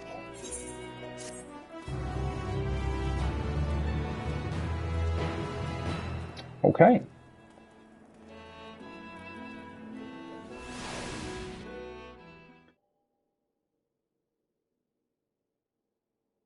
Meanwhile, elsewhere in Ratzatan, gonna get a preview of where we find Poo-Poo's friend.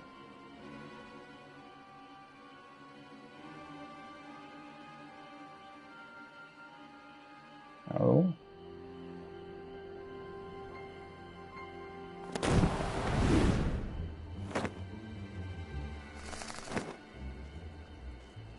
the hell is going on?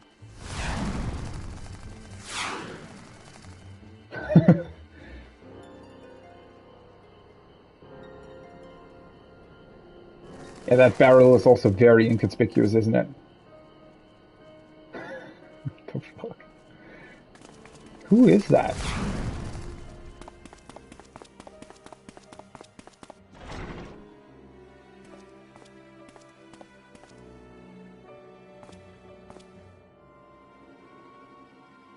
Oh. Oh, it's the fucking dog. Wait, why would they, ooh, that actually looks pretty creepy. Holy shit. Is that the, sound the alarm! The prisoner is escaping! I guess it's, oh no, it must be the same guy that previously helped him, right?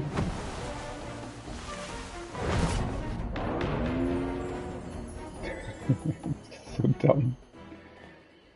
Okay. Yeah, it might be the, I forgot his name, but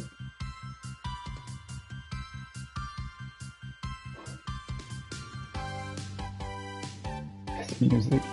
Is it actually an orchestrion role? On solid ground, or far out of this world, beyond the truth lies the weird and absurd. A beloved son, he's second to none, our agent of inquiry, Hildebrand Manderville.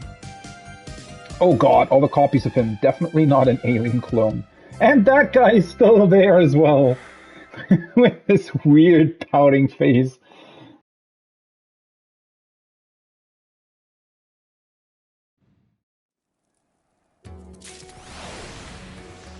Oh boy.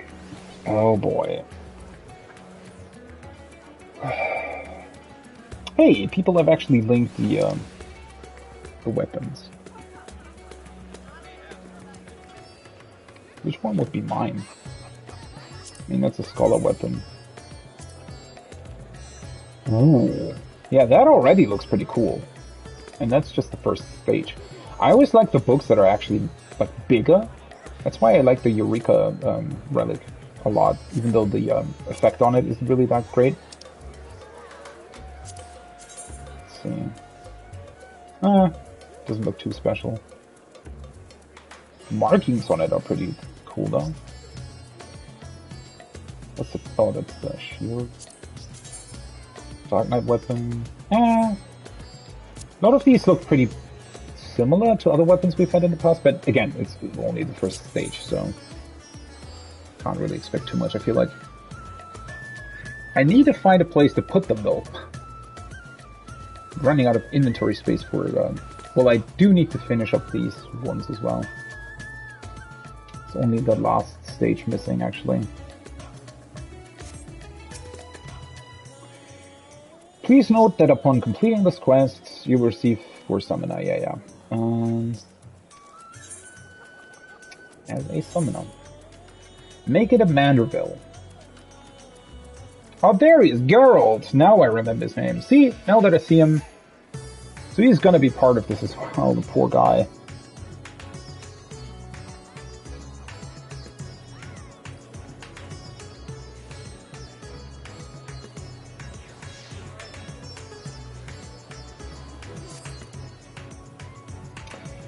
Master Percival, how wonderful to finally speak with you. Your cooperation in Lord Manderville's weaponsmithing endeavor is highly appreciated.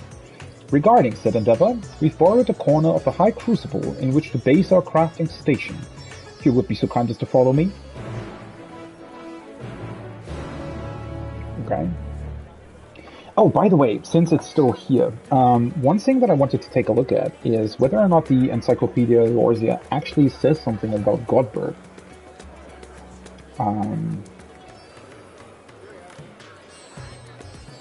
It might not, in fact. I mean, it might be part of Ul'dah, because, as I said, Godbert Manderville is part of their ruling circle, but... I'm still on the page of Ul'dah. This is Orgridania. Ul'dah.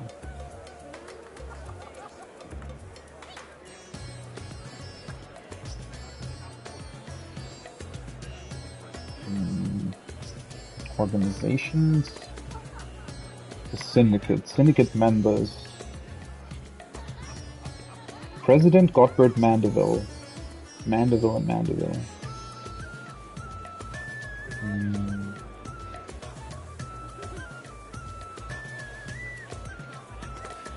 I mean, it does say a little bit about them here. The syndicate. Syndicate members, Chairman Lolorito Nanarito, East Aldnut Trading Company, Prince Teleji, Adeleji, Mirage Trust. Who's the one that was killed by Ralbando? Fergais Lotskilbin, Hamajina Sons of Mineral Concern, Flame General Ralban Albin, Prioress Devlala Devla, Milvanese Sacrarium.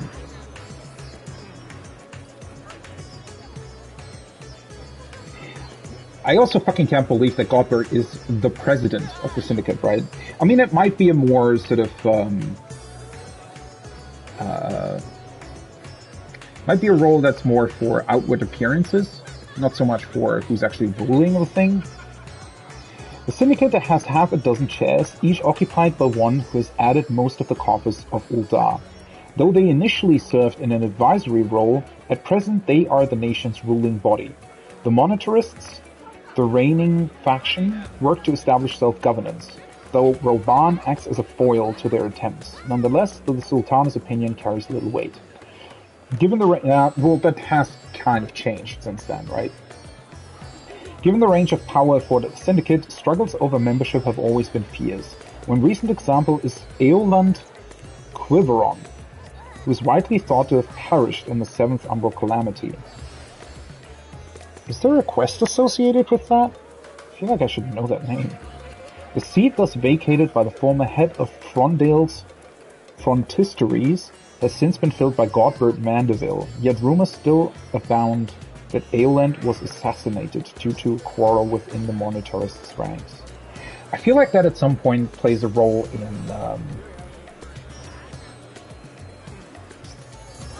some sort of quest that you do in the Realm Reborn, or some sort of side quest. It doesn't really say much about Godbert, though. Ah, there it is, Manderville and Manderville.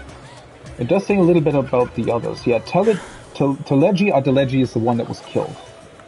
Part of the Mirage Trust. And with Fear Guy's Kilzin, you interact a little bit, I think, when you do the mining quests. I think he appears there at some point. Devlala Devla, that's the one of the other Lalas. I don't know, you definitely interact. Oh, I think she appears during the Thaumaturge quests at some point. Or Black Mage quests. Manderville and Manderville. Manderville and Manderville is a remarkable enterprise that has grown rapidly in the years following the Calamity.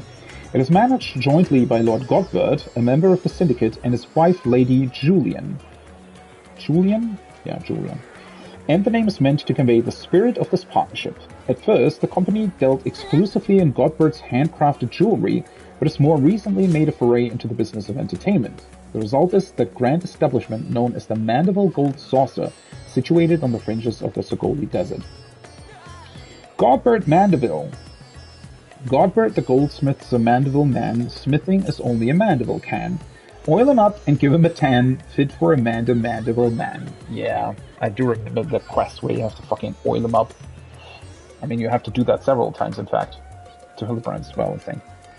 A Highlander of 56. He's 56? Sure. Lord Godbert is arguably the best goldsmith in all of Eorzea. He has a disdain for the Ul'dan jewelry industry, which he believes focuses all too much on the latest trends, and thus set out on a long journey to find his own style. In every region, he hunted exotic monsters for their bones, harvested pearlescent shells from forgotten reefs, pried rough gemstones from the bowels of the realm, and with these materials began to craft stunning jewelry of designs entirely his own. Upon returning to Ul'dah and opening a shop, he found himself a man of exceeding wealth almost overnight. At present, he runs the daily operation of Manderville and Manderville and serves as a member of the Syndicate, though he has never expressed much concern for matters of government.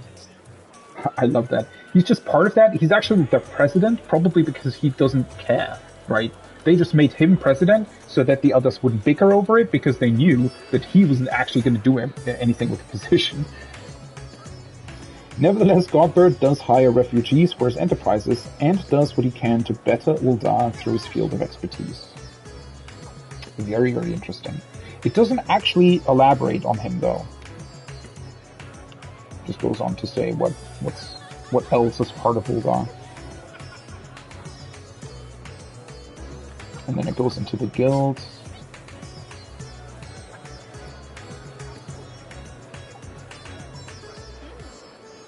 And then into Thanalan. Fuck, there's so much information that I still haven't read in the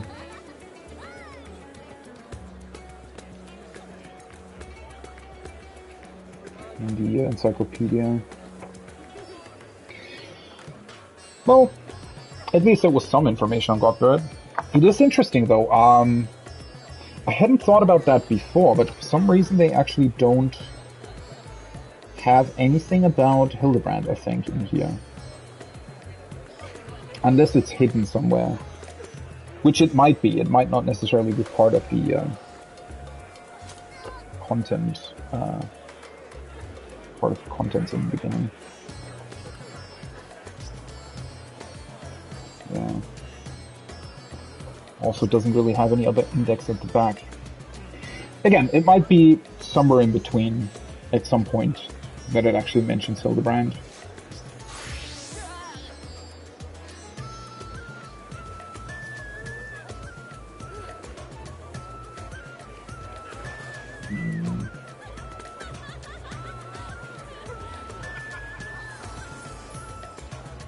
Yeah.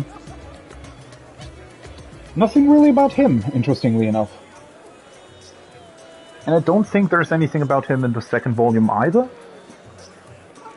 I mean, to take a quick peek at the contents, but I don't think so. The tales.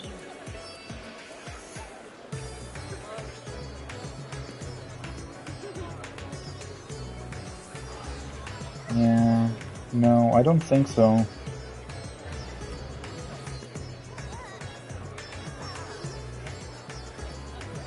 Didn't realize that the second volume basically had information about all the dungeons in the game up until that point. That's pretty crazy.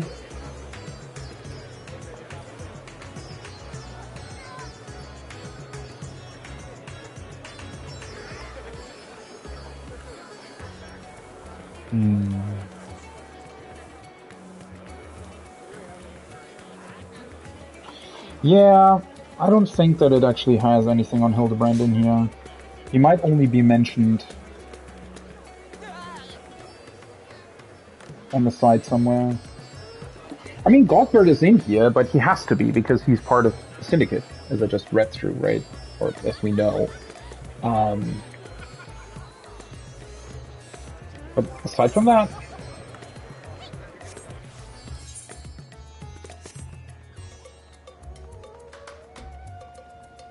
I can't believe that they're still on that fucking dungeon.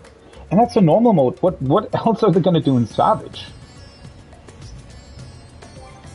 It feels like Criterions are actually what they meant with Savage. Maybe there's nothing that maybe we misunderstood that. And these are the Savage dungeons. Let me just very quickly go over to another stream. Well, they're on the same boss. Okay. Interesting. Is that the last one? Did I miss something? Might be.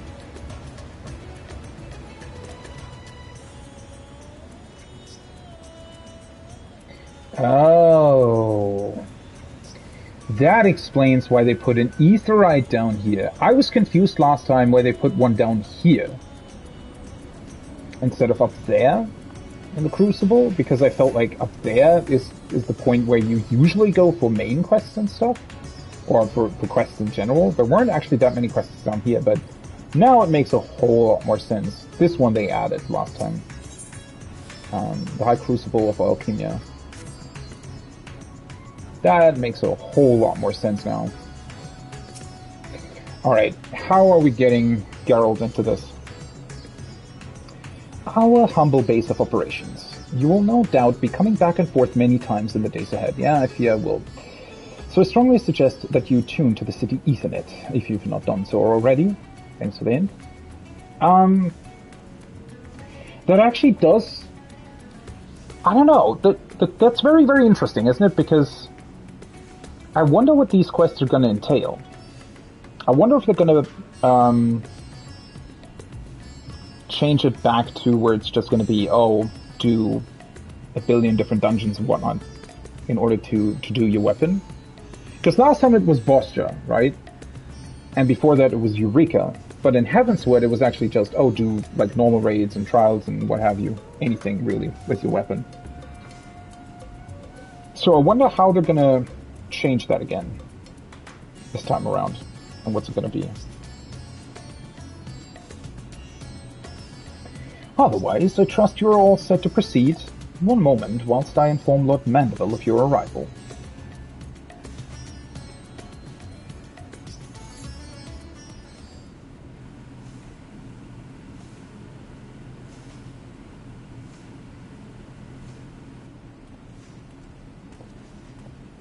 There he is. Oh ho! Welcome! Welcome! With your stalwart assistance added into the mix, I have every confidence that this adventure in forging will be a complete success. And so let us begin with a detailed exposition on the history of Manderville weaponry. First of all, when I say Manderville weaponry, what I refer to is the series of masterpieces crafted by the legendary artisan Godbrand Manderville, the first lord of House Manderville. Godbrand. Have we ever heard of him? Made with mystical Mandirium, these perfectly peerless armaments are perhaps our most prized treasures. Or at least they were, until someone misplaced them. Terrible housekeeping, that. Fortunately, the time-worn manual in which Godbrand penned his secrets is both intact and still within our possession. Well, thank God then. How did you just misplace the fucking weapons, though? Thus, with that precious family heirloom in hand, and a ready supply of purest ore, I intend to recreate what was lost. The work, however, cannot proceed without a few more key ingredients. I should like to call upon you to procure said materials, as well as provide a seasoned adventurer's perspective on the fruits of our labor.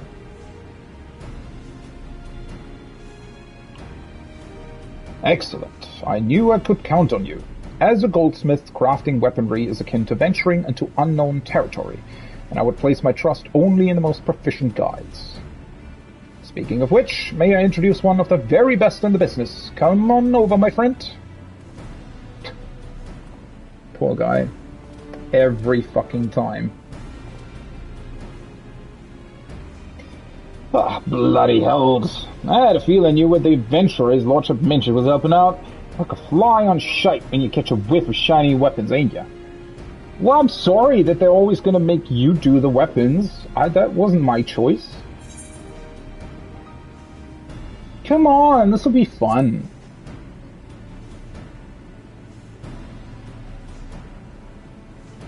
Oh, aye. Like a barrel full of plague-ridden pices. Look, the skill-addled dandy enforced a hammer for. Rather drag me stones across all coals and forge yet another rich old bastard's trinkets. Is that the way of it, then? I contacted Rowena, hoping to employ the talents of Eorzea's finest smith. But as you clearly have no interest in providing me with your services, I shall hire another artisan. We can put this talk of stones and coals behind us. Wait. You've got me all wrong, your lordship. There was just a bit of smitty humor to lighten the mood. I would be honored to work on your Manderville weapon. Wait, he wants to? So here's the thing. I already spent the coin this job would bring me on some fancy... would bring me on some right fancy bottles of the Venarian liquor.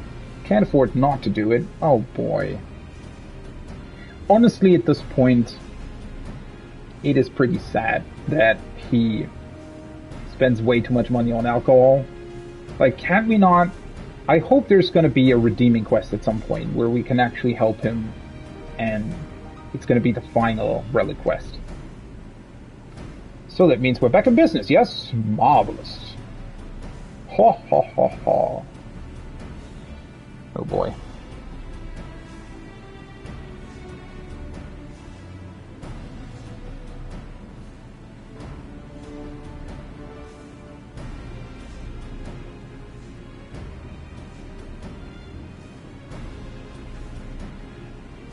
Aye, it's bloody splendid it is. Your crew is all present and accounted for, so let's get to smithing.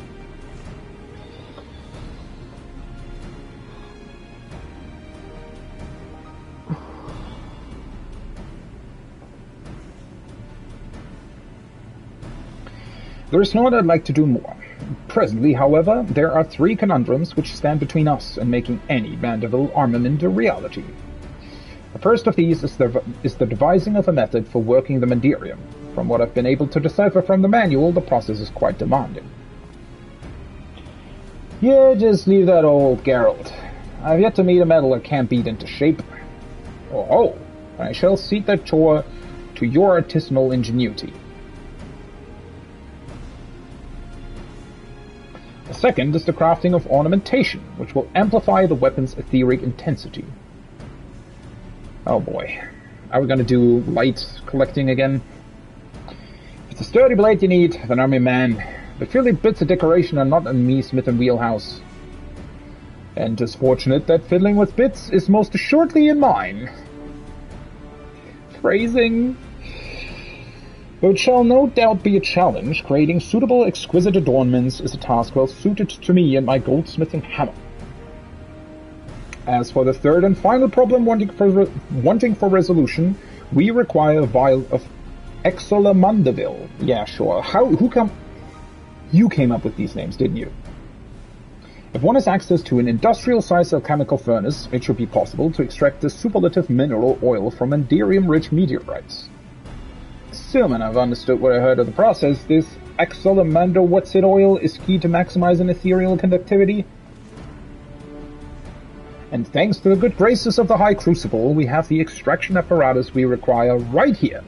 All that remains is to collect 3 or so goodly chunks of Mandirium meteorite. That will be your charge.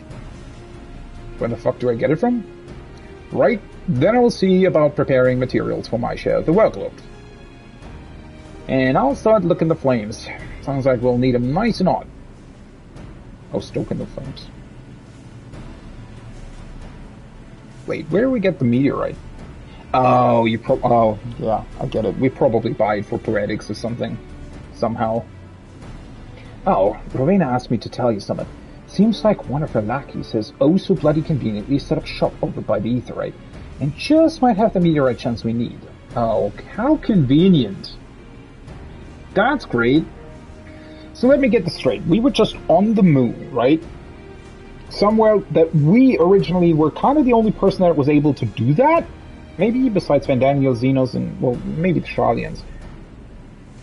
And somehow Rowena has already gotten more of this ore than we do. Great. Cool.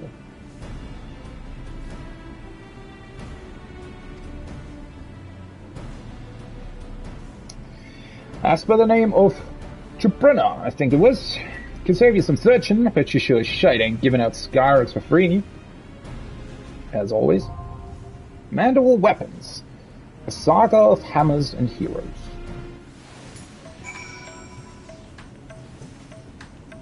Okay. Chubrina, in the Aetheryte Plaza. I expect she's got the meteorite chunks you need, but like I said, they won't come cheap. Wait, why is she in the Aetheryte Plaza? I thought she was going to be somewhere close by.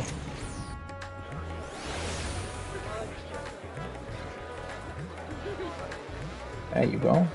Tombstone Exchange. What are you doing here? It's a weird location for her. You must be the famous Warrior of Light. Mistress Rowena said to expect you, and to assist with any procurement requests. Yeah, you'll get my poetics. Enderium meteorite? Why, yes, we happen to have cornered the market on that particular asset. Oh, great! I wonder how you did that. Surely not by, buying up everything the market had, and somehow creating a monopoly on it. Only so many of them fall from the sky, you see, and collectors of a top guild for such rarities. In your case, however, I've been instructed to request payment in an alternative currency. Say it with me now. Elegant tomestones.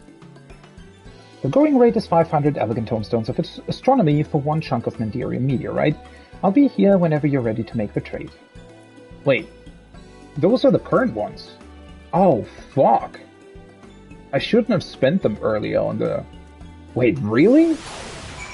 The current ones? Not the poetics? I guess they're gonna change that later on then? Interesting. Huh. Well, that I certainly didn't expect. Well, fair enough. At least that'll give me a reason to get more. Alright, since it was reset already, and I don't have the stuff currently, let's say let's go back and actually do the tribal quests again. Before I do that though, let me take a really quick break. I want to drink something. Let me drink something real quick. Gonna take a bit of a break. And when I come back, we'll be doing the tribe quests again. Those are only going to be 3 because I won't be able to do the reputation upgrade until tomorrow. But yeah, those 3 quests, and then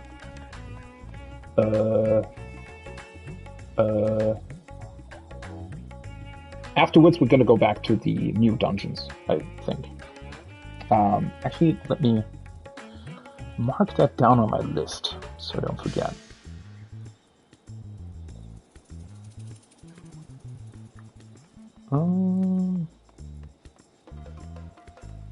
It's definitely Hildebrand done.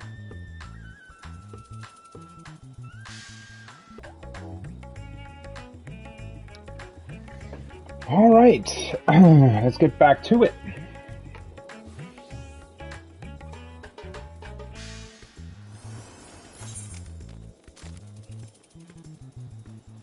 Ta-da. Let's see. Let's go back to Ultima Thule. Where do I want to go? Base Omicron, right? Because they have to teleport to the other one. Okay. So let's do 3 more of these Beast Tribe quests and tribal quests. I still call them Beast Tribes. It really isn't a Beast Tribe, right? I mean, they're literally super high intelligence, alien, machinist life forms. You get the idea. Oh, wait, what? Oh. I was gonna say, what? They haven't reset yet? But obviously I was on the wrong job. Okay, well, these are the same, right? Yeah, it's actually the same that I did previously. Brewing Reputation is also the same. But I think this one's new. Grounds for Improvement? According to verbal testimony of the Maladrous manager, delicious and unique coffee is a vital component of any cafe. Although objective analysis of such inherently subjective categories proves difficult, current stores of coffee have been classified as insufficient. Upgrading establishment coffee is predicted to result in clear strategic benefits. The task is to procure necessary ingredients to achieve this goal. Mine rock salt from the Elysian fields. When your task is complete, deliver the materials to the food processing unit in the last regs. Alright. It's kind of funny that they have some quests take you to this Elysium, and then other quests don't.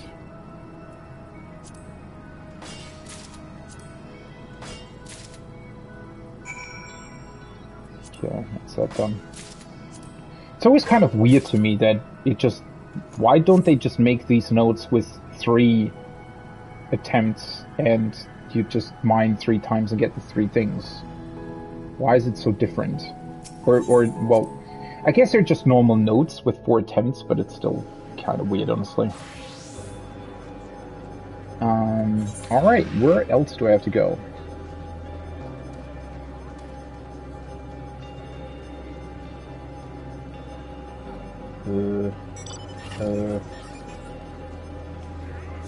Let's go to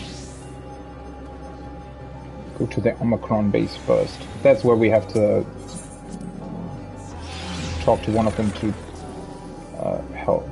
not help.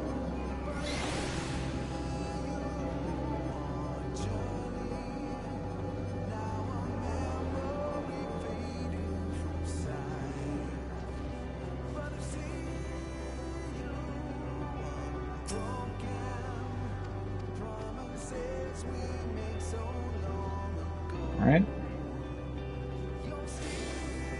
Let's go to the last dregs then.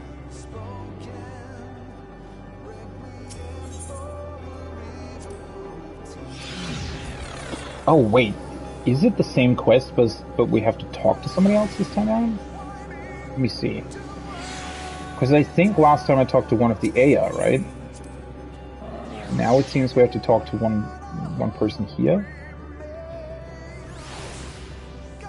Yeah. Or maybe not.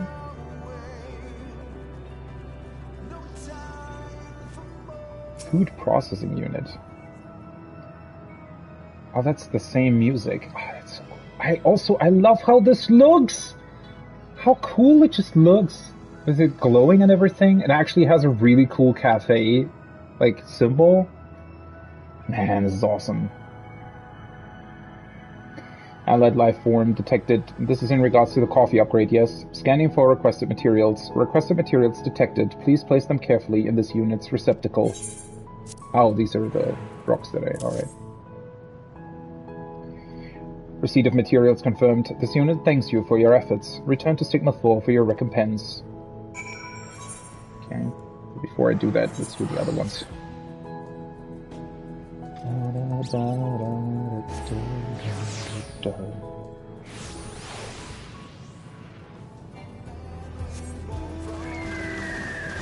Ah, yeah, this time we have to talk to a dragon, apparently. Dost thou speak to me, little one? Pray be silent, for I cannot abide the chatter of diminutive creatures. Thou sayest this cafe is bustling with your like. The mere thought of the cacophony makes makest the bile rise on my throat. Aww.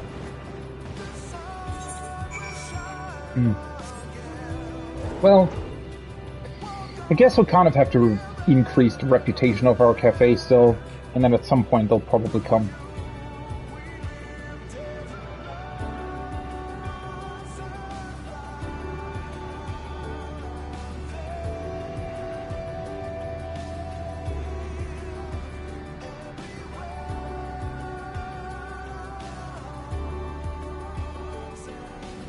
I still love this detail. The fact that the sand sort of floats off into space yet doesn't really move anymore.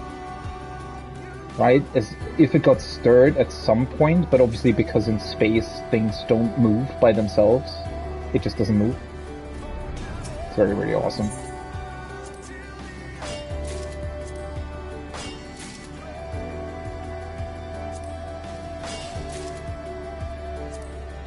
But this time I think it's also a mineral sample.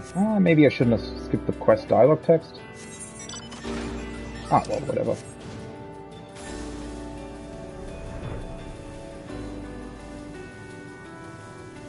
Wait, it's up there somewhere? Why is it further upwards? Oh, well.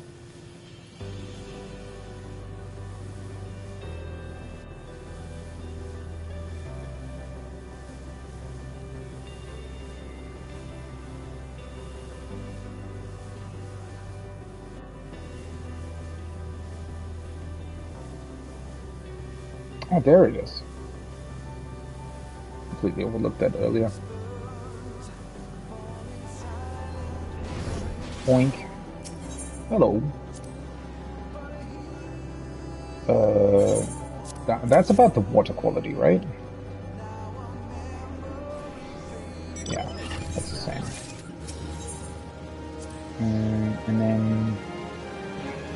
That is interesting. So this quest is also exactly the same as before, but it was another person that I had to talk to. Like, it was the dragon this time, instead of one of the AR.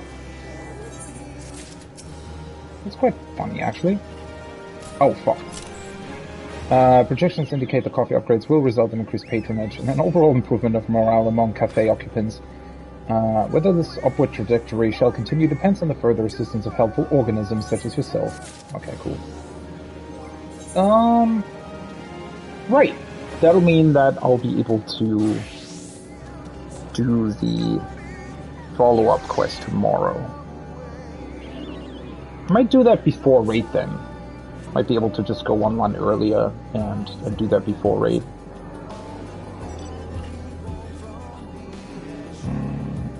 Yeah, something like that.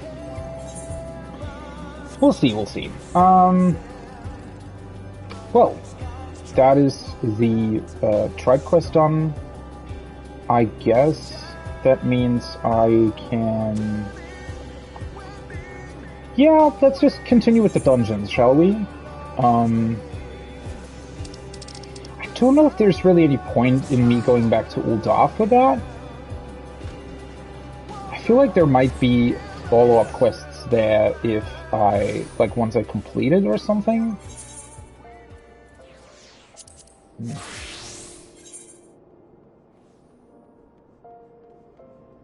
There isn't any quest here currently. There is somebody to play triple tried against, though. Oh boy. I have to keep that in mind. I probably should have looked at that earlier, right? If I go to the card list. So these should be the new 5 cards. This one I already got. Ul'dah, Steps of Nalt, Kill Fufu. Yeah, that's the person that I can play against here. This is question mark? And these 3 are from Sil'dihn Subterranes. Why is this a question mark? Oh, that's probably from the tribal quests then. Potentially. Or is there anything else new? Don't think it's going to be related to the weapon quest. That would be kind of strange. Yeah, honestly, let's just go to the entrance of the variant dungeons for now, and do it from there. I know I wouldn't have to be here, obviously, but, I don't know. Just...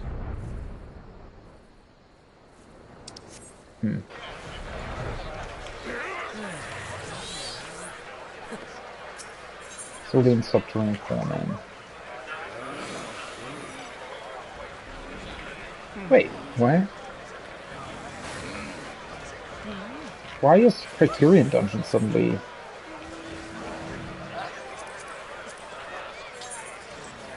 Huh? Okay.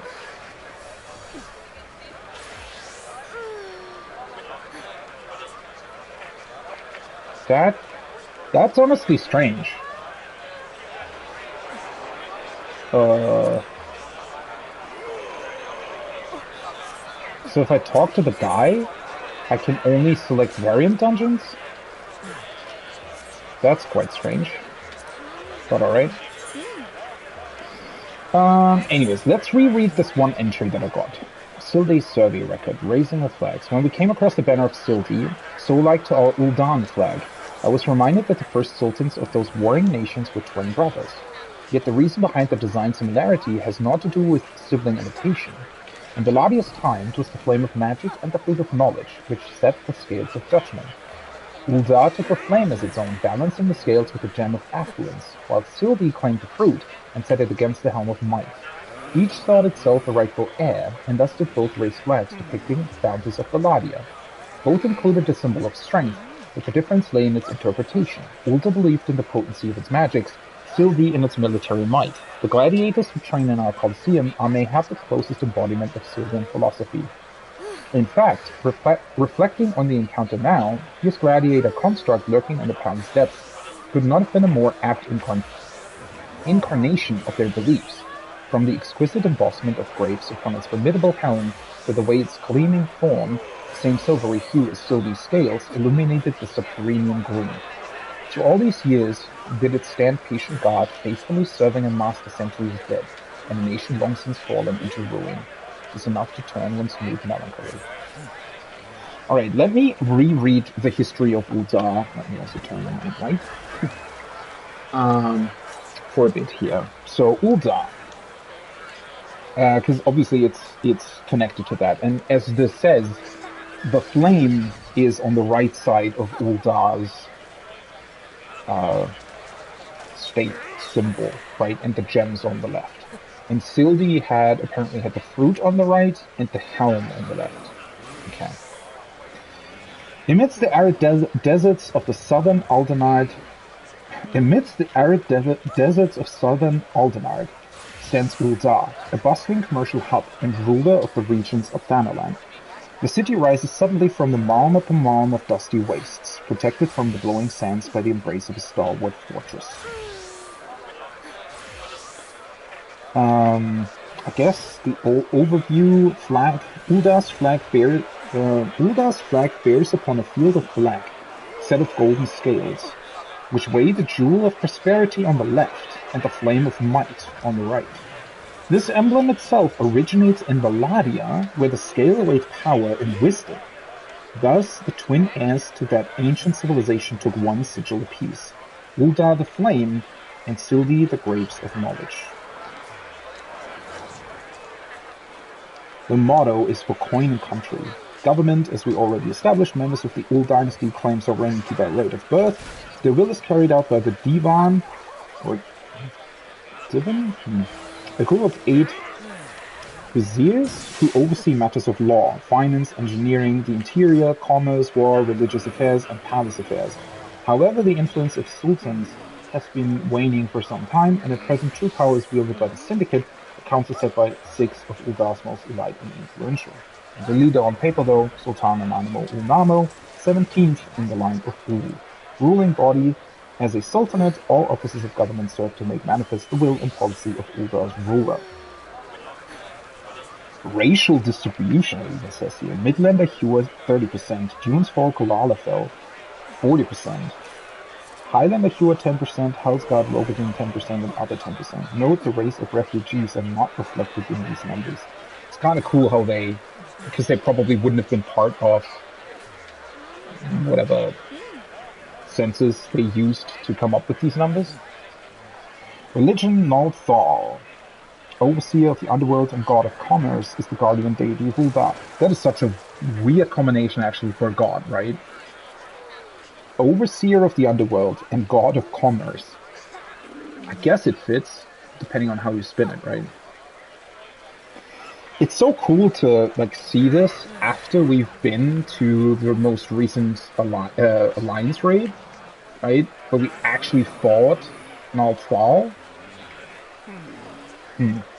I still wonder where that's going to take us.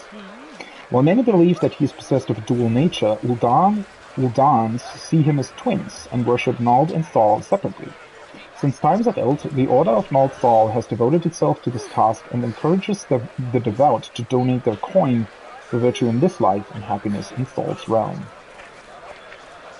Guilds. Ul'dah is home to guilds representing gladiators, pugilists, thaumaturgists, goldsmiths, weavers, alchemists, and miners. Industries, merchantry. With a gateway to the 5 seas and roads to all corners of the realm, Ul'dah has long flourished as a center of commerce.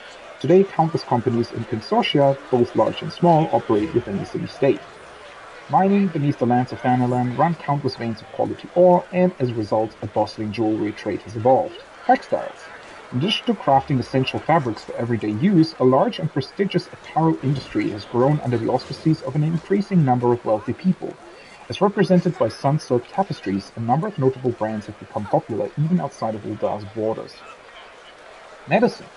Thanks to the tireless study of ailments at Fondale's Frontistery, Ul'dah has established itself as a reputable producer of alchemical and traditional cures, which was the previous seat of Godbirth, right? I think that was that. Entertainment. The city-state offers something for seekers of pleasure, from gladiatorial displays in the Colosseum, gambling at the Platinum Mirage, and games of fortune at the Manderville Gold Saucer. Interesting that they even distinguish between gambling and games of fortune. Beliefs. In a city of merchants, everything has a price, and business is placed upon a nigh-hallowed pedestal. Shopkeepers show scant mercy towards their rivals, and anyone who is cheated out of coin is seen not as a victim, but rather as a fool. To other Eorzeans, inhabitants of the city-state may seem as swindlers who worship nothing but profit. Nonetheless, the core Ul'dah values of hard work and daring have earned many men great fortunes in their lifetime. It even says something about the diet.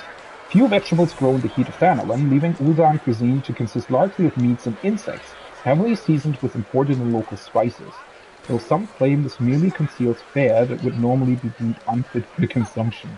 Alcohol, on the other hand, is more highly appraised, as the arts of the Alchemist's Guild have led to distilling techniques leading to liquors of complex and subtle flavor. Okay, so I guess I don't really want to eat in Ul'dah that much.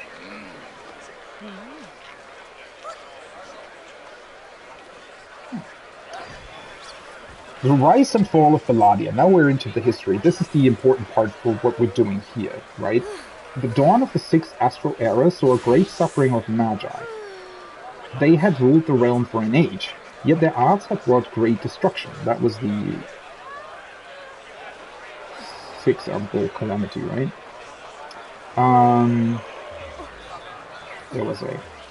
They had ruled the realm for an age, yet their arts had wrought great destruction, and many people demanded that magic be forbidden outright. Naturally, all those even remotely proficient in spellcraft faced some form of persecution. Those few who used sorcery to protect themselves from the stones of fearful peasantry were often subject to greater retribution. The only path left to the Magi was to flee and hide in the remote outskirts of civilization. As time passed, bitter memories became history, and history legend. After several centuries, men had forgotten their fear of magic, and instead desired it anew as a means of military might. Thus, it was the Ladopellan heirs to the sorceries of Mog, one of the civilizations of the 5th Astral Era, who eventually sought to reclaim the rightful place of Magi. Banding together, they made for the wilds of Thanalan, and there used the arts of their forebears to find water flowing beneath the parched lands. What began as a well became a town, and grew into the nation of Belladia by the year 737. Which is kind of what we see here, right? I mean, at least in part, this has to be sort of the original foundation of that, where they built upon the water they found. Twins apart, Belladian civilization flourished in relative peace for 200 years. Yet all was to change in 964, when the Sultan grew deathly ill and was confined to a sickbed.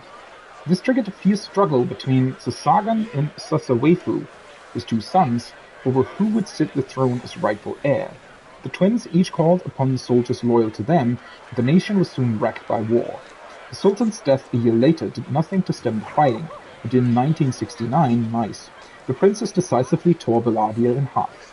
Each then built a city anew in Thanalan, Sil'dihn under Sasawefu and Uldar under Sasagan. Okay, but they must have been quite close together then, right? For centuries thereafter, sibling city-states found cause to fight. However, it was the actions of King Lalawefu of Sil'dihn in 1159 that would ultimately doom their relationship. Instituting flood control to save his nation's ailing economy, Lalawefu began to draw waters from the upper reaches of Uldar's source. The move was popular in Sil'dihn, and the people proclaimed their monarch the King of Springs. The Uldans, however, hissed curses at him through parched lips. The stage then was set for war. Wait, so Sil'dihn actually took control of the waters, even the ones that flowed to Uldar. Which I guess explains why they have such an intricate system of, piping, essentially, below the city. The Dead Walk. In 1177, a drought came over Thanalan and King Lalawefu succumbed to illness. This misfortune spurred Uldar to action, Sil'dihn's sibling nation seeking to profit from the confusion. The following year, the city-state marched forth in full force to reclaim their water source. The Sil'dihn elite, however, did not stand idly by. They united their nation in the face of the crisis and met Uldar with their own army. The resulting war was long and bloody. Yet despite countless summers of campaigns against one another, neither side proclaimed superiority, and the conflict showed little sign of drawing to an end. In 1181, so 4 years later, however, Uldar found a means to break the stalemate. A powder, devised by the thaumaturgist, that turned men's corpses into zombies. Having laid siege to Sil'dihn, the Uldans used their catapults to cast the substance upon the citizens within. Oh, wait. Not AFK. That's actually pretty fucked up, to be honest. What followed within was a scene not amiss from the Seven Hells. The bodies of those fallen to starvation rose one by one and attacked their own countrymen. I think that's also what you can see, like the sort of lasting effects of that is what you can see in the what's it called? Sunken Temple of Karn hard mode, right? The weird zombies that are incarcerated in the coffins, sort of, in stone. I think that has to be connected to this, right? To explain the anguished screams, Sasagan ul Sisigan, the third of his name and ruler of Uldar, crafted a fictitious tale. Sil'dihn had transformed their own dead to zombies in an attempt to win the war. Proclaiming it a sacred crusade to send these zombies to fall, he ordered his immortal flames in a light unit into the city. Behind them followed a great host, and together they purged the walking dead. Thus Sil'dihn fell. That is so fucked up. Holy shit. So first, they're throwing a substance into the city that makes the dead rise as zombies, and then they just say, oh, you raised the dead, now we have to defeat you because you did this. Holy shit, they were fucked up. A new dynasty. Having brought an end to Uldar's trouble, Sasagan ul Sisigan put the fell powder under close guard and kept the truth of Sil'dihn's end from the masses. The silence held for 40 years until Baldur Thorn, a Huron of noble blood, learned the truth and charged Sasagan for his crime. Startled, the aging ruler flew into a rage and demanded the offender's head. However, no one lifted a finger, let alone a weapon, for Baldur was known as a righteous man. Sasagan was imprisoned and spent the rest of his days in the Marasaja pit. That is interesting. So Sil'dihn had already fallen at that point. It was only Uldar, and yet they just said, oh, well, fuck him. I mean, it makes sense, but yeah, pretty cool. Give me a second here. Thanks to his group actually reached the Savage dungeon variant.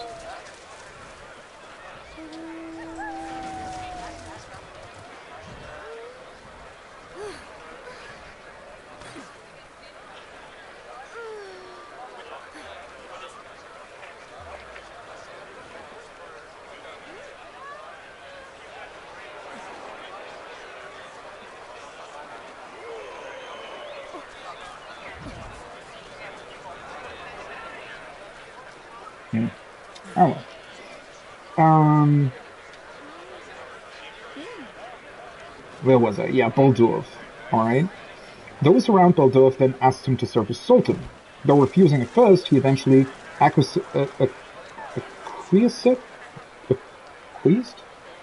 on the condition that he would be a steward, ruling until the city-state was stable. The new Sultan never made knowledge of the powder public, for fear that it would fall into the wrong hands.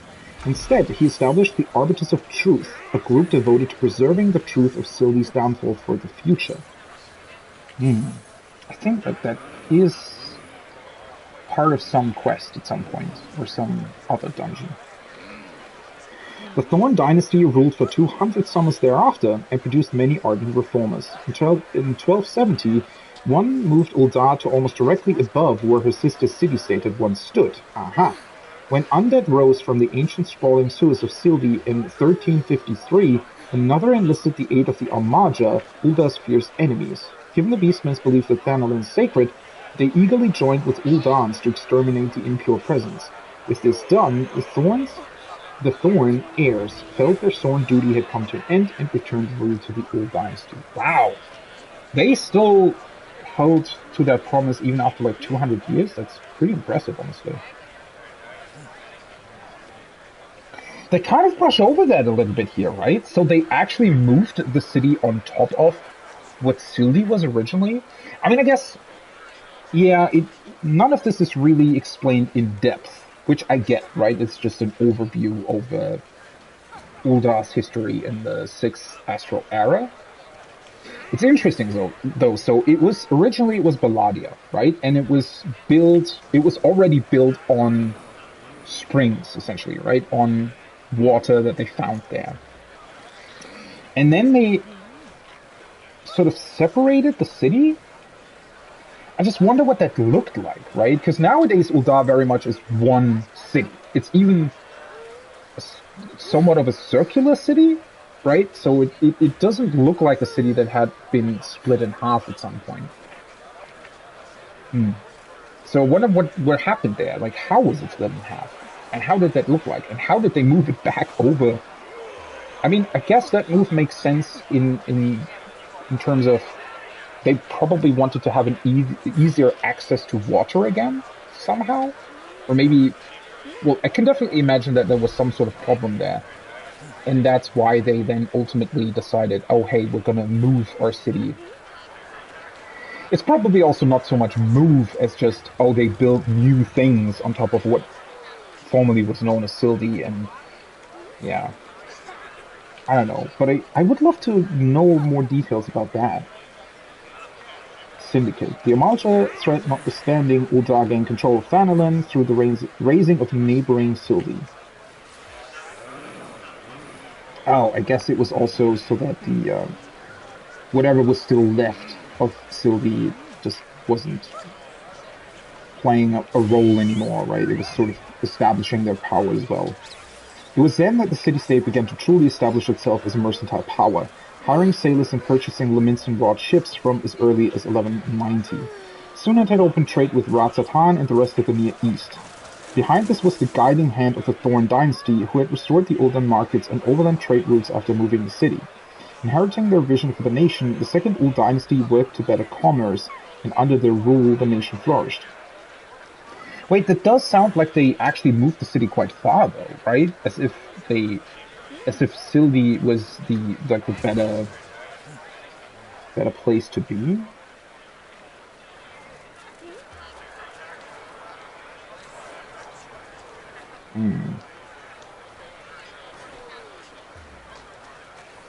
I really would like to know more about what that actually looked like in terms of,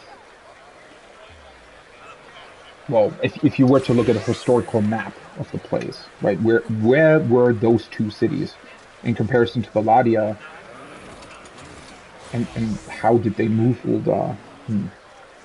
Yet that self-same policy granted the merchant class greater power as their own coffers grew, while robbing the Sultanate of its influence in almost equal measure. Wait, did I skip something? Markets, overland trade routes, inheriting their vision for the nation, the second Ul dynasty worked to better commerce, yeah. While robbing of its influence. Thus, in the year 1401, the distraught line of Ul established the Syndicate, group of 6 advisors chosen as the merchants who had added the most to the wealth of Uldar. This group came to command the government and presently is the true power in the city-state. So that we do know. And then it says, it says a lot of the immortal flames here, and then it goes on to actual people. Raban, Pippin. Who the hell is Swift Rider?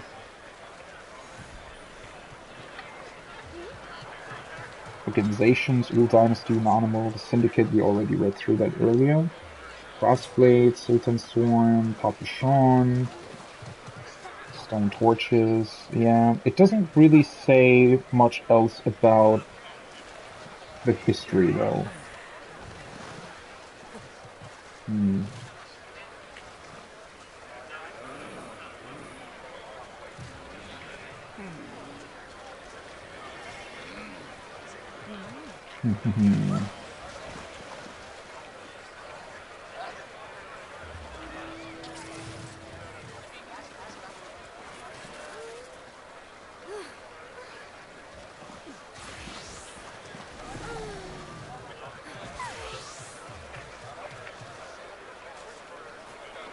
Yeah, there isn't really that much more information in terms of what could be connected to this.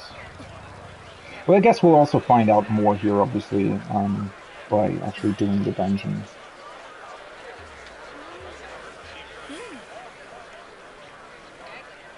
Where are we currently? Find this basin, the clutch.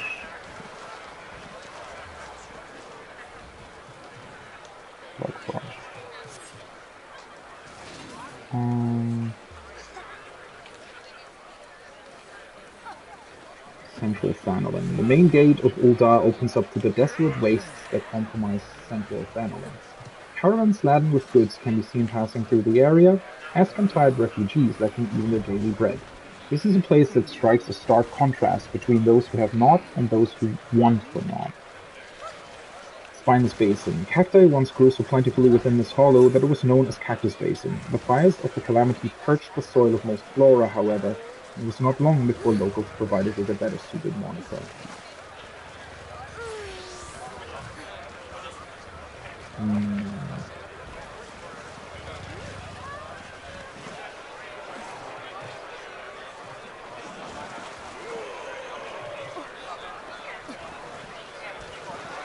Blackbrush.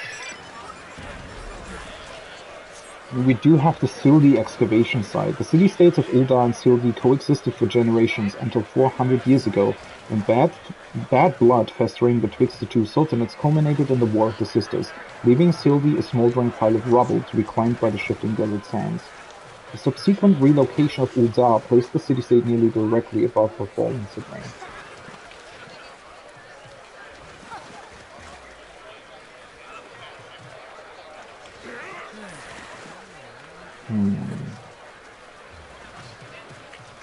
Sil'dihn ruins. And that's where we are, basically. That's so interesting, man, that they're actually... So, this is kind of the entrance to Sil'dihn. Or was, at some point. They're already in here, right? In the first Encyclopedia Eorzea.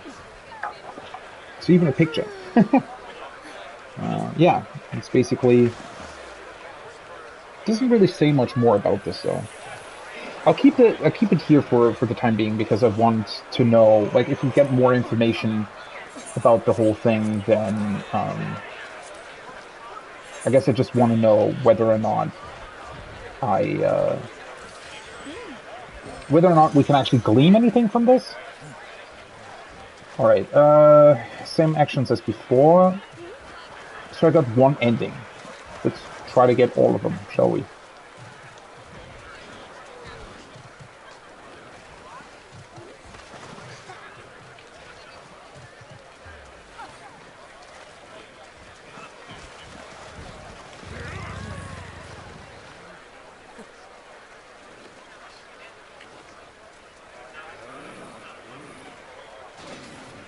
All right.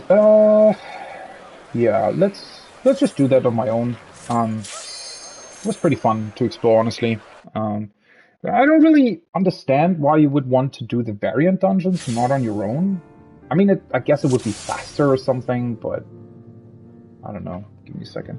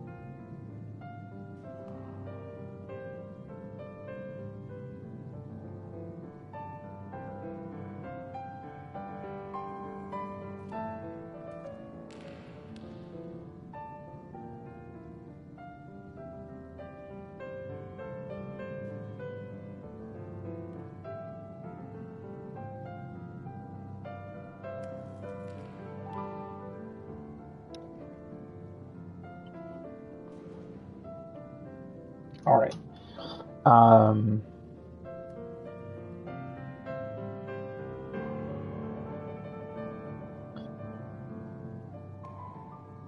Okay. Let's see. So, Nanamo's going this way now. It's interesting that it sort of shows you the entire map. So this is what I originally took, the route that I originally took. And I could have gone left here. And I guess left here as well. Well, whatever. Let's just do this.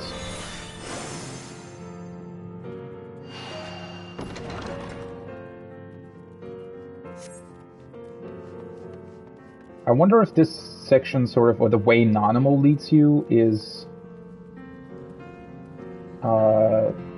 the intended way, I guess? Its creatures look distinctly unfriendly, if you would be so kind. I mean, what's crazy to me, when you really look at this dungeon, right? This all, while obviously being quite a bit old, and a lot of people not really having set foot in here for a while, it doesn't look too, like, damaged or something. It even looks, you know, somewhat, I mean, it looks like good technology, I would say, right? Not necessarily old in that sense. Certainly not new, but also not super old.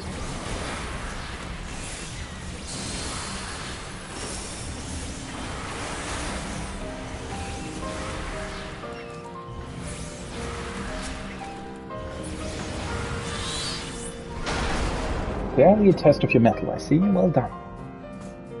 Well, I guess some pieces are a bit rusted through, though. Can walk through this pipe, I think. I mean, you're already doing it.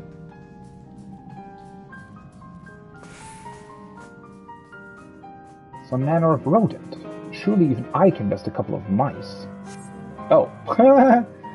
Ah, not mice, definitely not mice. Poor Nanamo.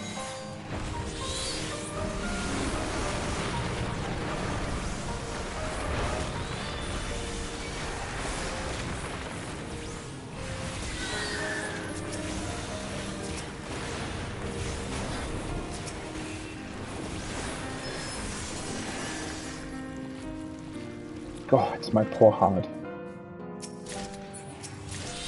You really only get these diamonds from this? Strange to think these giant pipes lie unseen, just yams beneath the streets of Uldar. Yeah, it's actually... It's quite crazy to me that this is literally... I mean, they could use so much of this, right? In their actual city. They could just incorporate this into their hopefully existing piping mechanism system. This does look very different from the other part, though, right? It's just pretty awesome. So now we're going this way.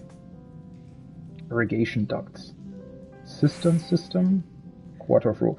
Okay, so this, the hidden hall's a quarter of rule. This is all more... These are like old living chambers of royalty, basically. And then the cistern system is what provides water access and actually makes the water move throughout the city. And we're in the irrigation ducts now. There are other actual sort of drainage and piping systems, it seems like. This is crazy big, though. Look at this. So it almost reminds me of those big structures they built under Tokyo. If you've ever seen those, I think Tom Scott made a video about them, where they like, in case of flooding, all the water can move through them.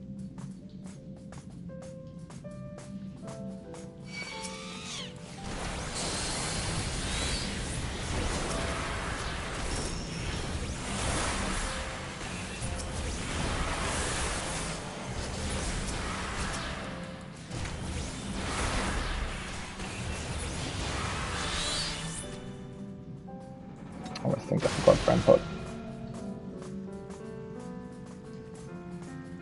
That culvert at the back is positively clogged.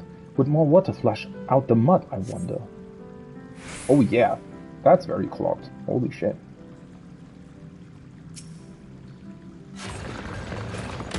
Oh.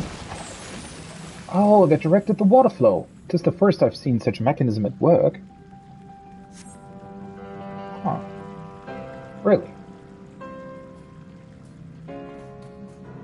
Yeah, I mean, these systems would need a lot of refurbishment.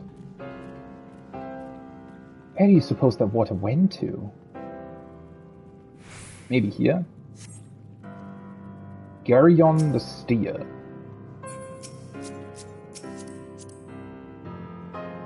Huh, he looks somewhat similar to the other boss I first fought in here.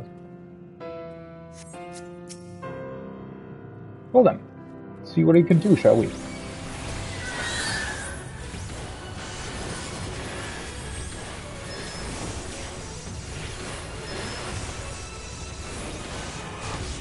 Oh, that was cute.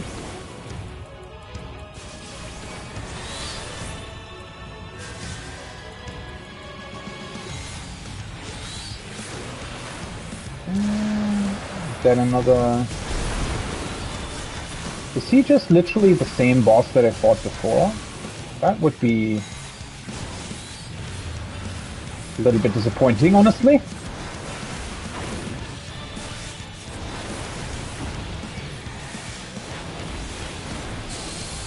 Probably... well, whatever. Lasts for 30 seconds.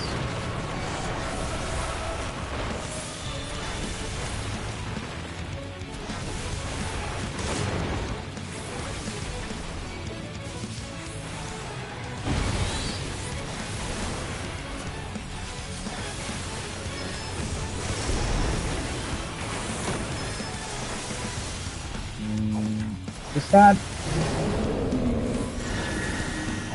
Oh. He does seem to have other...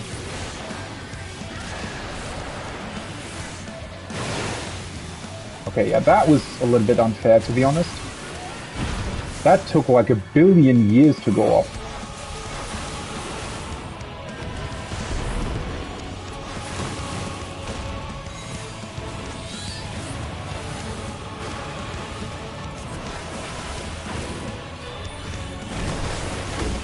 Oh, I forgot about that. Colossal Launch was the one that changes them around.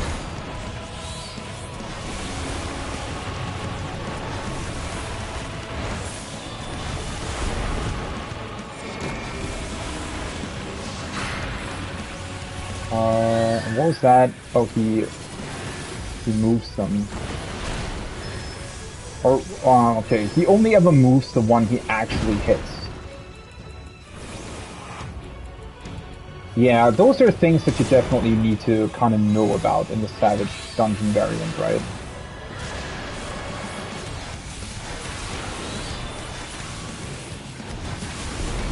Okay, so it's essentially the same boss, but with slightly different tactics. Interesting. Okay, now it's turning one again.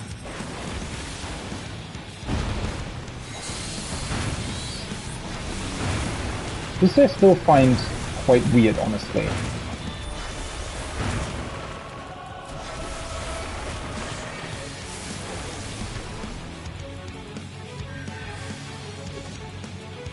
I don't know, something about... Because that's usually... okay, that's with the knockback again, but he's going to be dead anyways, I think.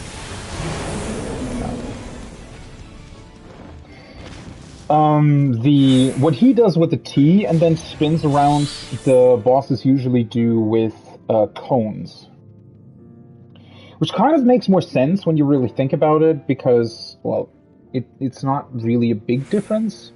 This is very akin to O12, actually, O12S.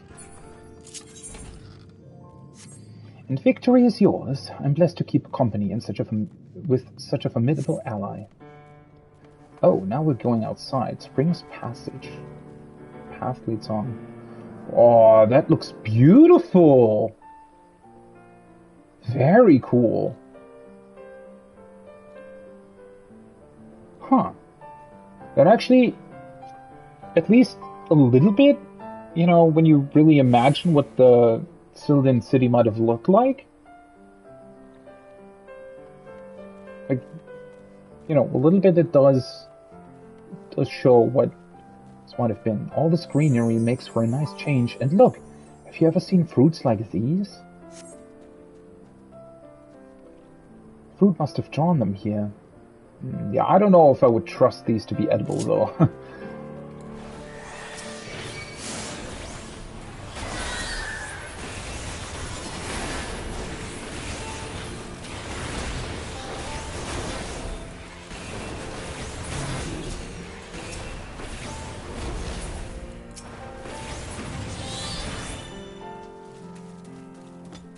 Yeah, it does look quite beautiful.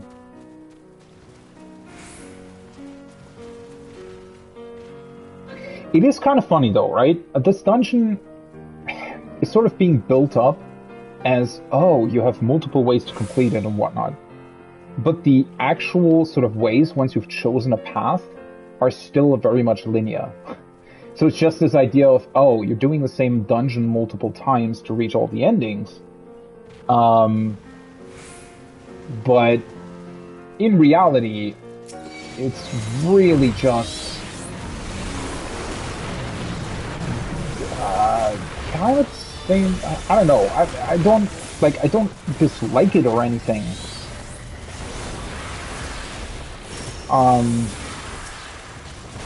But you know, it's depending on how you look at it.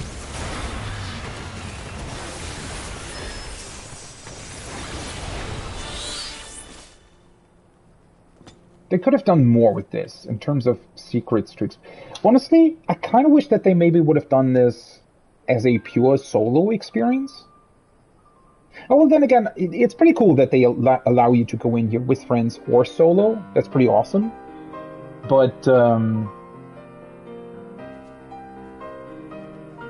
yeah, I don't know. This is definitely... It's just kind of strange to me. My key was not made to open this gate. It says here 2 eyes are needed to see. 2 eyes, some manner of riddle, you suppose. See? So you do have to solve some riddles in here as well.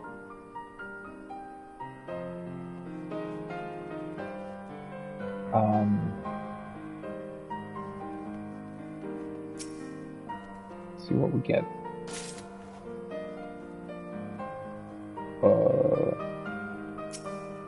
Do I have to pick up all of them?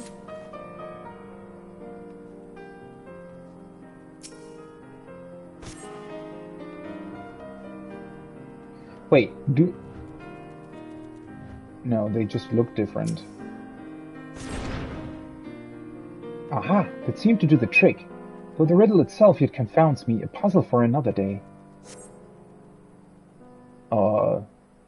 Yeah, I don't know if I did this correctly, honestly. It seems to be a bit on the simple side. Yeah, I wish they would have done more with these. I wish it would be more of a sort of puzzle thing in the normal mode. I don't know. I feel like it's a bit too linear, right? It's very similar to other dungeons. Still more? Every ilm... something. Right? I mean, essentially this is still just a normal dungeon.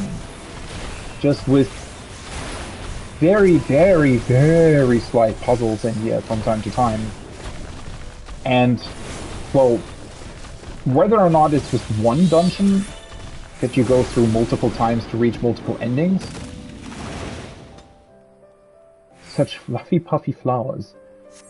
Or they could have also done 12 dungeons that just lead through this, like, not much of a difference, right?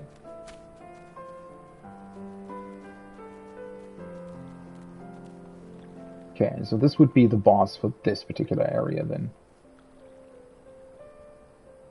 These boss arenas are quite big.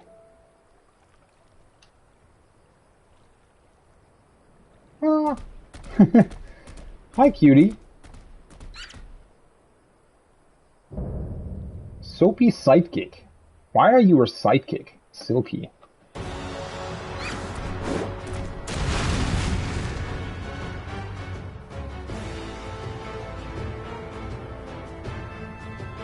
Alright.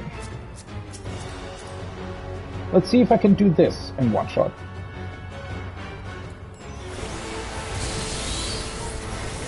Activate Rampart. And notice creature, this is the Silky, a familiar which cleaned the palace once upon a time. Strange. Its ether feels awfully well familiar, if you would pardon the pun. Okay.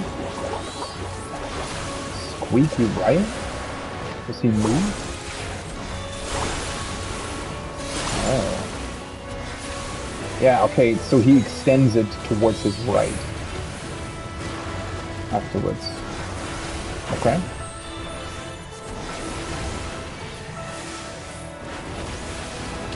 See that?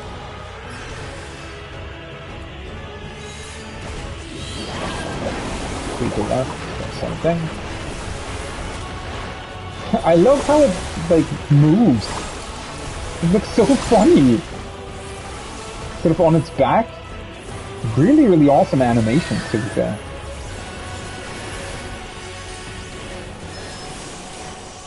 Let's activate Rampart again. Showing some stuff. You can see that bubble around its path. That must be how it channels its cleaning magic. Okay, so if the bubble glows blue, it'll do like a T-cross thing. Racing sense. And green is a donut, alright?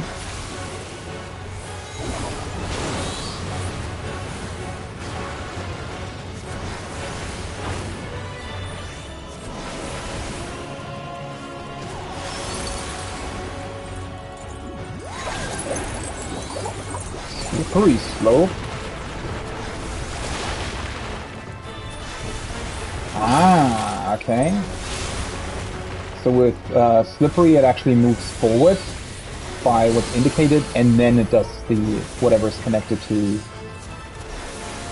like the green or blue orb and whatnot. So moving. Rust Bluster, let's do this. Okay. Not really doing anything else though, right? Total Wash, was that the right way?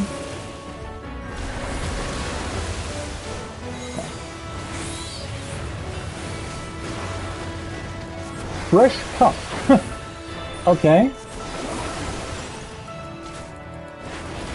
Oh god, not the brooms again! Shit. I think those are gonna move quick. Oh. Oh, so they jump over you though. Interesting. And then it's a donut. It's a donut here though? Wait, that still does damage though, right? Yeah, okay. Oh, I really like these mechanics, especially because the boss animations are cute and well done at the same time. Okay, so you want to stand in front of the things, basically. Let's see here.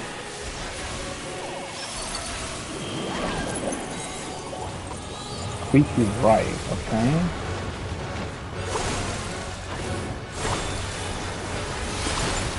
And then he does the T as well, right? At some point at least. Also, Labbit is soap now. Oh, okay, so the blue ones, they're gonna do the same thing. They're gonna do a T as well, okay. Makes sense. And the last one's probably gonna do a donut at some point? Maybe?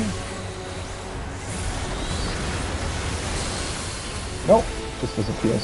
I mean, it probably will at some point, right? I feel like these can be either or. Huh. Squeaky clean. Achievement.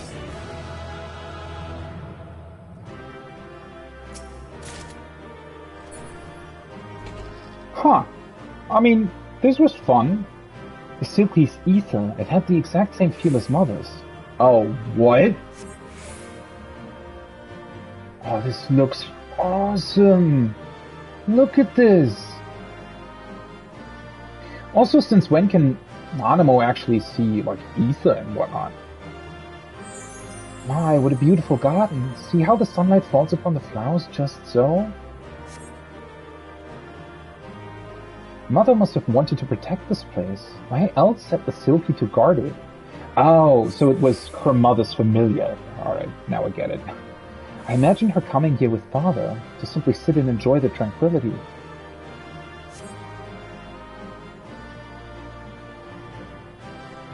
A shelf full of cutlery and a table made for two. This is a haven of joyful memories. Mother, Father, I will do all in my power to see the sanctuary remains unspoiled. Whilst I should like to linger still, I fear Papa Sean will soon note my absence. Let us be away. Okay, so what exactly is the implication here, though? That her parents used the Sil'dihn ruins to, I don't know, just enjoy themselves?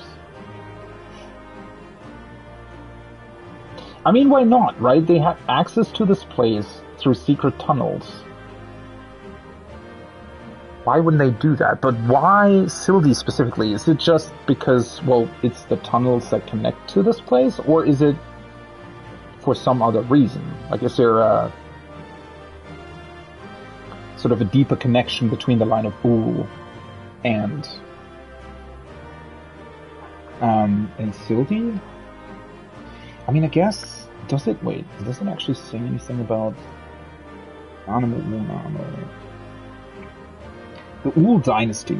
The Ul line is descended from Sasagan ul Sisigan, the first of his name and founder of Ul'dah. Since their right to rule was restored by the Thorn family, the second Ul dynasty has reigned uninterrupted. At present, Sultana Nanamo ul Namo, the only daughter Sasaba ul Sisibal, and Nanasha ul Nasha wears the crown. Okay, so those are the Sasabal ul Sisibal and Nanasha ul Nasha are her parents. So we know that. The 17th in her line, she ascended the throne following the unfortunate death of her parents. However, the Sultana wields precious little power next to the might of the Syndicate. The dual folk made of royal blood, Nanamo ul Namo came to power at the tender age of 5 when her father passed. Naturally, none so young could fathom the intricacies of government, and the Sultana was relegated to the role of royal puppet. Despite having ruled for more than a decade and a half, to this day, many dare to accuse her of being little more than a mammoth mouthing the Syndicate's words. She is not, however, without her allies. At the age of 9, she surprised the city-state by pardoning Rauban al-Din on a whim. As his Colosseum winnings were conferred upon him, the Bull of Alamigo swore an undying oath to serve as the Sultana's sword. When he joined the Syndicate, Rauban made good on his promise and remains entirely loyal to Nanamo. Though she is the picture of propriety when sitting the throne, Nanamo is still a maiden of 21 years and has a more playful side. She is known to leave the palace incognito and take tea and crumpets at the quicksand. That is indeed true.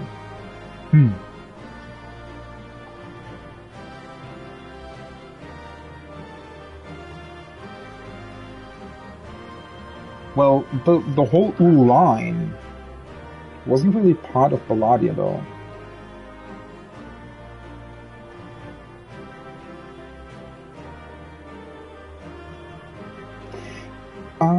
Oh wait, I guess they are still descendants to the original Sultan line, though, right? The Sultan's Thorn, personal guard of the Sultan were formed in 1969 by decree of Sasigan ul-Sisigan. Originally consisting of paladins who helped found Uldar, they have remained loyal defenders of the royal line for 500 years, even through changes in dynasty. While their fealty currently remains with the Sultana, the monetarists have managed to cut their organization's strength to half of what it was in their glory days. Thus, the Sultan Sworn must now accept the aid of the Brass Blades, even guarding the royal palace, and their morale has suffered much for it. The loss of Oathkeeper, the Blade Sasigan bequeathed to the first Sultan Sworn captain, has had a particularly lingering and deleterious effect upon their power. That's the thing that you do in the Paladin quest line, right?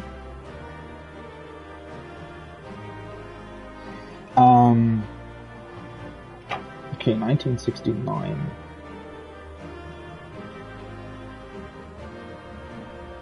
That was when when Belladia was torn in half. Well, I guess in theory, the Ul would still be descendants of the original Sultan, right?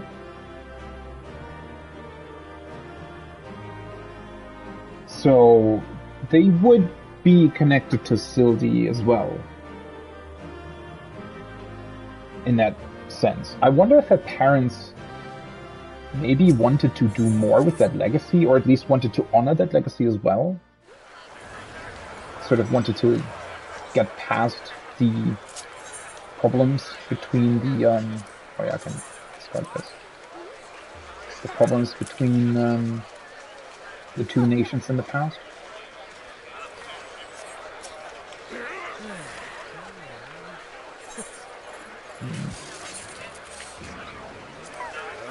A key memory. On my 5th name day, my parents gifted me with a key wrought in silver. 5th name day, so that was shortly before her parents died then.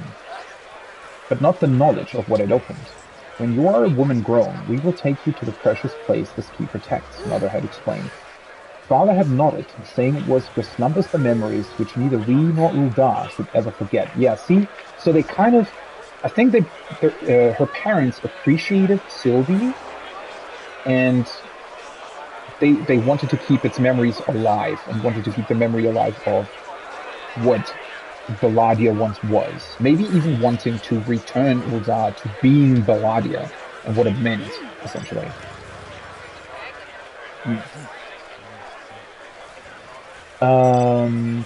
Should ever forget. I, a child of 5, understood only that I was being forced to wait for my true present. Oh, how I had sulked and fumed back then. Yet now I cling to that fading recollection with desperate fingers, like a failed merchant to a dwindling coin purse. 'Twas soon after when Mother and Father were called away to Thal's eternal halls. Their sudden absence left me hollow and dazed, my ascension to the throne followed by torturous days of uncertainty steeped in sorrow. It seemed I stumbled across the desert, the sands burning one moment, freezing the next. All thoughts of peace and secret places were cast aside, forgotten. Why had they entrusted such a pretentious gift to a daughter so young? Had they foreseen the accident which would befall them? Or had some other factor influenced their actions? Their true intentions are lost to time. There's only one thing I can know for certain. The key was left in my hands for good reason. Are we going to find out who potentially killed her parents?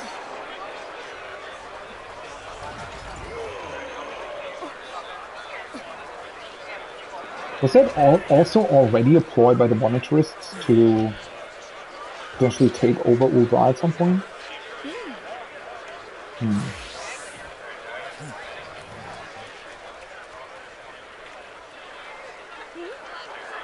It was Nanamo's parents, though, who established the syndicate, right? That was, like, or even before them.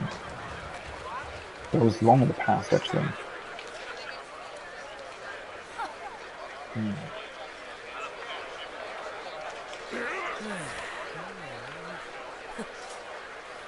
The encyclopedia doesn't actually elaborate on her parents that much, or on their death.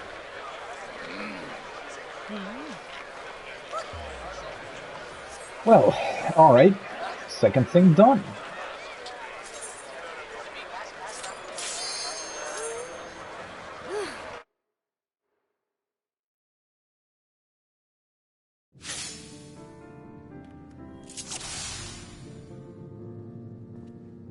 Are we gonna go into the right door?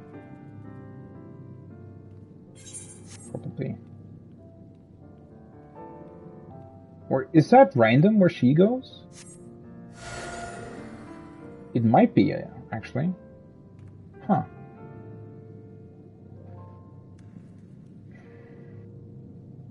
Well, let's go middle again. Because I want to see what happens. I guess the beginning will be the same. And then at some point I have to remember what I did at first so that I can do the opposite thing. Yeah, I think she also says the same thing here.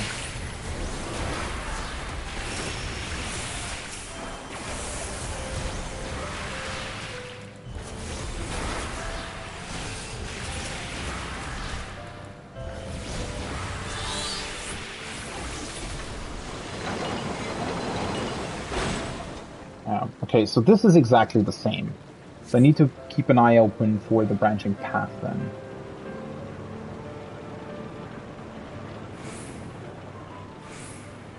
This isn't one though, right? I mean, you can literally just use the switch.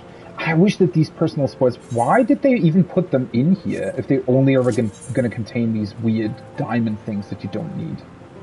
Deceiver's diamonds. That is such a weird decision.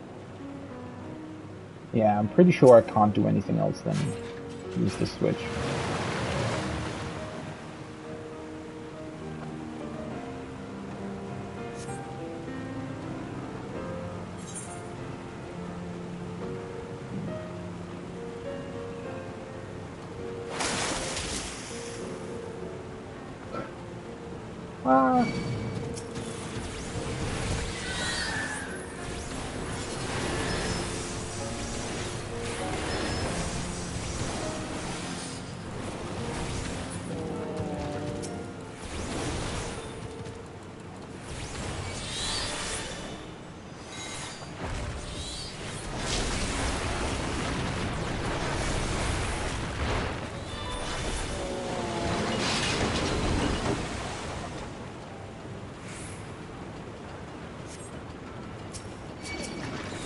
See, this is already...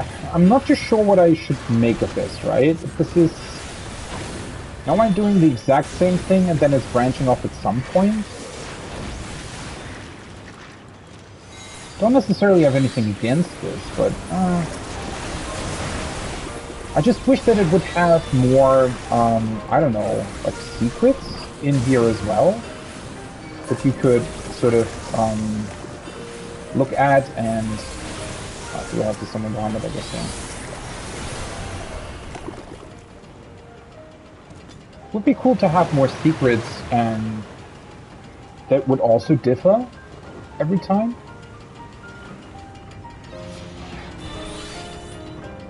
Okay, fuck, so which way did I turn this last time? I'm pretty sure I turned it right, which meant that I could go this way.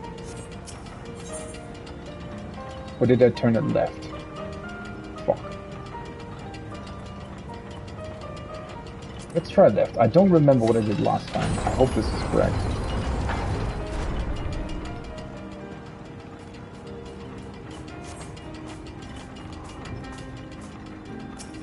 Also, not necessarily the most interesting thing that this guy is always the same.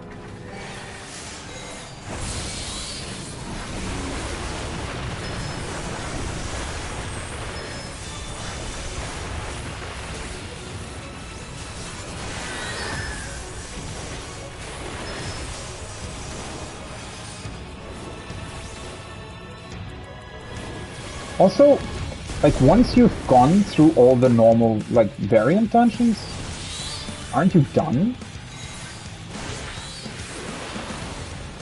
I don't fully understand what the purpose would be of going in here again. Unless you still need some of the pot shots, possibly.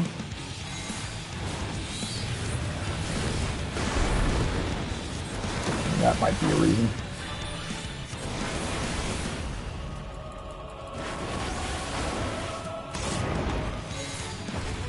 Oh, these still take way longer to explode.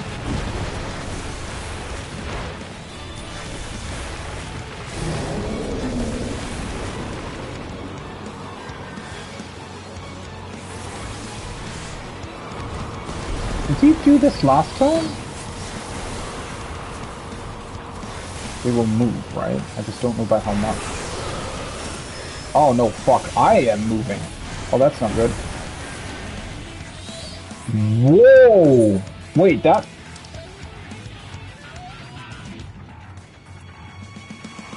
$55k? Was I so low? I didn't realize. I thought they were moving. Guess I should have known that I was gonna move. I feel like he didn't do that move last time though. Maybe that's also random? That would be pretty awesome if they're, the things that they can do would be random. That would make much more sense, right?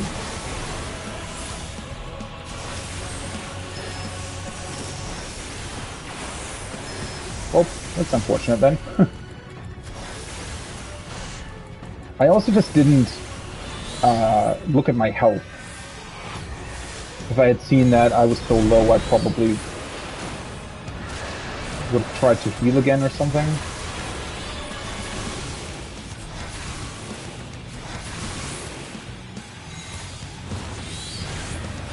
But yeah, that might actually be it, that they can sort of randomly, but I mean the whole air thing can only really work in this arena though, right?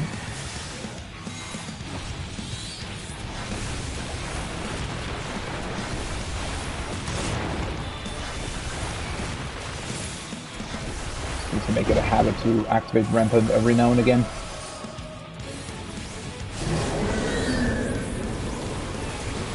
Okay. Now, need to make sure that I'm actually the person that moves. I want to be here.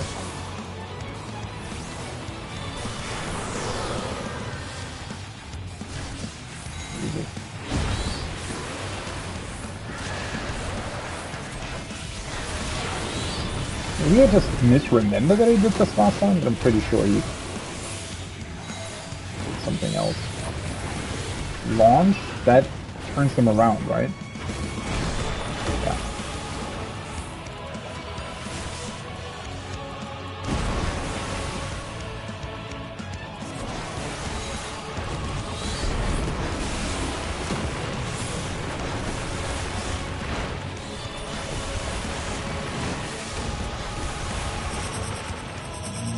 I think turns afterwards, right?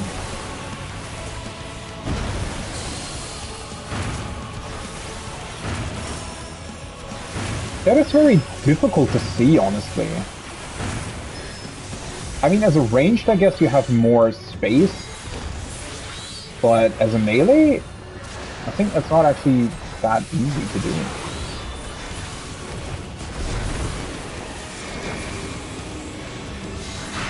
Charge, so he kicks back the middle one.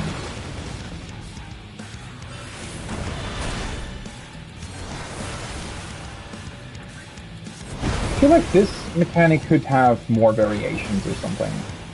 I mean, I'm sure it has in the more difficult version of the dungeon, but...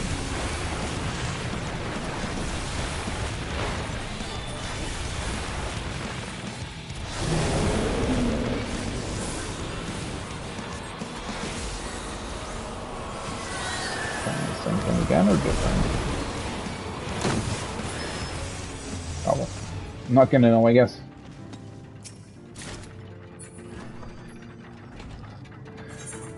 Alright, so in theory now we would be able to move left, correct? Nice. So this part is new then. We've wandered into some antique dining hall. A rich setting indeed. One might even sell palatial.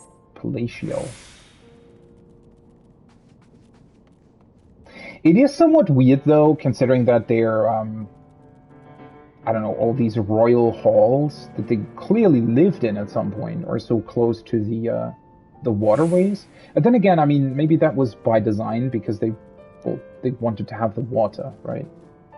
Quite an expansive abode. Shall we try upstairs? Oh, this looks really awesome. Honestly, it's every time something like this happens, and that's not even exclusive to 14, but rather to all games, really. It's always that when you see sort of old ruins. You kind of wish that you would be able to see them in their glory days, right? I mean, imagine this place bustling with people and, I don't know, doing their things, selling wares, debating, whatever they were doing back then. Of course, this is the Sil'dihn Royal Palace. Look at this banner by the door here. Ah, now we see the helm. Okay, so I guess you're not really meant to know what the correct thing on the scales was last time. Unless, I guess... Well, had I actually looked into the Encyclopedia Eorzea, it would have straight up tell me. It would have told me what the correct thing was. Rather quite interesting. Okay, so now we went this way, but we're ending up at the same place. And I suppose that the last enemy will also... So, the last enemy you fight always is determined by Throne Silly. How fortunate we are to have made such a historic discovery.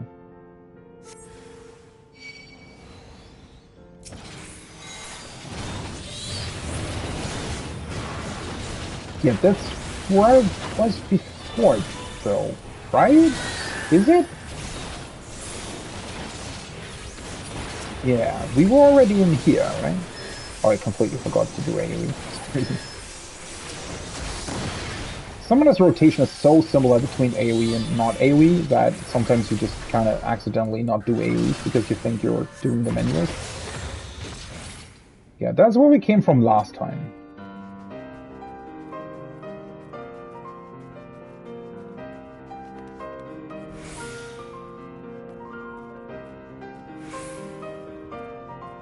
Okay, so now they actually want the correct one, right? So the right one would be the fruit and the left... Oh, oops. No. The fruit and the helm for Sil'dihn, correct?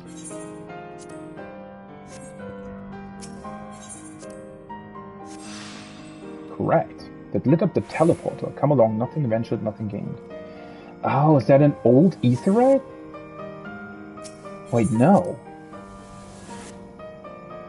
Oh, so if you solve these riddles correctly, it just gets you somewhere completely different? Ooh, the Royal Treasury. A puzzle solved leading to riches untold, just like in the stories. Ah, but look at these scattered coins. Has a burglar broken in before us, perchance?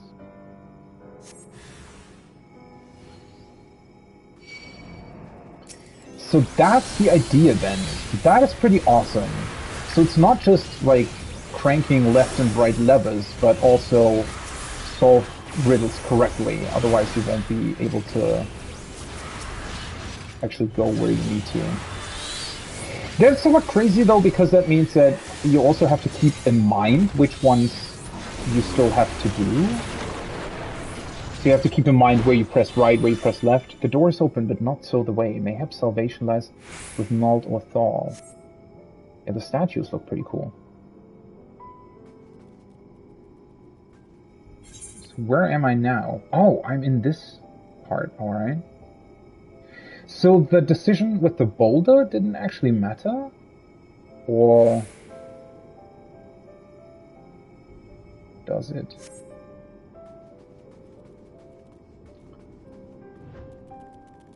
Scrolled note. A slip of parchment lies abandoned on the ground, the notes of an aspiring burglar, perhaps. Rare green stone, malachite portico green and yellow sacks, atop the rubble, corner mound of earth.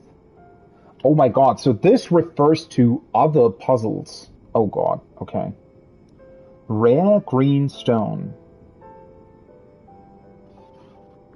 Green and yellow sacks. So yellow sacks, didn't we have like blue and yellow sacks earlier though? So the yellow sacks are the...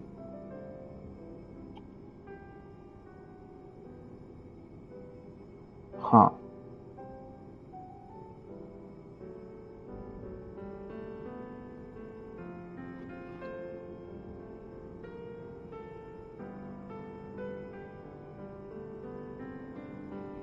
atop the rubble. Corner mound of earth. I'm pretty sure that refers to the puzzle that I did earlier.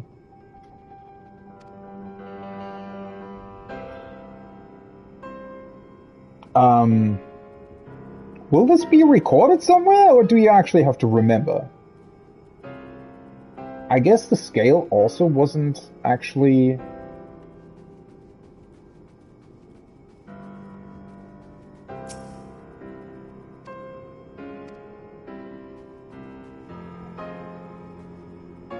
Let me write that down, just to be sure. Let's write that down.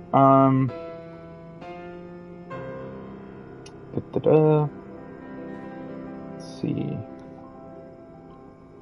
Puzzle. Variant dungeon. Puzzle. Okay, so rare greenstone. Malachite. I wonder why it's portico. I wonder why it's written like that. Green and yellow sacks. Chop the rubble.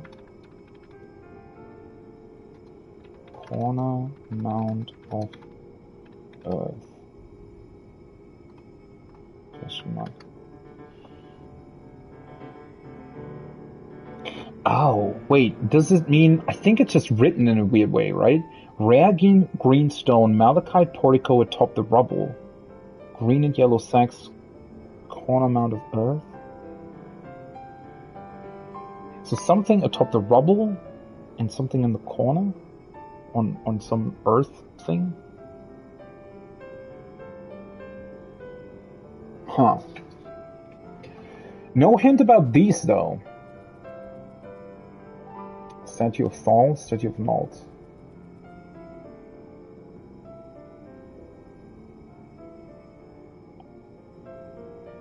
Yeah, I don't think I have any sort of idea of what the right choice would be, huh?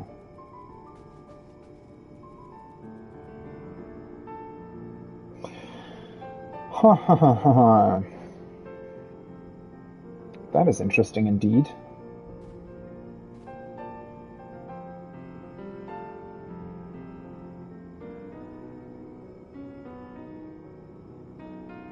I'm just trying to remember whether or not one of them was more...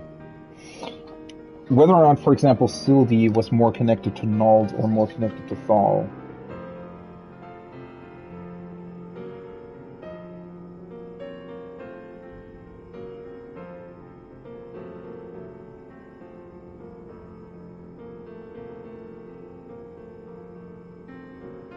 I mean, Sil'dihn took the grapes of knowledge, Ulda took the flame.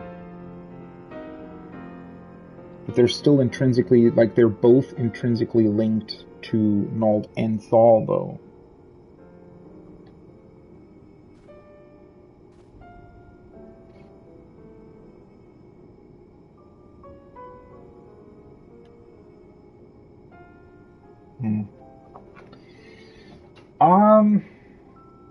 I kind of want to go with Thal in this particular example, simply because, I don't know, it fits the decor better. Seem your prayers were answered. Were they, though?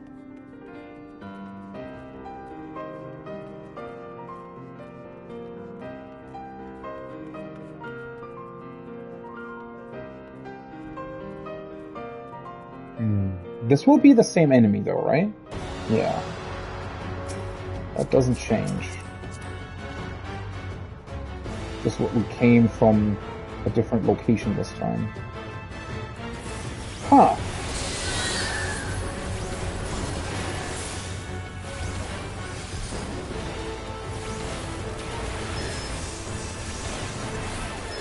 Well, let's see if he does different things as well. In theory, I know how he works now. So...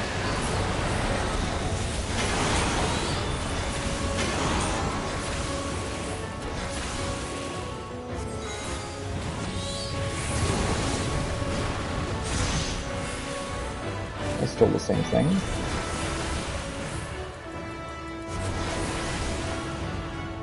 That's the front line AoE, right?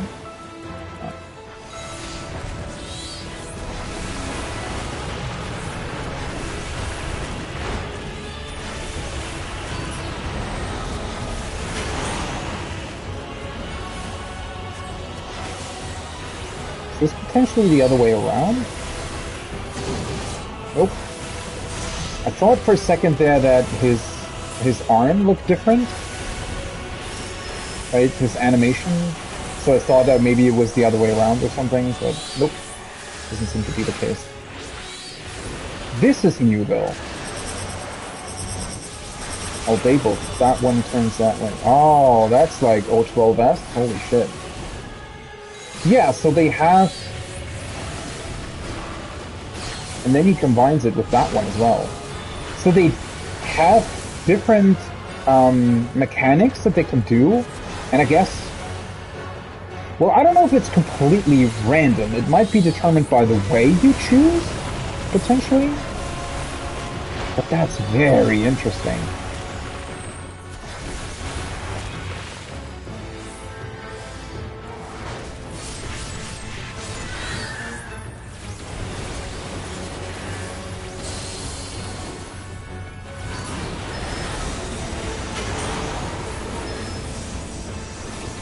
Oh, right, he hits in front first.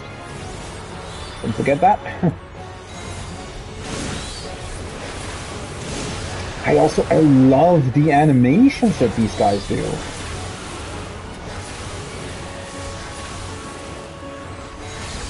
Very elaborate with his like, weapons that he has. Okay, that should be the same thing though, yeah. Quite easy. And just this again. So the only new part where the statue things.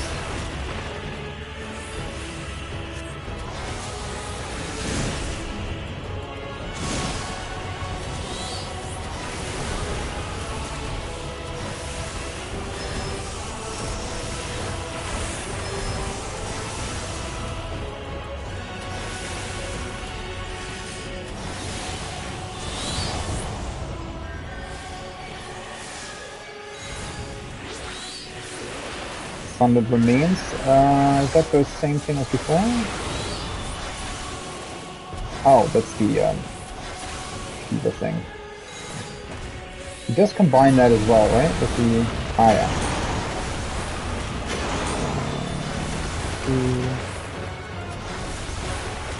yeah, he definitely did this last time as well.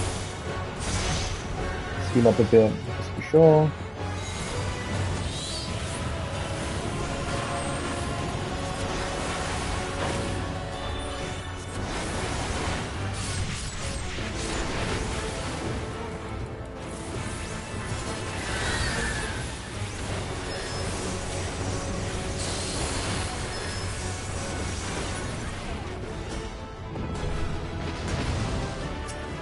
Yay!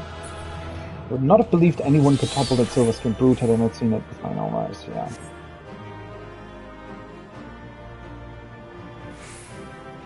Suspect this chamber was a dead end for cornering thieves. Really? Fatal for a common intruder may have, but thanks to you I was treated to a rare glimpse into the life of Sil'dihn royalty. Must consider that such was mother and father's intent to ensure that our fallen sister's state not be forgotten. Yeah. That very much seems to be it. It is my duty as Sultana to remember our realm's history, and in doing so protect the legacy of the living and the dead. It seems very much that that was their intent. Shall we call it a day here then? We'll have to explore down this particular path. I wonder if it really was for cornering intruders though. Seems like it's a bit too close to their actual royal chambers for that. I mean, it must have definitely been some sort of arena, though.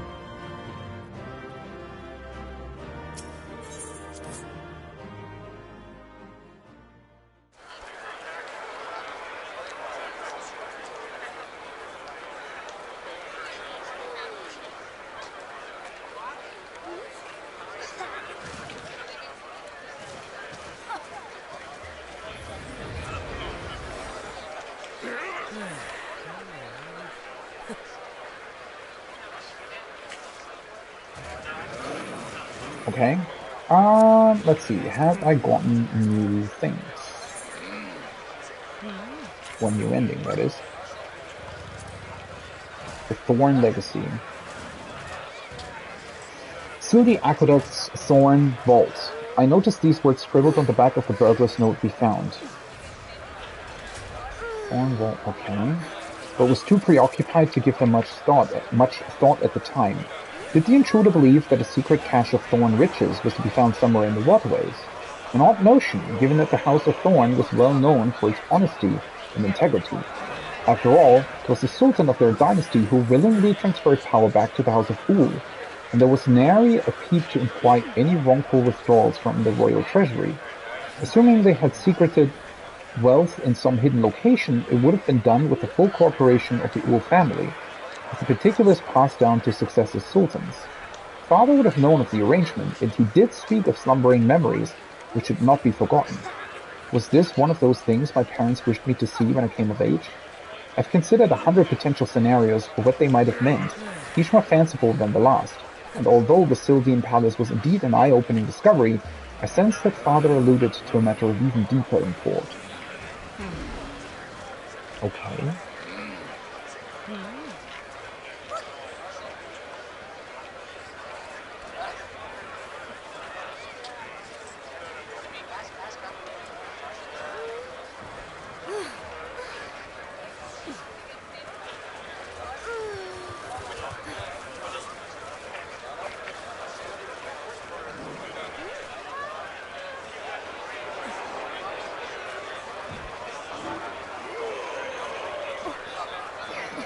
So, yeah, the Thorn Dynasty, those were the ones that basically governed Ul'dah for a time, but then gave their government, or the role of government, back to the line of Ul.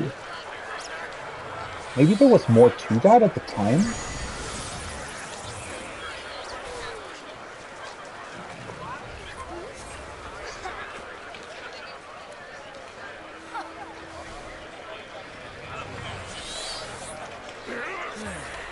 Oh, oops.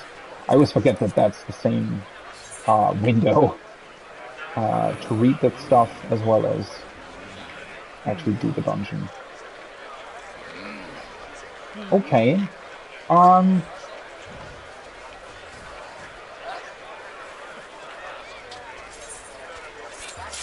Let's try to find another ending then. I guess now in theory I would have the hint towards that left thingy.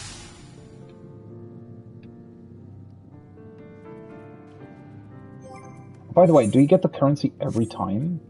I guess so, right? Wait, the middle ones? I feel like I've already done everything in the middle ones, though. So is that just random where she goes? Or, I kind of wonder, because I don't think there's anything else that we can do there. Unless praying to one of the two statues does something different? I mean, it could in theory, right?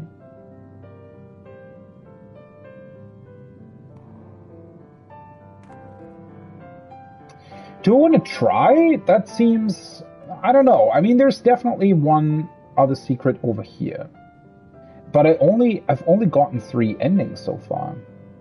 So there's like one more secret over here. There's this whole thing.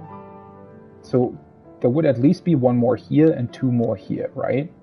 But that's only 6. Not 12. Which makes me wonder if there's... But how would there be different lore here?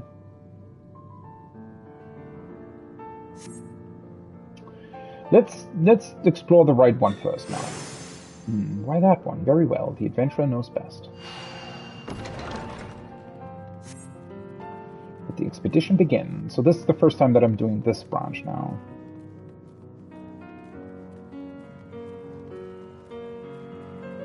What a stench.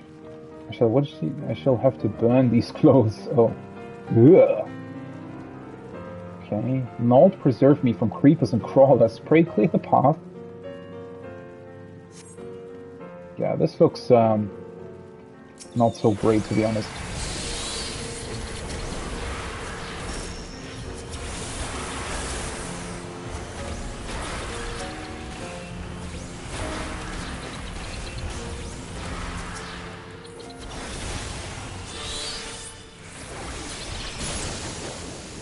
What do they feed on down here? Each other? And why must it smell so positively putrid? Well, I mean, these are old sort of canals. Like, feels like they would have more than enough stuff to feed on down here.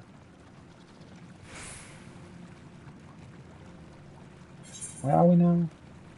Sanitation slices. Okay.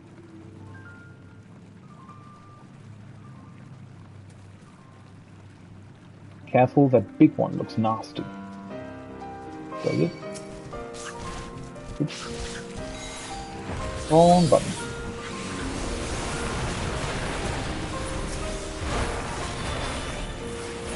What was actually... Thank you. I had to target the big one the entire time.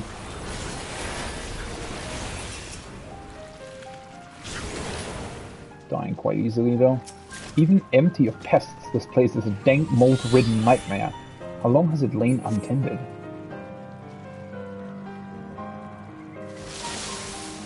Wow, how did she do that?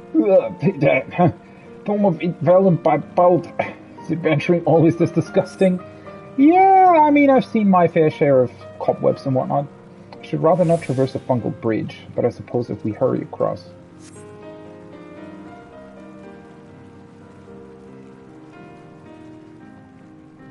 There's no end to this foul menagerie.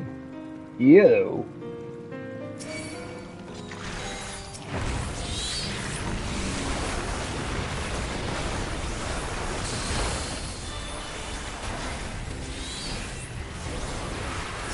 We're gonna do bad breath as well.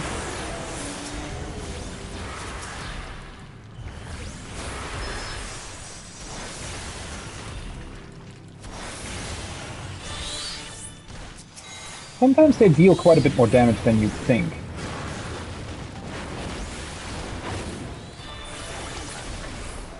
But decay is especially bad in this section. Fear the fungal growth is all what keeps it from collapsing. Yeah, honestly, isn't that quite scary when you really think about it? I mean, these are giant halls underground. This must be a structural nightmare for Uldar. Nay, this rot cannot be allowed to continue. The tunnels need reinforcement, not to mention a thorough cleaning. Yeah, otherwise this might be pretty bad at some point in the future, right? Garion the Steer. Alright. The reek of sewage is overpowering. Is this something... No sense of smell? Yeah, I don't think this guy has a sense of smell.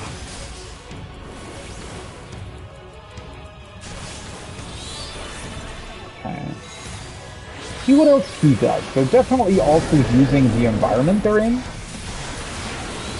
What's your footing? It's coming up through the floor, right?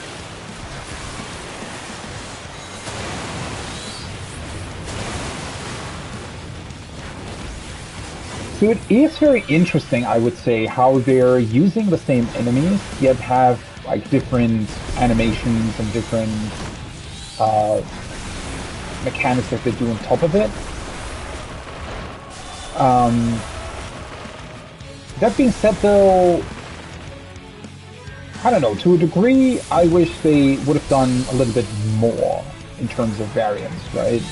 I mean, for the fact that they're called variant dungeons, really not that many variants, I feel like.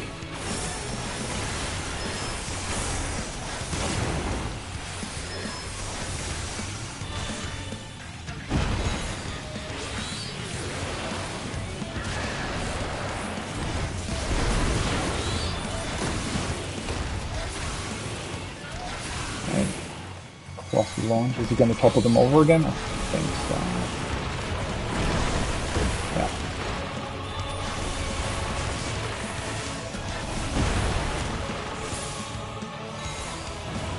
Heal. Okay.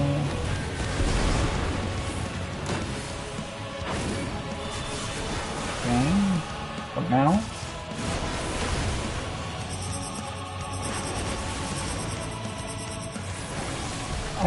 still find this weird. I don't know. Don't necessarily why. Maybe because there's not really much of a point to it? I don't know. It's not even really going on top of where the barrels were, right? So it just kind of feels like, oh, I don't know, what's the point? He'll be charging again, right?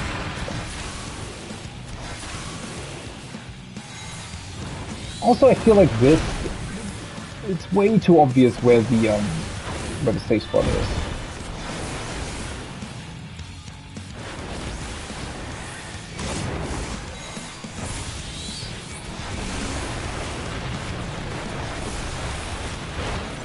I would think that wasn't actually the right line.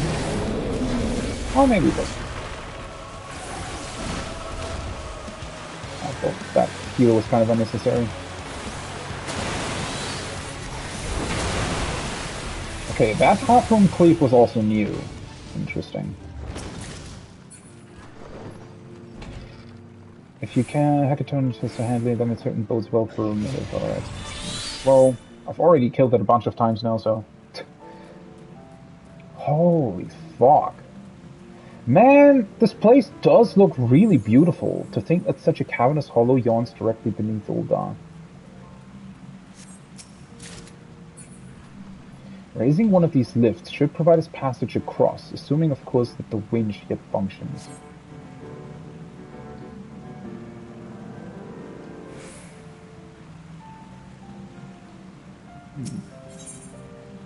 Ah, another decision. Okay. Let's go with the left one first.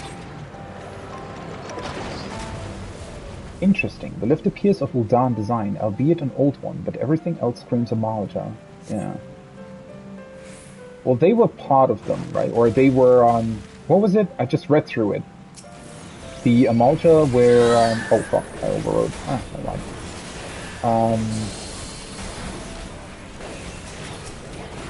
They were at some point employed to, like, get rid of some, something that needed cleansing or some such thing. Where did I read that? That was in the history here somewhere, right? It's a part of the dead walk. Oh yeah, that's when the dead rose, right? Yes, most definitely a Amalja construction fortifications built for war rather than habitation, I would say.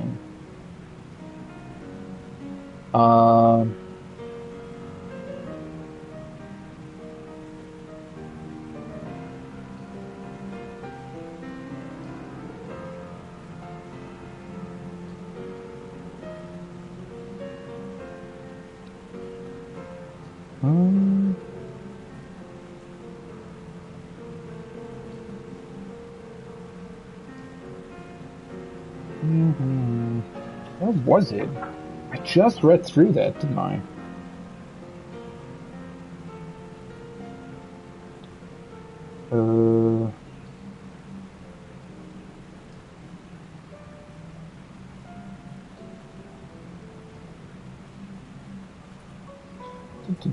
Just give me a second to read through it again.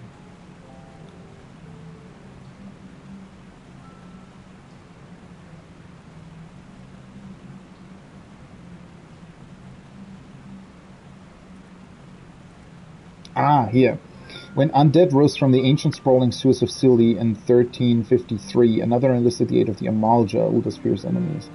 Okay, yeah, so that was when for the first time the dead rose, basically. They enlisted the help of the Amalja, which subsequently probably prompted them to build this, I suppose.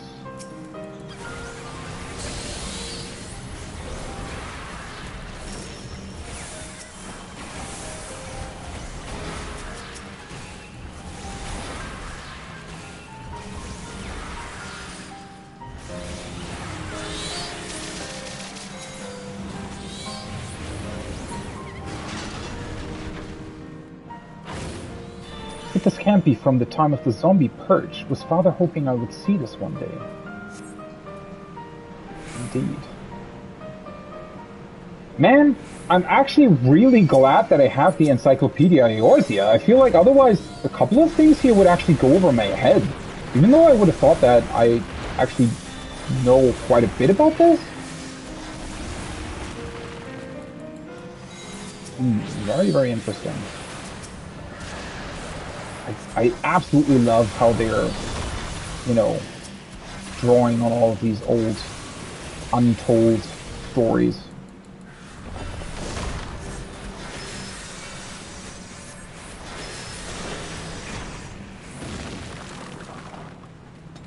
Did you know that Ul'dah and Amalja once fought side by side?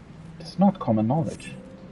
Yeah, I suppose something like that would probably, a door of solid iron and no sign my key will open it. Do you see any handy levers or the like? That would probably be something that would be forgotten over the years. Does it actually say something on the door?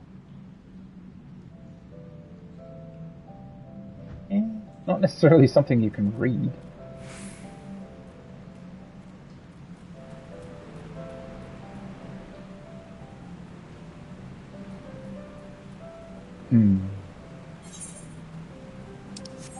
Suppose this would be the other way?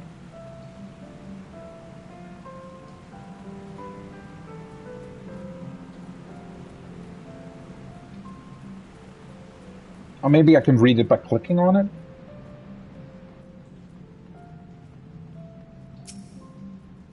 A message is engraved in the common tongue. In the beginning, the Lord of the Inferno shared with us his flame. Speak the name of the gift he bestowed upon our bloodline. Oh boy, do I have to enter something and say chat? Let me write that down again. In the beginning, the Lord of the Inferno shared with us his flame. Speak the name of the gift he bestowed upon our bloodline.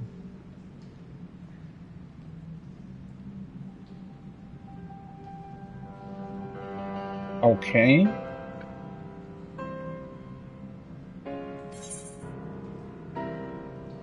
The sacred fire, the blessed spark. I can't really solve that with the other key, with the other information that I got, right? Rare green stone, malachite particle, green and yellow sacks atop the rubble corner amount of earth. No. Oh, his flame, not his fame. Speak the name of the gift he bestowed upon our bloodline. What would that be? I mean, the fire. Does it say somewhere here?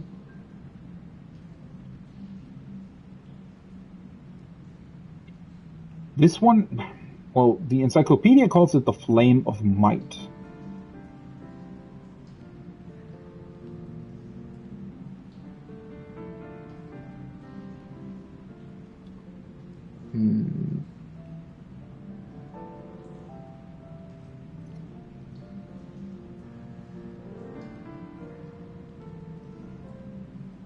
I don't think I would be able to do this from here.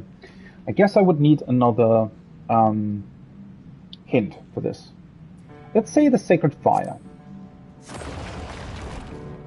Impressive. A lifetime of adventure teaches one more than just battlecraft, I see. It is so stately and subdued in here. I am reminded of Aralik's burial chamber. There are definitely two paths here. So what, if I answer correctly the first time, do I have to answer wrong at some point as well, just to get the other ending? That would be kind of funny. Oh, this looks cool. What was I going to say? Yeah, so the Amalja, or maybe this is just the right path.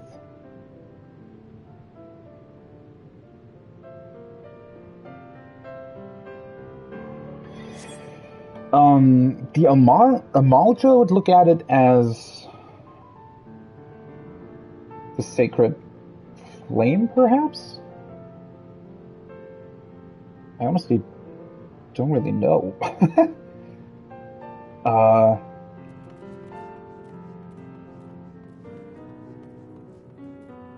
Fallen Hero Sarcophagus. Whoa, this is definitely the most impressive boss room yet, I would say. Yeah, so this is the ending to the right side. Trader's Return.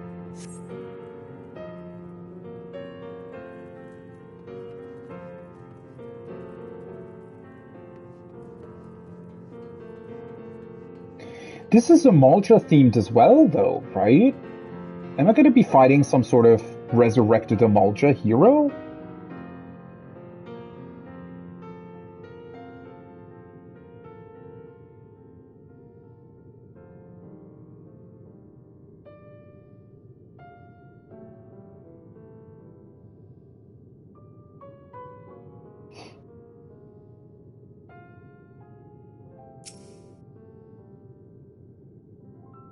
Well, let's see what we get.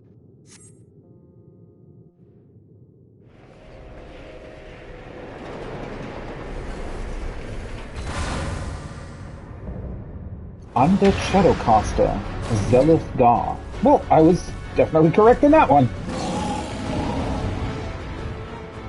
Alright.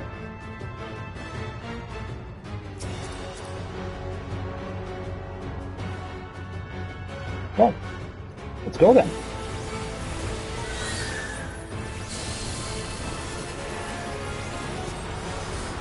See what he does. Zombie Horde. Could this warrior have endured since the Thorn Dynasty? That was centuries ago. Well, everything else in here has endured too, right? Oh, hello. My words will incinerate your undead flesh. Burn Brand? Okay.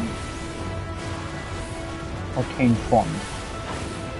Will those shoot like mine areas or something? Alright, yeah. That makes sense.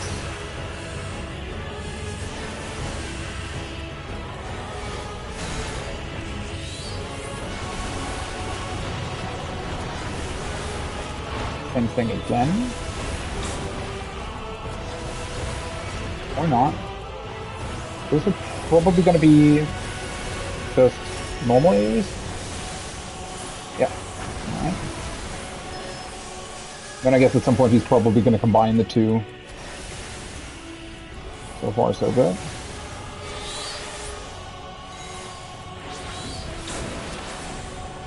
Ooh, that looks interesting. Oh, they're going to teleport. Alright.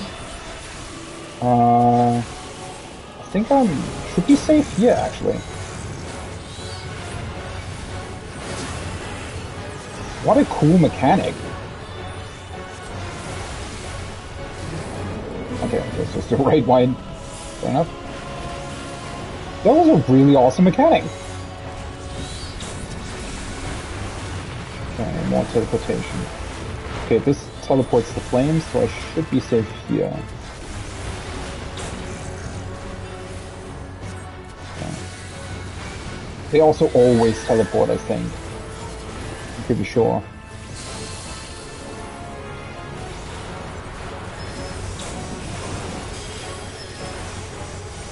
What is that?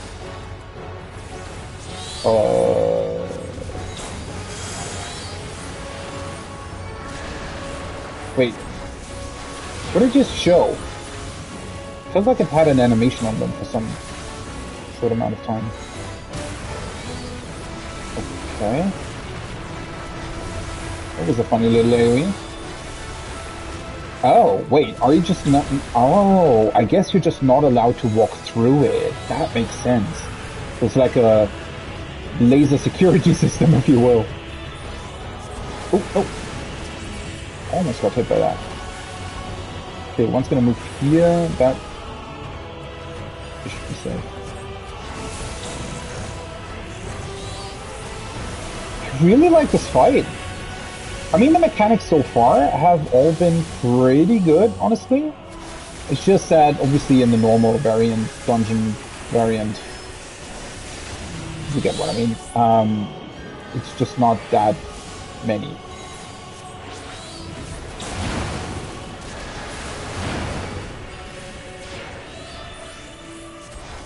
Like, he only ever does one thing at any given time, right? Still you shamble on, how hot must the fires burn to undo your foul animation. My heart weeps that we must fell such a fierce ally of Ulgar.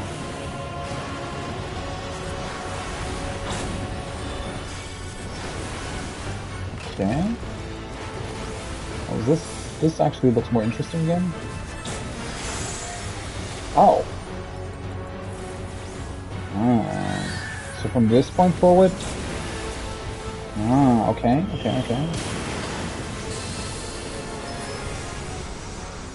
Cool.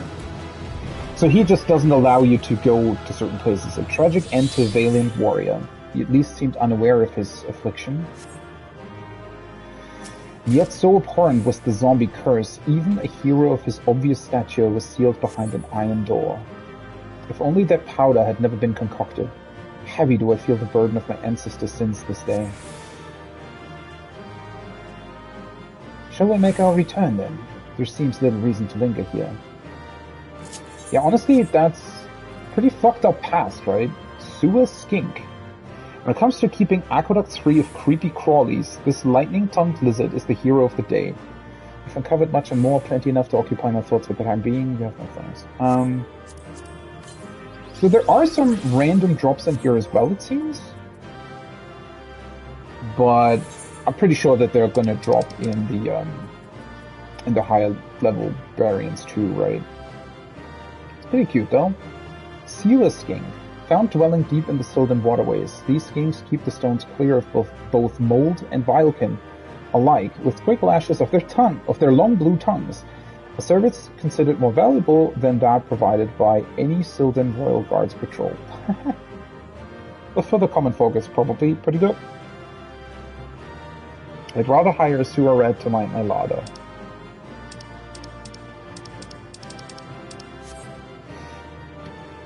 Alright. Okay, that means that I've now seen all three major endings, I guess. So now it's about the side endings and solving the remaining mysteries and whatnot.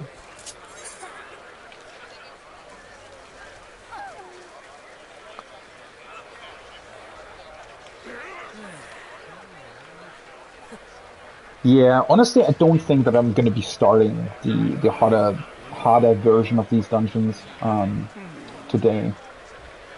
Also not going to be doing savagery plays or something. I'll be doing some, off-stream stuff later. To be honest, I feel like that's something that you should sort of take with a little bit of, what's the word? Like not all at once, right? So I've now seen 1/3 of the possible endings, which I feel like might actually be a good possible stopping point for now? I don't know. Sil'dihn survey record. Udar sends to bear. Another Malja champion burst forth from his casket. The blood might froze within my veins. He must have suffered injury during the purge, the zombie corruption finding its way into his flesh. The traitor's spurn was concocted by Uldan thaumaturgus and employed by the reigning sultan during our war with Sil'dihn.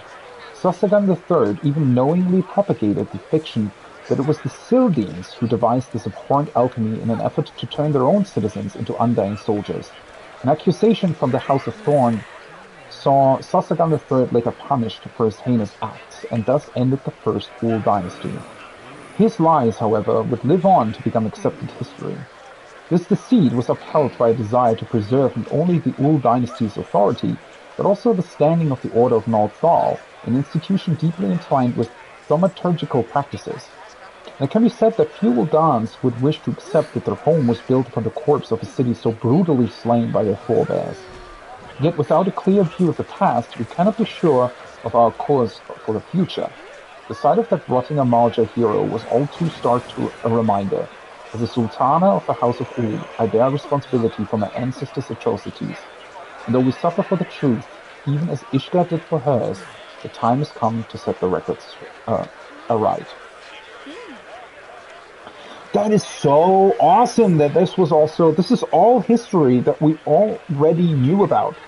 And it was also deeply great. I feel like I'm pretty sure if I were to go back and look at the actual, what's it called? Like the actual dialogue that appears when you're doing the Temple of Khan Hard, for example, where you do fight remnants of the zombie plague. There were probably already some hints in there, and also, like, in general, just information about this, right? Which is just so awesome that this is, that's a thing, right? That you can look at that and now finally we can experience that.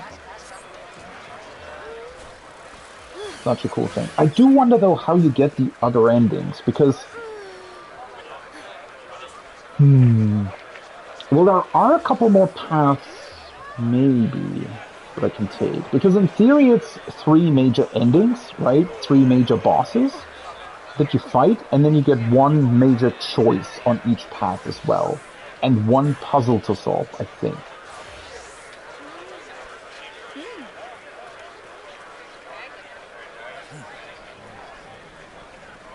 So 3 endings plus 2 paths on each side would be 6. I guess then one of them would also be influenced by whether or not you solve the puzzle in that particular run. Or maybe you just need to do it 12 times? I don't fully understand how this would work. I mean, apart from the routes, right? Because how would you keep track of whether or not... Seems kind of silly to potentially have to fail a puzzle on purpose because you might have done it correctly the first time around. I don't really know how they expect you to do that, honestly. Well, I mean, I know how you could do it. It's just that I don't know whether or not that would really be what they expect you to do. Let's put it that way.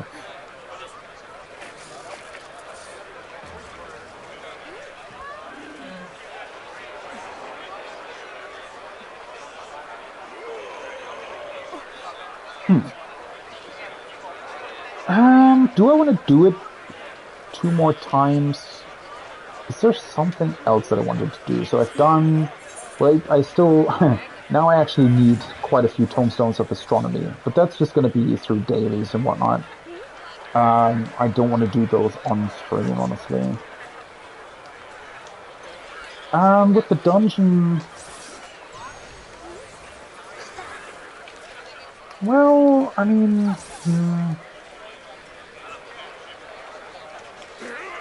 What else would there be that I could do?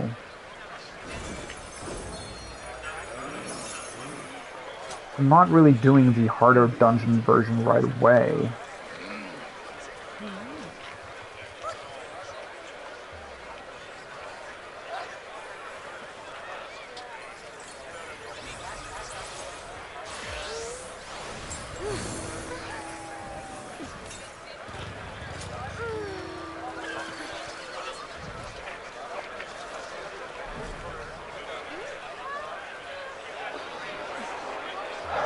I kind of want to do it 2 more times, to be honest.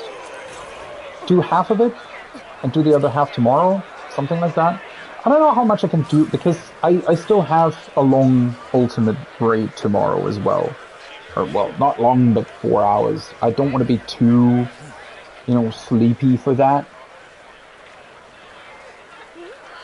I don't know what I'm going to do with Savage this week. I don't necessarily want to skip it completely, though. That would kind of suck. Problem is I only really need the P8S, right? And I don't know how easy or hard it would be to find parties for that on, like, Thursday and whatnot. Might have to do it, though.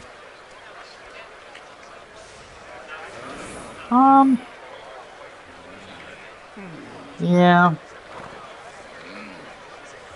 I don't know. Let's go in again and try to take, I guess, the left path again.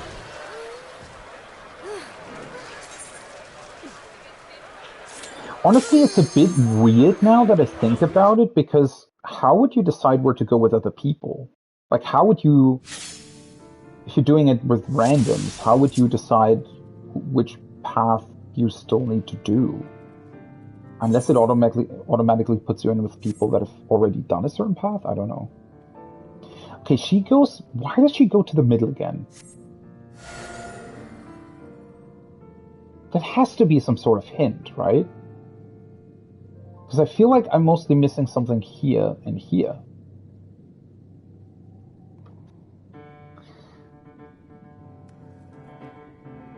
I mean, in theory...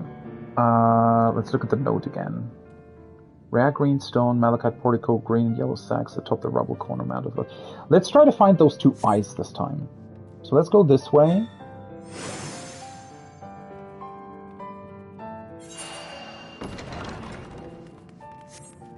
I just hope that I remember which way I went last time.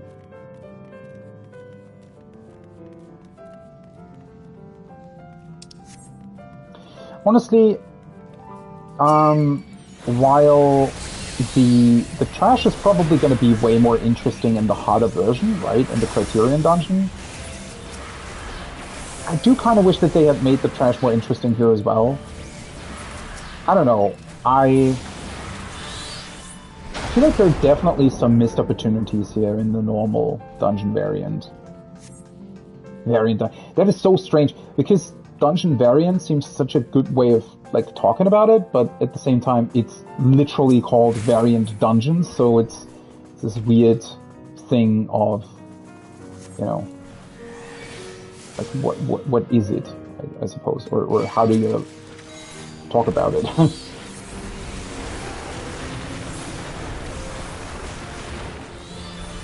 Oh, I should just summon in the others as well.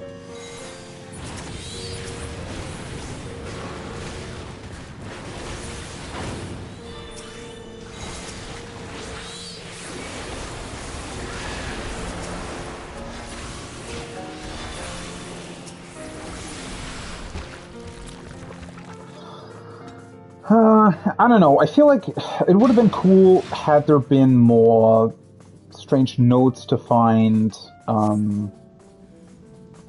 possibly more puzzles as well, or more hints toward puzzles. I don't know. It is somewhat strange to me that it feels like you're doing this once, like you're doing all 12 endings once, and then you're never going to enter this thing again. And isn't the same true for the Savage version as well? Or not the Savage, but the Criterion dungeons? Because once you clear them, like, what else is there going to be? I guess, well, random loot, possibly, huh? Well, that's true. Wait, let me actually look at the achievements. That's something that I wanted to do earlier. Jet is passed, squeaky clean. Hollow victory. Yeah. So those are the three main endings, right? I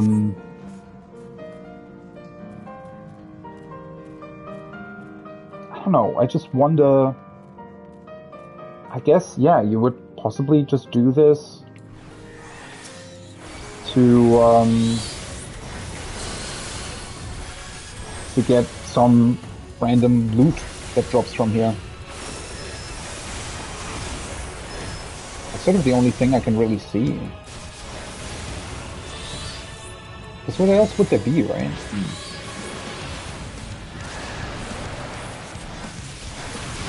Alright, let's see if he does something else this time around.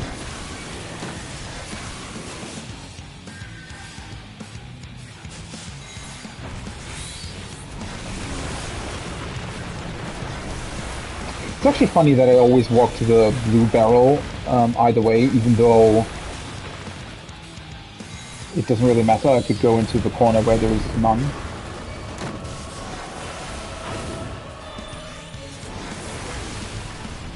I do like, though, how they're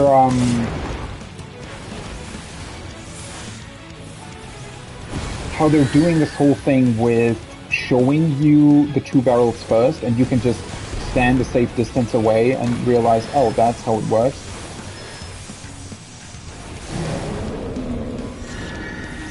Oh, not bad.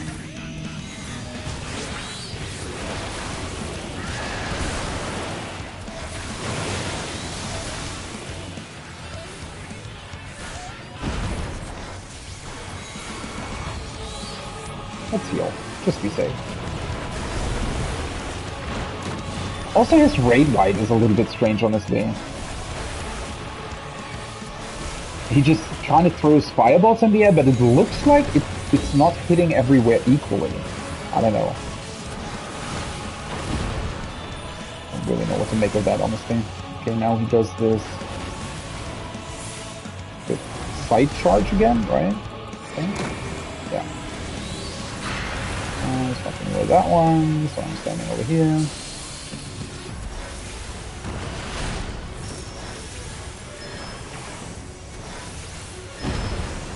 And, I mean, once you know these, it's really not that interesting anymore, is it?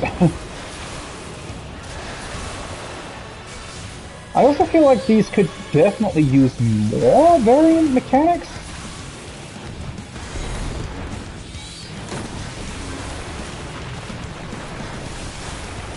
I mean, well, they're very obviously supposed to be on sort of the same difficulty as a normal dungeon boss would typically be. So I guess in that regard they're fulfilling their promise, if you will.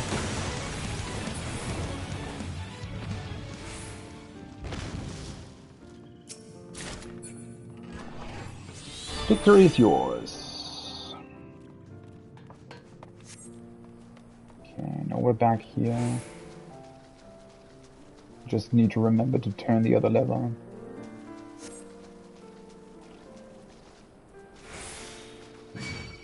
Also, well, when you actually do compare them to normal dungeons have 3 bosses, right? I mean, in theory, this one has 4.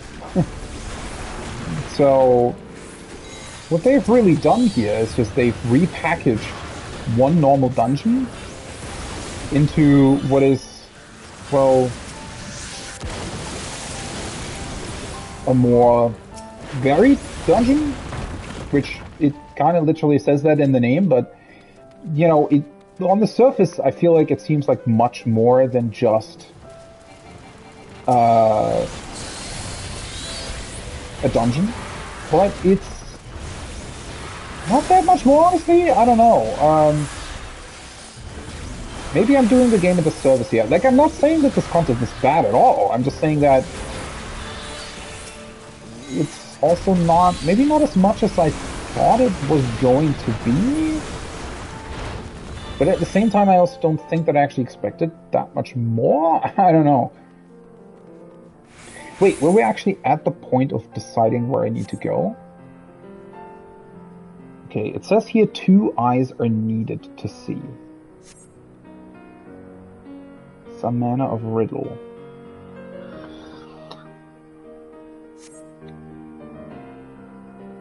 So, let me see. The puzzle says rare green stone, malachite, portico, green and yellow sacks. I guess they're green, yeah.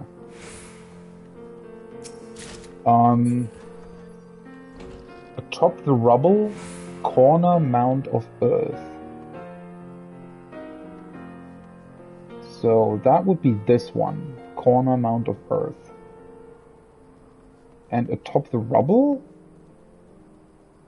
Oh, I guess the other one? I don't know what the others are supposed to tell me though. Rare green stone. Malachite, portico, green and yellow sacks. Does that mean the green one goes on the left and the yellow one on the right? Or what does that mean?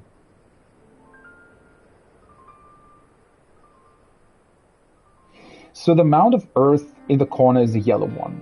And there's only one green one on top of the rubble. Unless this also counts on top of the rubble. I don't think so, though. So, let's pick up this one.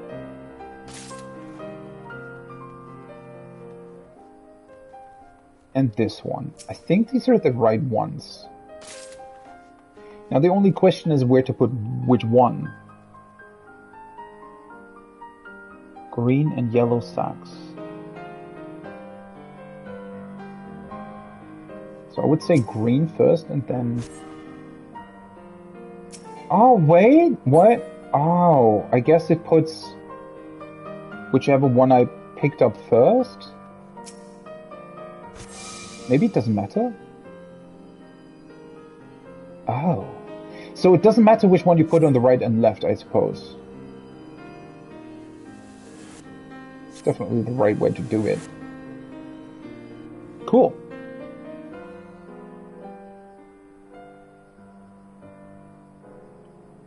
Now we're in, yeah, the left part here. Alright.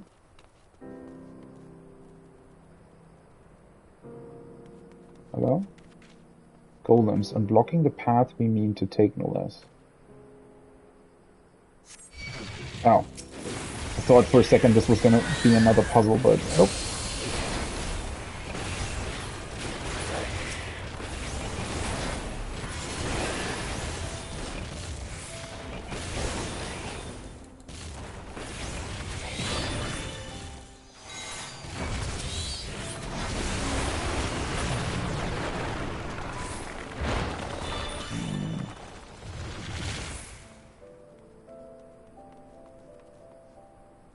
Would have abandoned their cleaning gear in here. Wait, cleaning gear? Why do I feel I've seen these particular brushes before? Oh, cleaning for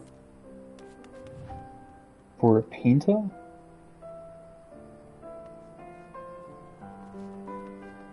Wait, and what's back here? Bar door. Wait, and why are you standing here?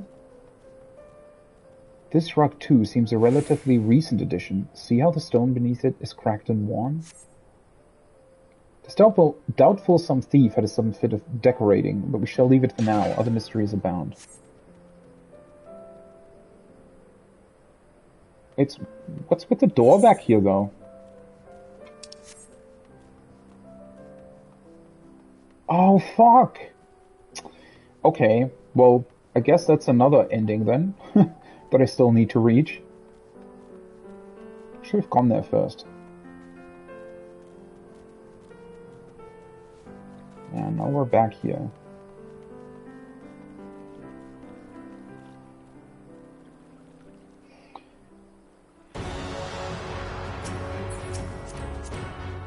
Alright.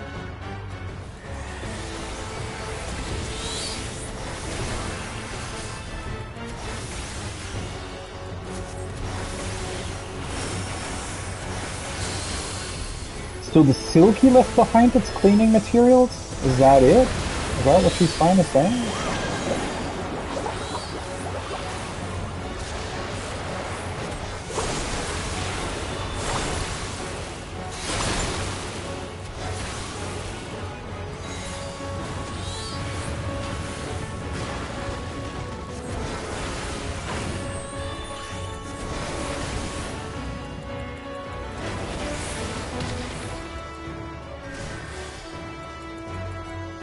I do like how it can incorporate the heal into the summoner rotation though, because you have one ruin 3 per minute anyways.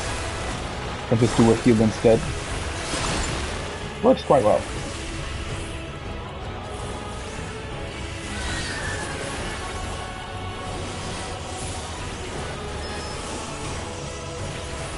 See if it does something different this time around. T-shirt. The way they're showing you these mechanics is pretty cool, though. Again, it just should be more. Honestly, the idea of having these bosses do multiple things, actual multiple variants in variant dungeons, is kind of an obvious idea. But, don't know, they haven't really done it, huh? Okay, I see you doing it again.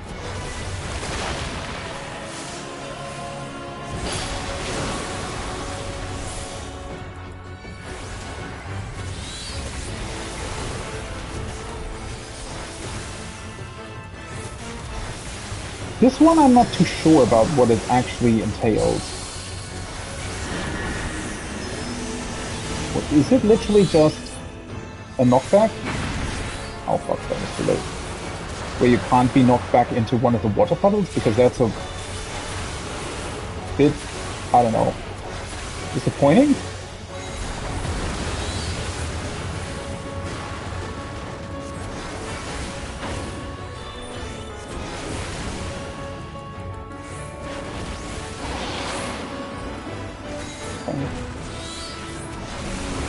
Another donut.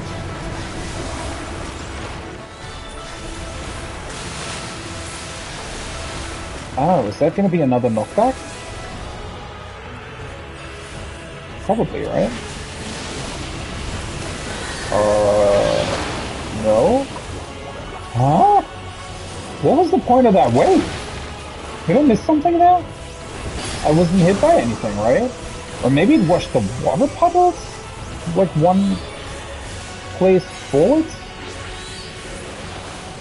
That was strange. I felt like that should have done something else as well. It did skip the line of brushes or yeah. It's also doing it too.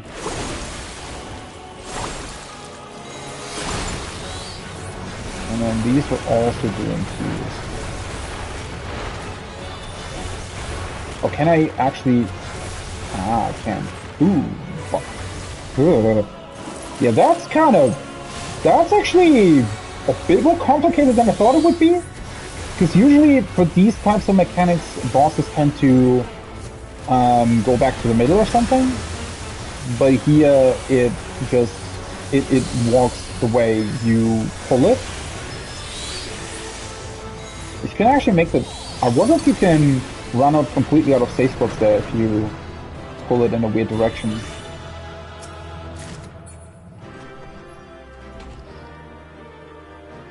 Soji's ether. It had the exact same feel as Mother's. And she's probably going to talk about the same things again, right? Maybe?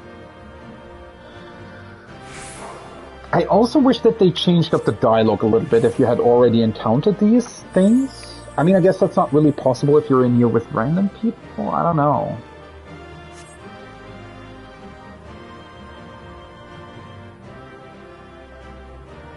I don't want to criticize this too much because it's still pretty cool that we have it. And it's not bad at all. Like, I really, really...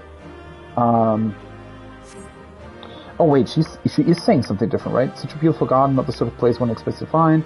See, with out-of-place furniture. Wait, could this also be Mother's doing? My parents had a haven they escaped to when they wished to be alone, and I believe we've just found it. Is this the reason they gifted me the key? Was this what I was supposed to see? As lovely as this secluded sanctuary is, I suspect the gesture held greater significance. Whilst I should like to linger still, I fear Papa Sean will show on my absence. I think she said something slightly different.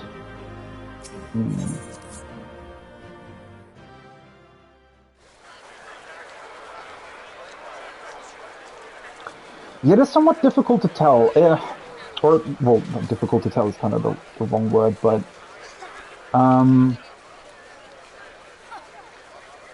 these variant dungeons, so far, it's really interesting uncovering the secrets, but I feel like there's just not enough in terms of secrets to find. And it's also not really... I feel like it's still way too linear, honestly. Because, well, you choose a path at the beginning, and then it's basically just 3 different paths. Cool. And the variances on those paths are pretty minor, all things considered. I don't know. Again, I still like the basic setup. I feel like they could have done quite a bit more with this, to be honest.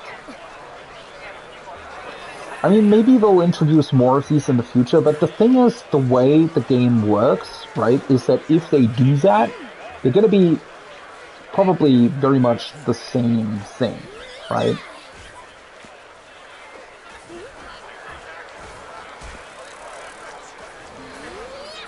So I really don't know. It's a cool experiment so far.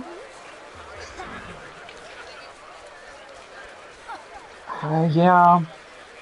I personally wish there would just be a lot more to discover, a lot more secrets, also just sort of the odd room here and there, right? Just rooms that you can enter and find random notes that wouldn't even necessarily be connected to any sort of puzzle, but would just be there in order to make the place more interesting. It is pretty cool that Animo follows you through it and comments on certain things, right? And comments on your progress and what these things mean. There's a lot to like here, right? I'm not, just because I'm criticizing it doesn't mean that I don't like it. I think it's pretty well done overall.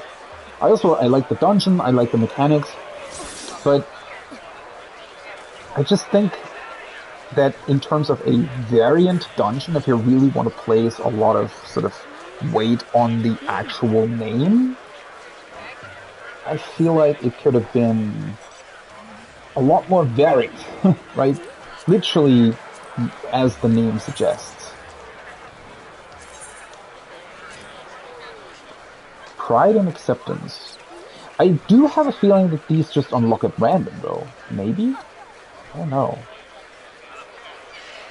With a mind to prepare for future explorations, I began trawling through the palace archives in search of documents with even a tangential mention of Sil'dihn. For the most part, however, the shelves had little in the way of new information.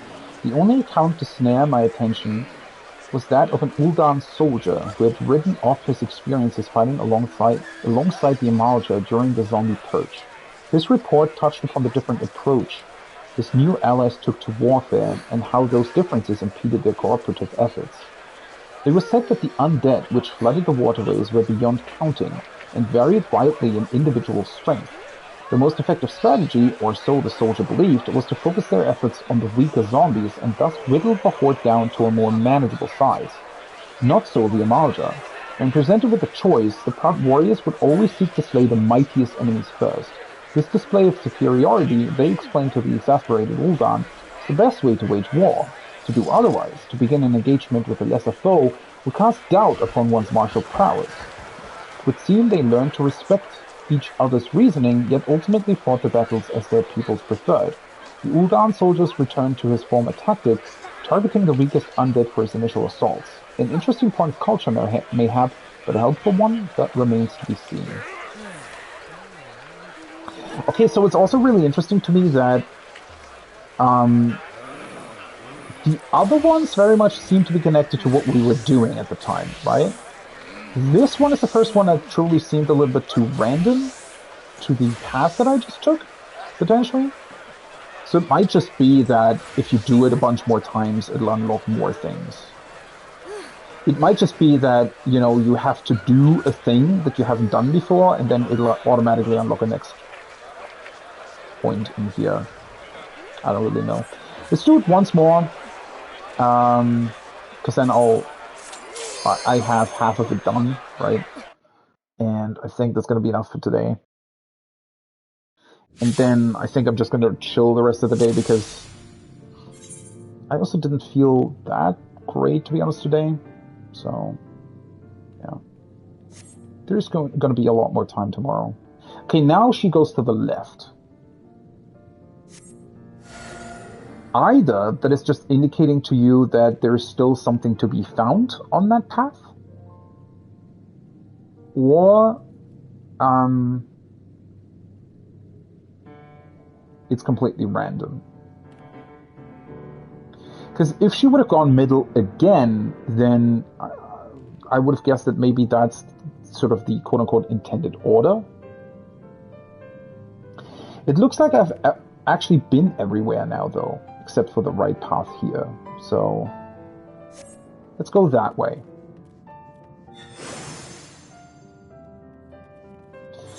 So I've definitely solved this puzzle. I solved this puzzle, though there was another door that I could look at.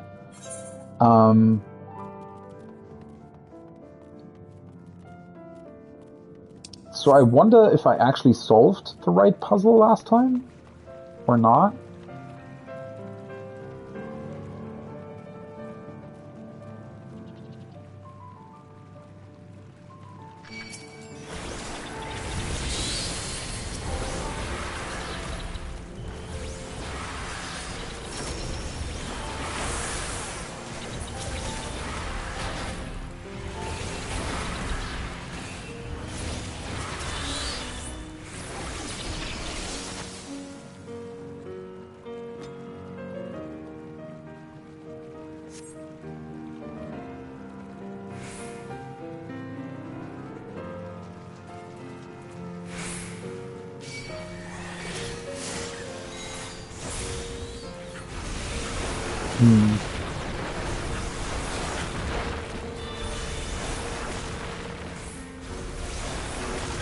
I also wish that, once again, they would have come up with better loot. That is definitely a weakness. A big weakness, I would say. The random loot in here really isn't as cool as it could be.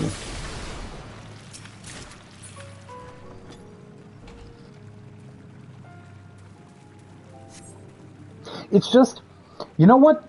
The problem is that the basic setup of this is really, really cool. And it's different, definitely something different to what they've done previously, while also still very much being Final Fantasy XIV, right? It's not that different. It still very much has its roots in the game as we know it.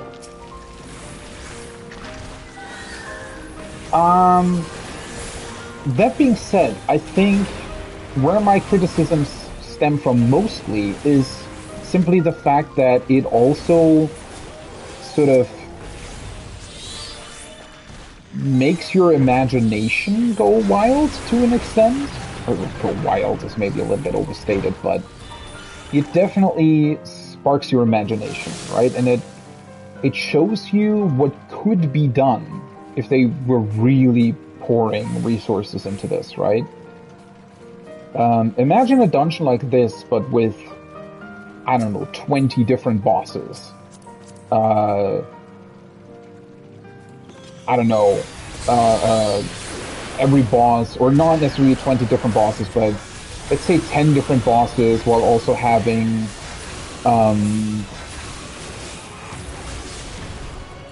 like each boss has sort of 4, 5, 6 different variants in how they can do their mechanics, right? Imagine if, for example, the barrels that this guy drops down, if they had, I don't know, 6 different covers that you had to keep track of what they do and why they exist, and combine that in multiple different ways, right? I feel like there's just way more still that you could do with it, and then also, as I said, introducing way more puzzles, and just secrets to find everywhere, things to click on, things to read through. You could introduce... Oh, I didn't even see... Did you drop them? Oopsie. Fuck. Yeah.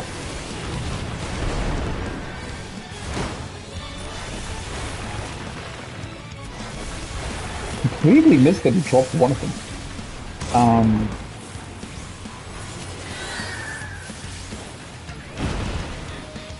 Yeah. You don't even necessarily need tons of puzzles, but certainly just, you know, way more things to look at, right? Interesting things.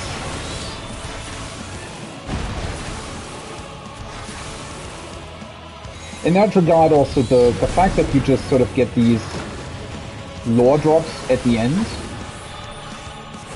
could be more interesting, right? So it could just kind of be more of actually finding those pieces of information within the dungeon, rather than them just being a text that you get at the end. Which is not to say that I don't appreciate that. Again, like, the implementation's already pretty good that they have here. I just think it opens up to so many more possibilities that they could take in the future, and I don't really know whether or not they will. Granted, it would also just require a lot of resources to be put into this, right? That's definitely a thing that they would have to do.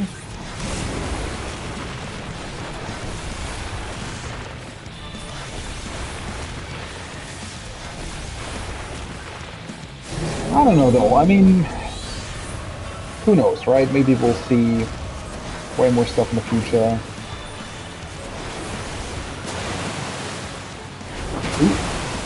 Ooh, that was a bit too close for comfort. Almost walked onto the wrong one. And I get that they don't want to make all the loot randomized. I think that they definitely... It feels like they definitely want to stay away from the things that people are, for example, talking about making World of Warcraft unfun, right? All right, I need to pay attention. I need to go to the right. So, for example, I think if they forced you to do this dungeon, or if the loot was completely random, even if it wasn't too rare, you could still end up in a situation where you had to repeat it over and over and over without getting a certain drop that you want. So... yeah. But the fact that they have... I mean, that's what's most aggravating to me, the Deceiver's Diamonds. Why are those the thing again? That's so unnecessary, right? To make these diamonds a thing instead of just having interesting loot in here. I mean, at least just give you...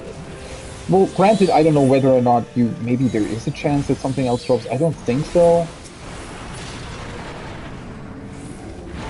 Honestly, you know, just increase the amount of these... What are they called? Pot shirts? Just increase the amount of these that you need for the...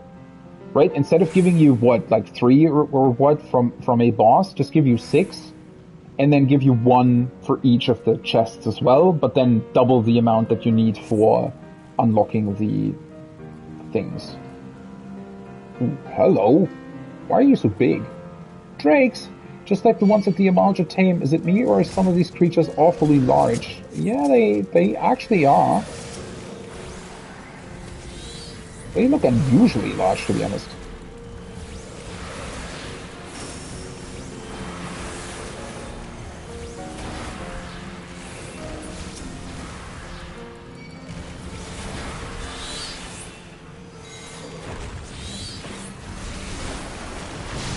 I also do a bunch of AoEs.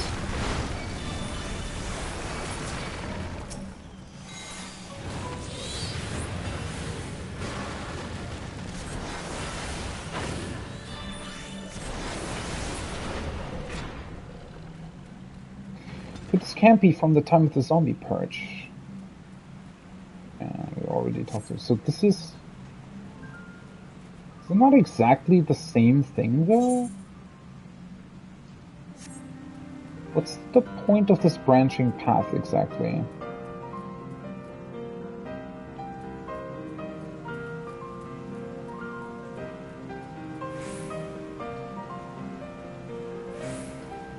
Because we're ending up on the same thing again, right?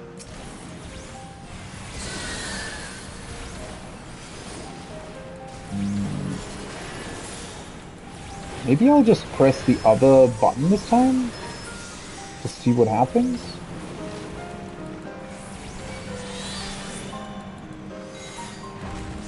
We'll see though. Obviously I don't want to completely judge this content before I've even done everything.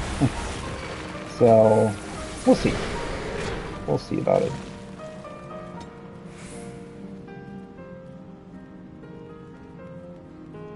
So right back here. What did I say last time?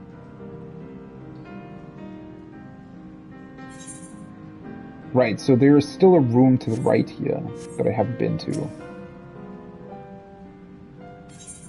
So last time I set the Sacred Fire, right? So let's say the Blessed Spark this time. Unbeliever, you will proceed no further, be gone from this place.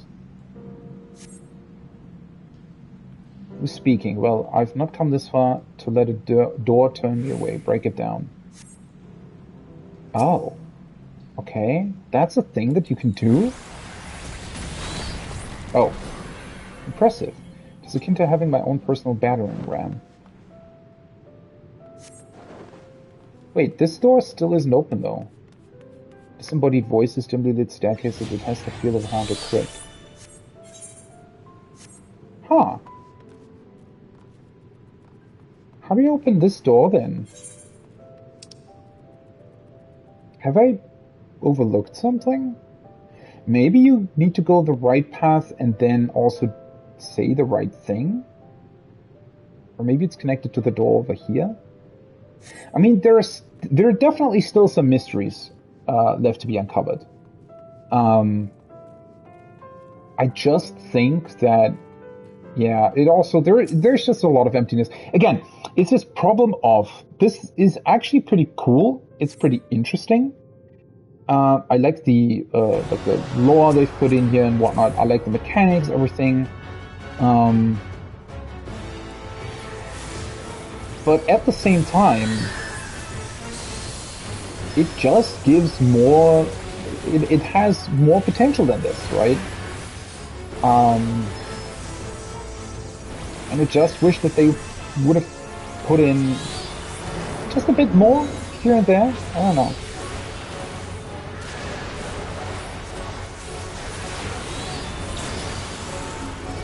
That's new. Is that going to be a knockback? Ah, it is. Okay.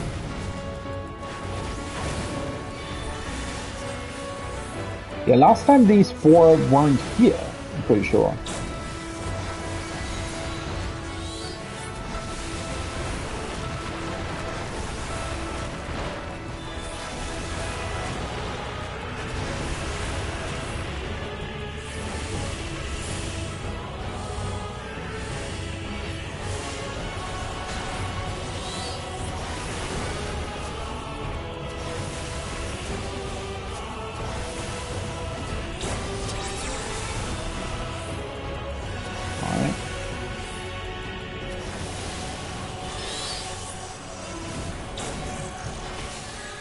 Did I just forget to use death there?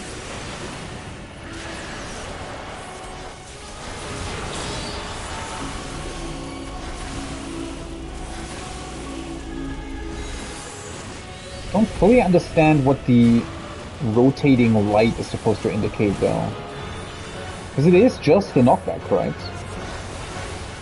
At least I think it is. Ah, these things again.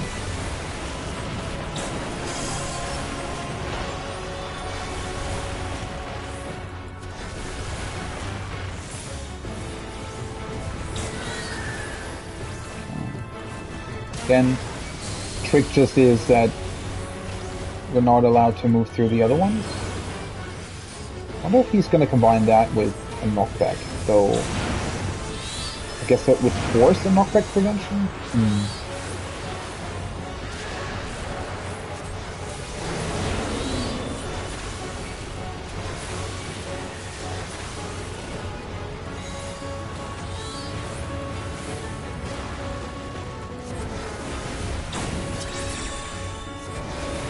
Oh, this looks different. Oh wait, what? Ah, those are going to turn. Okay, so they are going to turn that way? Ah, alright. Creates the same pattern though. At the end of the day.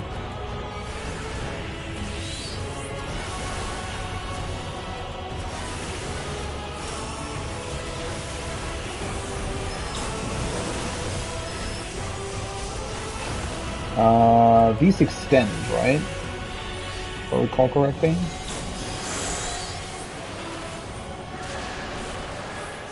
I like their animations, by the way.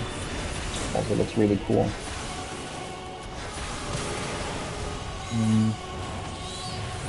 Guess he's not really going to combine stuff in other ways. Just another knockback. Yeah, that's... I don't know where that's literally just a knockback. I feel like the animation indicates something else as well.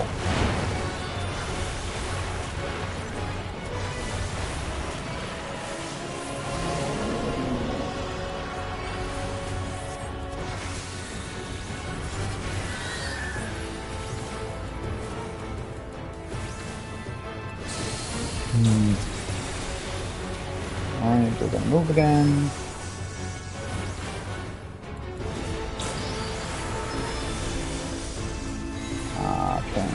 See if I can time that correctly. Now he did combine it with a knockback. I also feel like I'm almost killing them too early. Sometimes I feel like Because it lasted slightly longer than last time, I think, so somehow the more interesting combinations of mechanics are behind, like, when I don't kill them that early, I guess. Though we worship different gods, I shall offer up a prayer for his peaceful repose all the same. Trapped alone in this forgotten tomb. Okay, all three also drop triple triad cards, I'm pretty sure. Thankfully with what seems to be somewhat of a high drop rate. Shadowcaster, Zealous God. So I still need to... These are going to be available from the hard mode variants, though, as well, from the Criterion dungeons. Because you're fighting the same bosses there, right? Shadowcaster, Zealous God. An Amaja warrior who died some 230 years ago. Skilled at warding magics wielded by him alone, he voluntarily joined Uldar's efforts to purge the undead. Unfortunately, he was wounded in the course of protecting an ally, and subsequently turned into the very thing that he had sought to vanquish. Alright.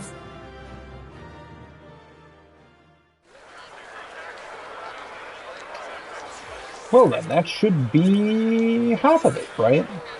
Yeah. In Father's stead. The Amaja constructed Zaharak when they came to join Uldar in purging the undead infestation from the Subterranes. And if Zaharak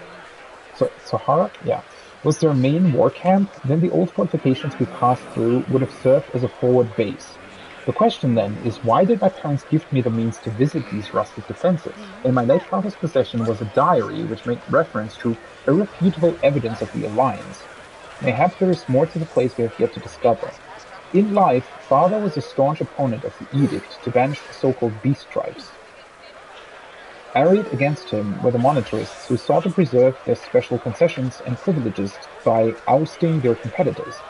It was with the backing of the syndicate that they overruled the Sultan's will, and forced their proposal into law. Unwilling to concede defeat, Father intended to take the battle to the court of public consensus. His weapons would not be easily forged documents or records, but physical proof of the Amaja contribution to Uldar's continued prosperity. Then the accident happened, ending his plans to appeal for harmony ere they could truly begin. Which brings us back to this mention of evidence. I know not what form it might take, or indeed if it yet even exists, but should a thorough search of that forgotten base provide us with clues, we are on the cusp of brokering a lasting peace with the Amaja. If I can but discover this elusive proof, then the aspirations Father had for our nation might finally become a reality. Okay, so...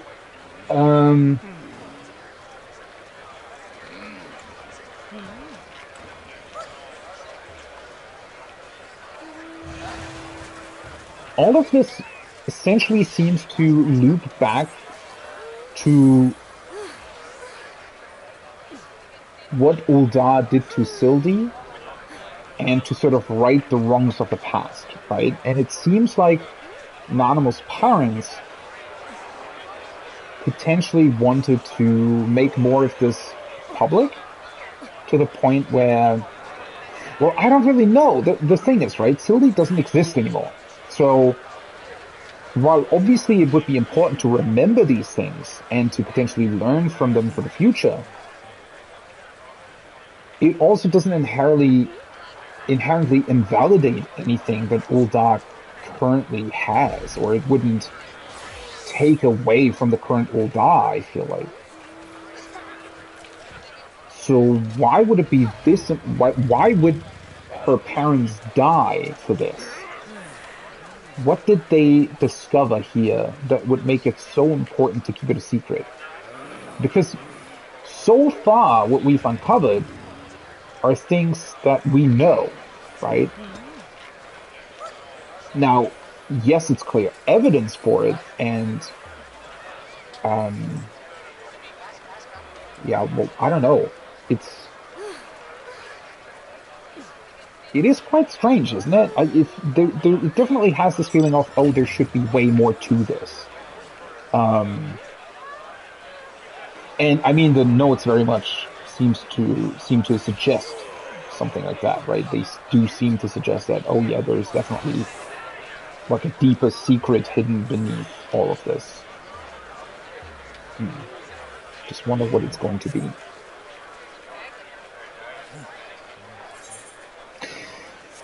Let's return to Sharlayan real quick.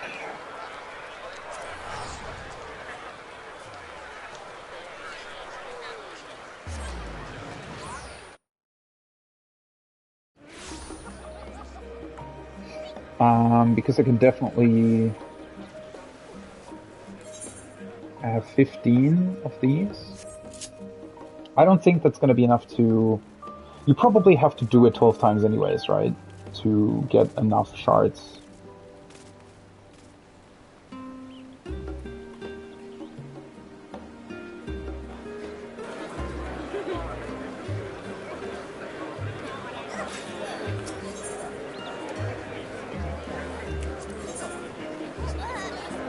Ooh, yeah, holy shit. This is actually quite expensive. Quite a bit more expensive than I thought. So maybe you actually, maybe you actually also get these in the Criterion dungeons then? Because otherwise this would be somewhat strange if they forced you to just randomly do these dungeons to get this stuff. Anyways, let's unlock this first though.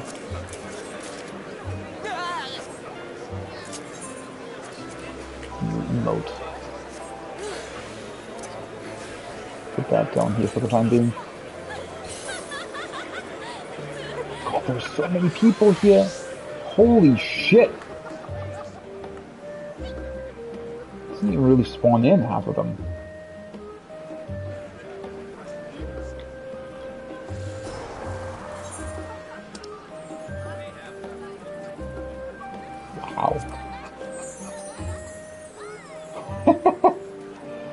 Oh boy. Your eyes sparkle in amazement. Okay, another thing that I wanted to look at actually is your adventure plate. I think it said something along the lines of them introducing new designs. Weapons refrain. These are very much still old ones, right?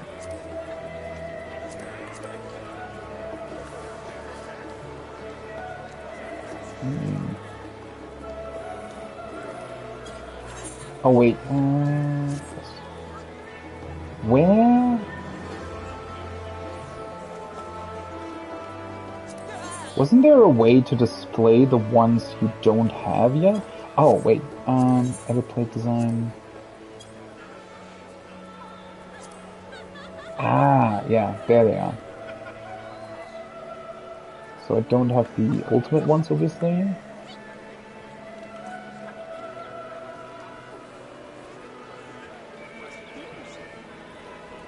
Oh, obtained from Endwalker tribal quest progression. Okay, so the Omicrons also give you one. I had also hoped that they would introduce more here, to be honest. So for example, if they give you one for the Omicrons, why isn't there one for the Akasodara? Wouldn't it have made sense to introduce that retroactively as well? I don't know, I feel like they introduced this feature and then aren't really doing much with it at all.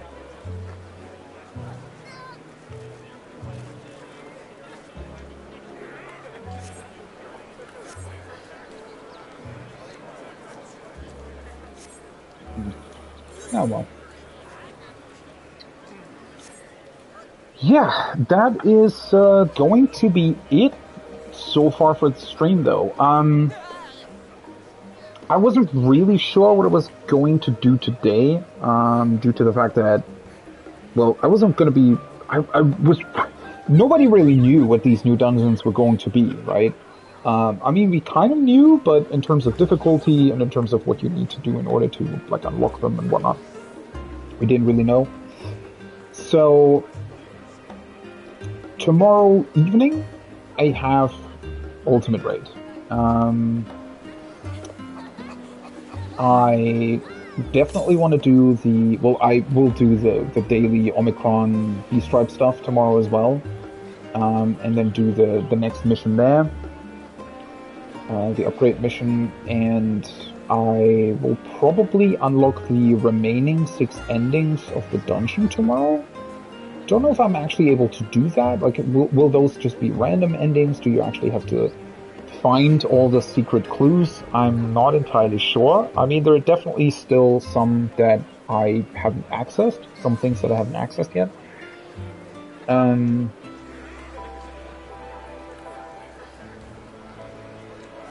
And, well, in order to continue the current Manderville weapon quest, I just need to grab more current tomestones, right? So that's just going to be something that I'll do over time.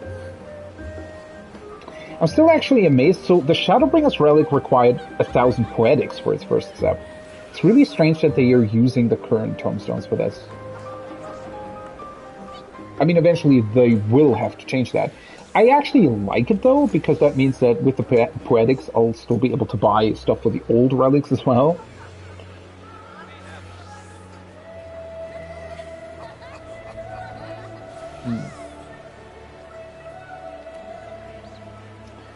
But yeah, that's gonna be it for now. Oh, there's so many people here. I don't entirely know what I'm gonna do with Savage this week. I mean, in theory, obviously I can do it over the entire week. I don't know what Party Finder will look like though. That's my biggest gripe. I have no clue how many people are going to be doing it on later days. I mean, if this week in particular I'll have to settle on just a book run, then so be it. I also don't know what I'm going to be doing with these dungeons. I mean, there's probably going to be people in Party Finder doing them. So from the looks of it, what I've seen on Sphere Stream, when I was sort of, getting some glances on that, it doesn't look like the Criterion dungeons are super complicated. They seem to be sort of on the level of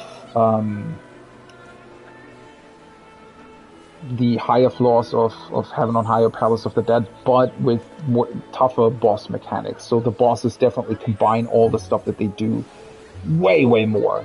But obviously doing the variant dungeons a bunch of times already gives you quite a bit of knowledge on what their mechanics actually do, so that's going to be good. But yeah, that's a thing that I also have to look at in terms of how I will do that. And yeah, just in general, how I am going to approach that. And,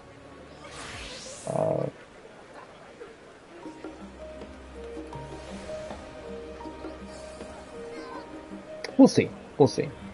Because, well, it might be pretty difficult to find a group for it, considering that I also already have a couple of evenings dedicated to Ultimate Proc, right? But again, we'll see. We'll see how the whole game essentially will adapt to these dungeons, right? I mean, there are going to be guides for them as well, stuff like that. So maybe after a while, it might be quite easy to do them at Party Finder, do them via the Duty Finder. Who knows? Either way, that's going to be it for now. I don't know yet when I'm going to be live tomorrow. Probably later.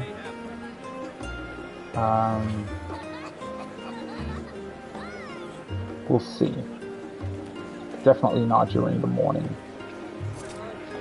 Man, I'm kind of out of energy. Feels like I might have caught a cold or something. Well, hopefully not COVID. Might just be that I slept too poorly. Who knows? Anyway, so that's going to be it. Have a great rest of your evening, morning, day, wherever you are. And hopefully I'll see you tomorrow for the next one. Until then, bye-bye!